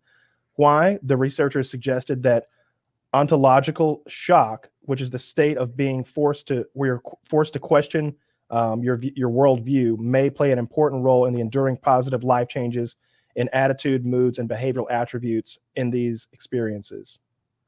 Interesting. Whoa. So no, there's not some sliding scale of like income or anything, but it seems that the people who have done it by an overwhelming percentage believe their life has improved. And they started believing in imaginary things. I don't think so. I think the way it's been explained to me with mushrooms, and it's just hallucinogenics in general, and the way it is for mushrooms for me was almost like it just unlocked a part of my brain. It was like, like when you play a video game and you're like, did I unlock that level? Like I've never seen this before. And so for me, mushrooms, it did that, but they say that DMT takes it to a completely different level. And I definitely want to try it, because the one thing I will say about DMT as opposed to mushrooms or acid, I very rarely have heard of anybody say I've had a bad trip. Oh, but mushroom people do? Oh yeah. Yeah. It happens. Kyle just told you about Yeah, I guess. Yeah. And my friends say it's set and setting. And I don't know why they don't say mindset and setting, because that's what it means. But yeah, where you're taking because they're high. Okay. where are you taking it? Like the setting that you're, who you're taking it with, and the mindset going into it is. So you don't want to like go on a trip to Walmart to pick up carrots or anything? That'd be wrong. No. You want to might end do up having a panic attack there at Walmart, huh? Wouldn't want Well, that. what's your happy place? Is your happy place in front of the TV? Is your happy You place love around Walmart. A campfire? Is your, like, wherever that is where you should. Dude, a campfire would be the fucking go-to, right? If you're sitting by a campfire, like a nice chair, crackling, maybe stars up above, like the smoke rising, the flames doing their thing. Maybe even have you ever seen that shit that you can throw into campfires that make them burn in multiple colors? Plastic. Yes. No, not plastic, you fucking degenerate. There's these little bags of like granules that you like throw into like campfires, and now the campfire is multicolored, green and blues and yellows and oranges that you normally wouldn't see in a campfire. I got a bag of that in the other room. I think I'm gonna take it to Colorado with me to like, we've got like a big like campfire area in the backyard. We're gonna roast some marshmallows and chill outside. Have you guys ever been to Joshua Tree? No. Mm-mm. That's for me, my favorite place to take mushrooms and just to be. I love being out in the desert high like that, or being on those rocks. We actually just bought some land out there, and I can't wait to just take awesome. mushrooms and never leave. I mean, the whole like, I'm split on like the different world thing, because it would be so cool if that was real, but like I've never been convinced that shit exists because I had a really vivid dream, right? Like what? And maybe Taylor, would you ever take an hallucinogen? Would you ever do DMT or anything like that? If I was in like a perfect environment, I would. I'm a high anxiety person, so I'd have a lot of trouble going into it, just being like, just relax and take the acid, idiot. It's like, no, I know I've taken acid. I'm about to freak out. I'm afraid. Right. Is that it starting? No, is that it starting? Like that whole unknown is scary to me. If I'm smoking weed or taking an edible or something, I know exactly what to expect. But with the hallucinogens, it is spooky. You had to start with pot. You have to start with heroin. Just like it's time for me to walk your through anxiety. Yeah. It's time for me to walk through that gateway into the rest of the drugs. Last time Taylor and I were in Colorado together, I wanted to go do the sensory deprivation tank on like large doses of marijuana. For those who don't know, you're literally basically in a coffin filled with very salty water, so salty that you're incredibly buoyant. You just kind of float on top of it, and they shut the lid, and you're in there completely deaf, blind, and you're not touching anything. So there's no sense of touch anymore. And then on high doses of things like marijuana or like real hallucinogens like mushrooms or LSD or something like that, you go on some incredibly vivid trips. Like the guy who invented LSD would do that and like describe the trips he went on, and they sound know that. fantastical. You know, there are people who are microdosing LSD now. Yeah. Mhm. Does that do the same thing as microdosing shrooms? Or I don't know enough about it. I read that it's that they feel much more creative when they're doing that. That it's activating some part of their brain or stimulating a part of their brain that's that's part of the creativity center or something like that. You mean with the microdose? Yeah. So they're not impaired. They're it's quite the opposite is their feeling. So if they're like writers or painters or something like that, they're just they feel more creative doing whatever their art form is. It was popular amongst computer programmers when I was one. And I always felt like, what? Like my competitors are on brain steroids? This sucks. Like you're microdosing LSD to kick off your work day and being better at your job. So they say. It almost reminds me of the current season of American Horror Story. The sort of MacGuffin, the whole like central like thing is that this chemist has made these pills that are basically talent incarnate. If you are a talented person and you take this pill, now you're not just a writer, you're fucking Mark Twain. If you're a painter, you're not just a painter who can get their stuff into an art gallery, you're fucking Picasso. Like whatever your thing is, like it amplifies it to 100. However, if you're not talented, you basically go insane because now you have to face how untalented you are, and all of their hair falls out and they become like ghouls. So this town where it's going on in, there's these two groups of people at this point. They're the ghouls who are out in the street fucking eating rabbits. And then there are like these hyper talented, incredibly wealthy people who they're like, yeah, so we got you 2 Netflix deals, and Quentin Tarantino wants you to do a rewrite for him. And like it's a really interesting season. I'm going to microdose LSD and report back to you. Get after it. I like this. I think I don't think I am. I know I am. I know somebody here in Actually, Tennessee I just took it. I'm gonna be who real. microdoses it, and I had never thought of it, but I'm going to give it a run. All right. I look forward to hearing back your findings. Yeah. I hope I don't end up one of those bald ghouls. So what's your setting? and for What's your Woody's benefit, setting, Josh? Are you going to do it like prior to a show, and then you're going to microdose and hit the stage? Or are you going to microdose and hit the campfire? Like, what's the plan? I think I'll microdose and probably try to write was what I would do. Okay. I like the stage, just my Saturday late show. I like to get a little twisted, but my thinking is like, if I only have to work 3 hours a week. If I can't stay sober, I got some problems. Do you know what I mean? So I try to figure out a way to, but also like, I don't ever want to be dependent on stage or being like, well, I got to be high to be funny or anything. That stuff makes me more nervous than anything else. Yeah. That my brain will start being like, well, you're not gonna be funny tonight because you're not high. That doesn't make us think much higher of her when he says things like that. That's like an alcoholic. Abuse. He like just got in a DUI. Just like, I want you to know, I'd only had 14 beers. Just tell the officer I'd only had 14. They saying I had a case, but that's bullshit. I'll have you know, I'm a weekend crack user. Only once everything's done. Monday through Friday, I'm on the straight and narrow, motherfucker. Well, I mean, I do a little meth to pick me up in the morning, but you're telling me you don't have a couple rocks on the weekend to loosen up. All right. Each their own, Mr. Ivory Tower. Yeah, that is I've never really asked friends or acquaintances of mine if they've ever tried something like meth or crack, but I don't think that any of them have. Like I know that I have friends who have tried like things like cocaine before, but like heroin, crack, meth, like I feel like you would know, at least with crack and meth, because you like pick at your face and your teeth turn brown.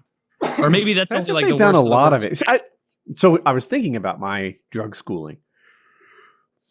As it stands now, I hardly know the order of which ones are worse. Right? I don't know if heroin's worse than meth, like because I think heroin's a little more subtle, but so it can pull you in more easily. Whereas meth is a shit show on day one, where maybe it pushes you away. I'm not sure. They acted like cocaine was going to like, oh yeah, you take it and then you just keep taking it because it's so wonderful. And before long, your nostrils are connected and you've got this bloody pulp of a face and weird nose jobs and shit. And So here it is. Sometimes not knowing the truth can be good for you. And I saw, I think it was Jordan Peterson who said this, and he was like, you got a porcupine over there, right? And porcupines can throw their quills, right? Well, they can't actually. Porcupines can't throw their quills. But if you think they can, then maybe you stay 7 feet from them instead of 1 foot from them, because porcupines can throw their quills. Well, that's where I am with cocaine. Like, if you think cocaine is a first time hooked you, ruined you type thing, then maybe that lie they told me was good for me. Or maybe, I mean, or maybe kind of on you the try same page a cocaine bit. once and you're like, hey, but they lied to me. Maybe Fucking they were lying. Everything's a lie. Maybe not only were they lying about the addictive nature of this drug, maybe they were also lying about its negative effects. Those bastards. So you could go down that road as well. That's true. Like the whole ecstasy thing, where for the longest time they're like, that like just bores a hole in your brain, right? Did you guys hear that? I never heard that, but it was thrown in there as one of the scarier, like, don't do that. Oh, don't do that. the ecstasy thing, like the way they taught it to me, I don't know what's true, but they're like, yeah, most people are fine on it. Like 1 in 100, insta death. Do you feel like rolling the dice? And it might be fine for you today and then not fine for you tomorrow, because these are all like street pills. And See, you know how that's total bullshit is every rave in the country would have a death toll if that were true. Yep. Like it'd be like another Pretty Lights or Skrillex show happened. Only 12 dead this time. Pretty good ratio. Yeah. Like no, but because I think the real issue with ecstasy is that sometimes you get something that's not ecstasy and it's bad for you. But I think at a lot of raves now and in a lot of places I've heard that they'll test it for you. You can go up to a dude and he'll test your ecstasy and it turned blue. Have a good time. they have a drug testing guy now. Yeah. What does ecstasy? Does anyone know what the effect of? It seems to make girls horny. I've heard that.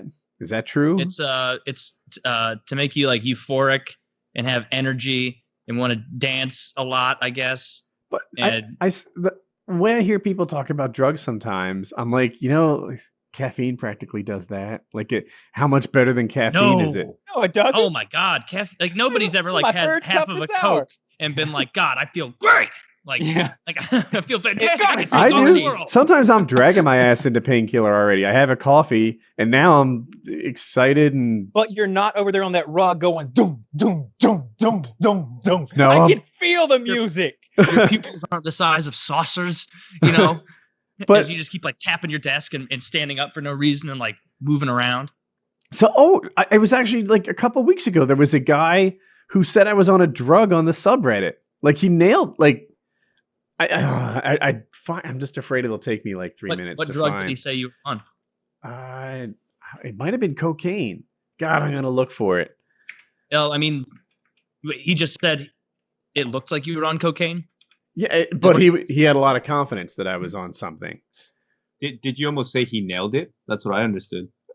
I did say something like that, but because you did confirmed. Say that. All right, PKA 367. All right. I'm gonna just look for the posts just got with my name in them. Drip. Got my second wind. I don't think I've bumped into people and like I can remember being with some dudes that I didn't really know very well and smoking cigarettes and one of them saying something about meth, and I was like, meth, not even once, you know what I mean? He's like, well, I've done it a couple times, and the other guy was like, yeah, me too, and I was like, oh shit, all right, well, I'm gonna run. I'll catch you guys later. I didn't know I was dealing with a couple of meth. The real rule is meth no more than twice. That was their fucking rule apparently. No more 10 times a week. And shucks, I'm not finding it. But yeah, the guy was completely convinced I was on drugs, and all I had was a cup of coffee. I've known a couple girls who used to do heroin, and had like big issues with it. It was a major thing in their lives. Never known any dudes that did heroin or talked about it or anything. I know a guy who went to prison for heroin dealing. Yeah, he played on my hockey team years ago. I knew a guy that died from overdose. He was the brother of one of my exes. Jeez. Yeah. Yeah. See, that's time, or you found out after. No, it was long gone. I think it was a year and a half after we broke up. Sorry, he used to call me Dragon. He was like a big brother. So each time I go to the house, he call me Dragon. Yeah, he was a typical like he was chasing wanted the to be dragon. overly cool, and he was always drugged up, and he was just looking. He's like, "What's up, Dragon?" And for me, it was awkward, right? Is the big brother. Right? I like that. Your nickname was Dragon. Now, did anyone else ever call you Dragon? No, he was the one. He was the one. I lost it now, so now nobody calls me Dragon. I can just see like getting a new job. Like, hey, I'm Rock On. They call me Dragon. The Dragon. Yeah. Drag for short. Capital Whatever. D. And one of my good friends, when I was very small, he overdosed when he was like 16 or so. On heroin? I don't know on what, but on either heroin, cocaine, or on one of these drugs. I have no idea. Did he die or did he just overdose? Well, we kind of think it was a suicide because he left some notes, but I don't know if it was he wrote the note and used to press and it just happened, or if he actually caused it to happen. But there was a note apparently. I don't know what the note said. Yeah. Are you sure it wasn't fetal alcohol? It was tested at a concert. It was Bell's palsy. Because that can take a while to come into effect. You could be 35, Bell's palsy kicks in, you're dead. That's how it works. Dr. Woody, if we perform a diagnostic for Bell's palsy and fetal alcohol syndrome on every patient that comes through those doors, we're going to lose a lot of people. I don't care about that.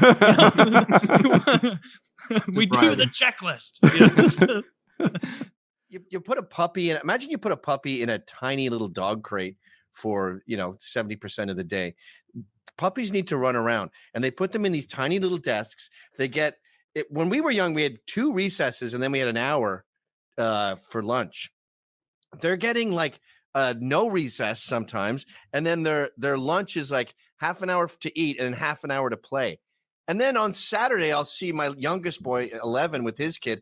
They will destroy the house, destroy outside, make up 7 games, but on the trampoline, fucking making jumps. And it's a good 10 hours of like what you and I would consider sprinting. Yeah. And I go, you put these things in a little fucking box to do what? To draw? Shut the fuck up. Yeah. The same way, like I was, born in early 90s, 91. And so like the first huge wave of putting kids on like Ritalin was happening when I was in grade school.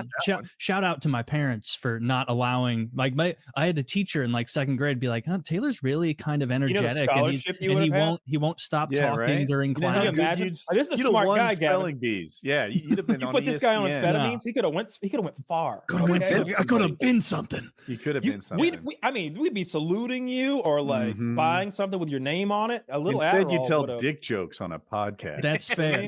That's true. Maybe they were wrong. Any way to make money. That's pretty smart. Drugged me up. But I remember that. Like there was a friend of mine who still a close friend of mine, actually listens to this show sometimes, and he had such little appetite from being a grade schooler on meth that like he didn't grow as big as he could have. And I think he fueled me into becoming bigger because he would get in trouble, scolded by his mom if he would come home with food in his lunchbox. And so for like a solid, I think all of 2nd and 3rd grade, I ate 2 lunches every single day. I'd be like, what's on the docket today, bud? And then he'd take out his salami sandwich. He keeps getting skinnier, so his lunches keep getting bigger and fattier. Oh yeah, I was cooking. My body was cooking in the age of 8 and 9. You know what they do up in Westchester where I live? They'll say to the parent, "Your kid's doing pretty badly. We're gonna have to fail him, and he's not gonna move forward." And they go, "Oh fuck, what can we do about this?" Well, he's very fidgety in class. I think he might have attention deficit disorder, which we all have. And so they go, okay, if you can get that diagnosed, then I can't punish him because that's a disease. And they go, okay, great, I'll do it. So they go get a child psychologist. He says, yes, he has ADHD, whatever. And then they go, oh, he has ADHD. He needs Ritalin or Adderall. And because he has the disease, you need to take the medication for the disease. So you've just extorted this woman and forced her to make her son into a speed addict. It's amphetamine sulfate. It's meth. And you made a kid do meth because you're such a lazy cunt teacher that you want your kids to be high because you'll get better grades because they're fucking beaming. That's what they do with homework. They've got that blitzkrieg energy. Homework isn't in the real world. People don't bring work home, like maybe 3 times a year, but your dad doesn't like unfold his briefcase after dinner and start working on that budget report. He did that at work. So you're doing extra work because she didn't do her job. Now they're making the kids do speed. They're making them into meth heads so she'll get better test results. It's fucking child abuse. Have you done Adderall? Oh yeah. Like I take in college. Yeah, a couple times. A 5 milligram pill, like the cut one into quarters. Yeah. Had it at like 7 a.m. with a coffee. At like 11:30, I need half a bottle of bourbon just to get to bed. Yeah, you need that smoothed over. I've taken I was prescribed Adderall so I can get a prescription whenever I want. That's basically how it works. And oh my God, it's great. And small doses of it are like energy and motivation personified. Oh my God. I know somebody who takes, I think our boy Dirt takes either 40 or 60 a day, milligrams a day. Holy fuck. So like if he ran out of pills, he could like die. No, I think he just wants some more. And the withdrawals are pretty bad, I heard. I did it on Joe Rogan's podcast. I had just a quarter and like 4 beers. So I'm like relaxed and a genius. And Rogan was like, I have a new best friend. So he invited me to like a MMA fight. I got front row seats. And then when he was in New York, he invited me to the green room at I forget the name of the place. It's on the Upper East Side. Comedy Cellar. It's a tiny green room, like it's the size of my office here. And so we're almost like facing each other in a bathroom, basically. And I'm not on Adderall. And I'm just like me. So I'm like, I had a fart earlier and I was like, I thought it was a shit, but I know what wipe and it wasn't. It was just like, I guess my ass was sweaty. And he's like, what is this? You're my new genius friend. I thought you were always going to be on point, dude. Yeah, you lied. I didn't lie. I'm a friend. Look, I'm strong. Look, I got tattoos just like you, Joe Rogan. Yeah. Look at this. Upside down guy. And then Adderall is You so should much not be energy. giving it to kids. I know the Nazis were on amphetamines throughout a lot of the Blitzkrieg, and it makes sense. Like it's perfect for what to just be able to work for days on end while war eating very little and everything. Yeah. Mm-hmm. Just your if you're doing a job like sighting, if you're looking for the enemy or something, being able to stay awake and focused. You know when you haven't eaten breakfast and maybe you walk 20 miles that day, pop that pill and you're fucking the best you can be. That's why it's in Air Force pilots like go back. Like they've got amphetamines in there. When you crash, you're gonna pop some amphetamines, put your P226 on, and go. We probably learned something from that in World War II. I bet we meth our guys up a little bit. In World War II, did we had it in the flight bags as well. Oh, really? It's If you want to get rid of 6 million people, like it takes a planning, and you got to stay awake, and you got to really. We did the math. They have to be going around the clock. Yeah. Yeah. Hitler, the rest of the war is going so poorly. If you could, look at a bigger picture here instead of just train schedules nonstop. Don't get me wrong; they are running on time. That's great. No, do not let him see the video. Everyone of him at the Olympics. He will not like the response. Yeah, Adolf. I'm not criticizing. Don't get me wrong, but this. Yeah, you're telegraphing a little too much, my friend. He looked like he was having a blast, though, right? Like that might be the happiest we ever saw him. I've seen that one video where he's at like the Eagle's Nest or whatever it's called, and he's got his German Shepherd and his ladies there, and maybe Goering or somebody or Goebbels comes up and they're chatting and looking almost human, and it's like, hey, that's a good day too. But that day at the Olympics, I think that's his best day. race I ever saw. Yes, other than ours, of course. You know who was there? Louis Firpini? No, the guy who wrote the book Unbroken that Angelina Jolie made into a shitty movie. It's a really great book though, and he was just it's I think it's the best book I ever read. He was like a bad kid, Louis Zamperini. And he was like a bad kid that got into trouble, and he got shot down in World War II. And so he was in a raft for like 40 days. He started a war with sharks because some sharks jumped onto his raft, and he's like, "We had a deal. I won't fuck with you. You don't fuck with me. You just fuck with me. So then he started luring baby sharks and eating them. And then he got attacked by a bigger shark. He manages to get to some island in Japan. They catch him. He's a prisoner of war. He gets tortured in there by this guy they called the Bird, who was on 60 Minutes. They found him. And the Bird was like, yeah, we just did what we had to do. I'm the bad guy? Yeah, you tortured men to death. That's bad. Yeah. And it's such an incredible story. And he remembers Hitler fucking checking him out as he was running. Damn. Hitler just needed a guy behind him to be like, you're doing it again. He needed a flask. You're bobbing too much. You need a few shots of Jagermeister or something to take the edge off, dude. You're freaking everyone out. Was he like wasn't Hitler like one of the like a teetotaler with alcohol? Like he didn't drink, but one of those guys who's like, oh, alcohol, I will never touch this stuff. Where's my meth boy? Like, and it's like you're this is a circuitous route. It was like custom concoctions that he was getting injected with. Like there was like multiple stimulants in there and vitamins. I'm sure I'm sure whoever was injecting him, that doctor didn't think it was poison. He thought this was like the Uber health serum or something. I was picturing pills. I didn't know he was getting shot up. Oh, Did you know at that Olympics too, the guy who gives him the injection, his friend said, "Did you give Adolf his 3 milliliters?" And he goes, 3 milliliters? I thought you said 30. And he went, oh, fuck. And then they look up in the stands and they see him like popping away. He got fired after that. He got fired. He went fired for giving me the most fun day ever.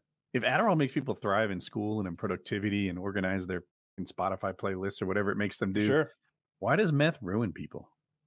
Like it's true. Oh, it's just a matter of how much. I mean, Adderall is metered out in small doses. No one does like a little lick of meth. They do like this much, and then they're awake for 22 days. But see, there's lots of people who just do meth and they don't ruin their lives though. Like you mentioned how like strippers and porn stars do meth. Like they're all functioning meth. They're winners. Users. I mean, there's some people. I mean, they're getting the job done. She's on I've got a Meth Head coming over in 20 minutes. A week. Maddie Odell. We do this show on Thursday nights. That's why I got to go soon. Where it's called Cops and Robber on censored.tv, and we watch cop videos with cops, and then we have Maddie as the felon. And Maddie's got a bad ticker, so he'll just have a little bit of mass, just a little dip, and it'll help him stay up and be sharp. And he's been doing meth for like decades. Lemmy from Motorhead, he would. I know a band that went on tour with them. He'd have a dinner plate full of speed, and like a pile of speed, this much speed, and he would lick his switchblade, and then he would dip it onto the powder. Just a little bit, and then he would lick the knife. Yeah, and he lived to like 77. I don't know how old he was, but he was fucking old. That's a long time to live, licking drugs off a knife. That is a pretty cool way to get fucked up. I saw a documentary about it, and his son was in the documentary, and his son said he died at 70. His son said his son said that Lemmy said to him, "Son, I want you to know that drugs kill, and I've lost a lot of friends to heroin, and it's a deadly drug that will ruin your life. Even well before you die, it will have destroyed everything around you. But if you are going to do drugs, do speed. You won't die." Yeah, it's a productive drug. Well, I guess in the world compared to heroin. Like nobody's getting anything done on heroin. You need your television taken apart real quick? You're in luck, sir. Yeah. But like you're right about the meth being the amounts, because I thought for the longest time that meth, like that something about smoking it actually destroyed your teeth. But apparently that's not even true. Like their teeth fall apart because they're just awake with the driest mouth in the world for days on end, not brushing, not doing anything, but, taking apart and putting together ham radios incorrectly. Like, that's all I can imagine they're doing. Well, and not eating or drinking. Drink fucking kegs of alcohol, like Coke and speed. I mean, I've done plenty of both, but without booze, there'd be no fun. I had this trainer once who would just do Coke. He didn't like alcohol, and he would go to these clubs. He was ripped, and he'd go to these clubs like, and girls would hit on him because he was so muscular, and he would just go, "Give me your number." So they would write their names and their phone numbers and hand it to him, and then he called them the next day when he could speak. But otherwise, he was just weak. It's no fun. Did you find coke addictive? Like, I mean, it Nope. sounds like a dumb question, but no, you didn't have a pull towards it. Nope. The I've other thing seen I've guys heard- get addicted, and I saw one guy die, Harold Hunter from Kids, that skater kid, the black kid. I think he OD'd. He had a heart attack or something.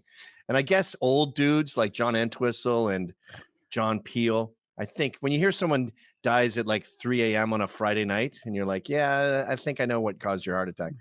But I haven't tried coke, but I've read about it, and I've heard that people are kind of underwhelmed. Like, it's not this, oh my god, this is the dragon that you've been warning me about, and it's really just kind of a mild happiness. Well, if you were in really great shape and you had a good breakfast, and you got a raise that day or something, and your wife was madly in love with you and she was trying to blow you, and you're like, not now, I got to get to work, to my fun job. That's kind of like what it is. It's not like acid where the walls are breathing and there's a little Ewok comes in and tells you to go fuck yourself. This is and just so if you're at a euphoria. bar and you're getting sloppy and you're tired and you don't feel like socializing, you can instantly have that fit guy just had a big breakfast, and then you're like, hi everyone. Okay. But it's Yeah, not you- good when you get old, especially now with fentanyl. I mean, it's Russian roulette. Right. That's true. That would Yeah. be scary. Yeah. I like And acid, even though. these guys have these test kits, but the thing I don't get about the test kit is you're assuming that the fentanyl is 100% consistent throughout 100% of this cocaine you have. Yeah. Like, how do you not know there's a little chunk over there? Mm-hmm. Yeah, there is no way to know. I always took the test kits to be for drinks, like someone who spiked your drink, and then in that No, you can do situation, pills, it might too. be like You can- Sure, it would be. regulated, Yeah, There'll no, be this is specifically fentanyl test kits for cocaine. Oh, Yeah, okay. you can take your drugs to Here I a am, I place didn't know. outside the club in many cases, and I they'll mean, I'm not test gonna your say it, drugs, but- give them back.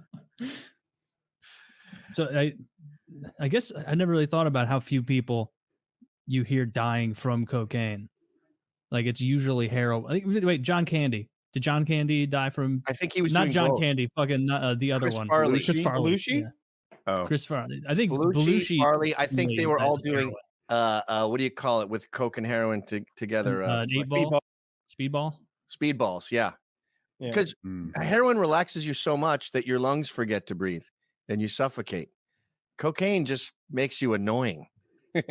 Oh yeah, dude, I would rather be around a bunch of drunk people sober than a bunch of coked out people sober, because it's so fucking obnoxious. They all are like getting along too well, coming up with business ideas and like making like guaranteed promises to each other that like, we're doing this, man. Oh, I know. Oh yeah, don't you think that this is just us talking shit right now, dude, brother? Who are you talking to right now? We're opening Like doing that kind of shit, and you're just sitting there like, oh, no one wants a competitor to Uber, but it's an ice cream trucks.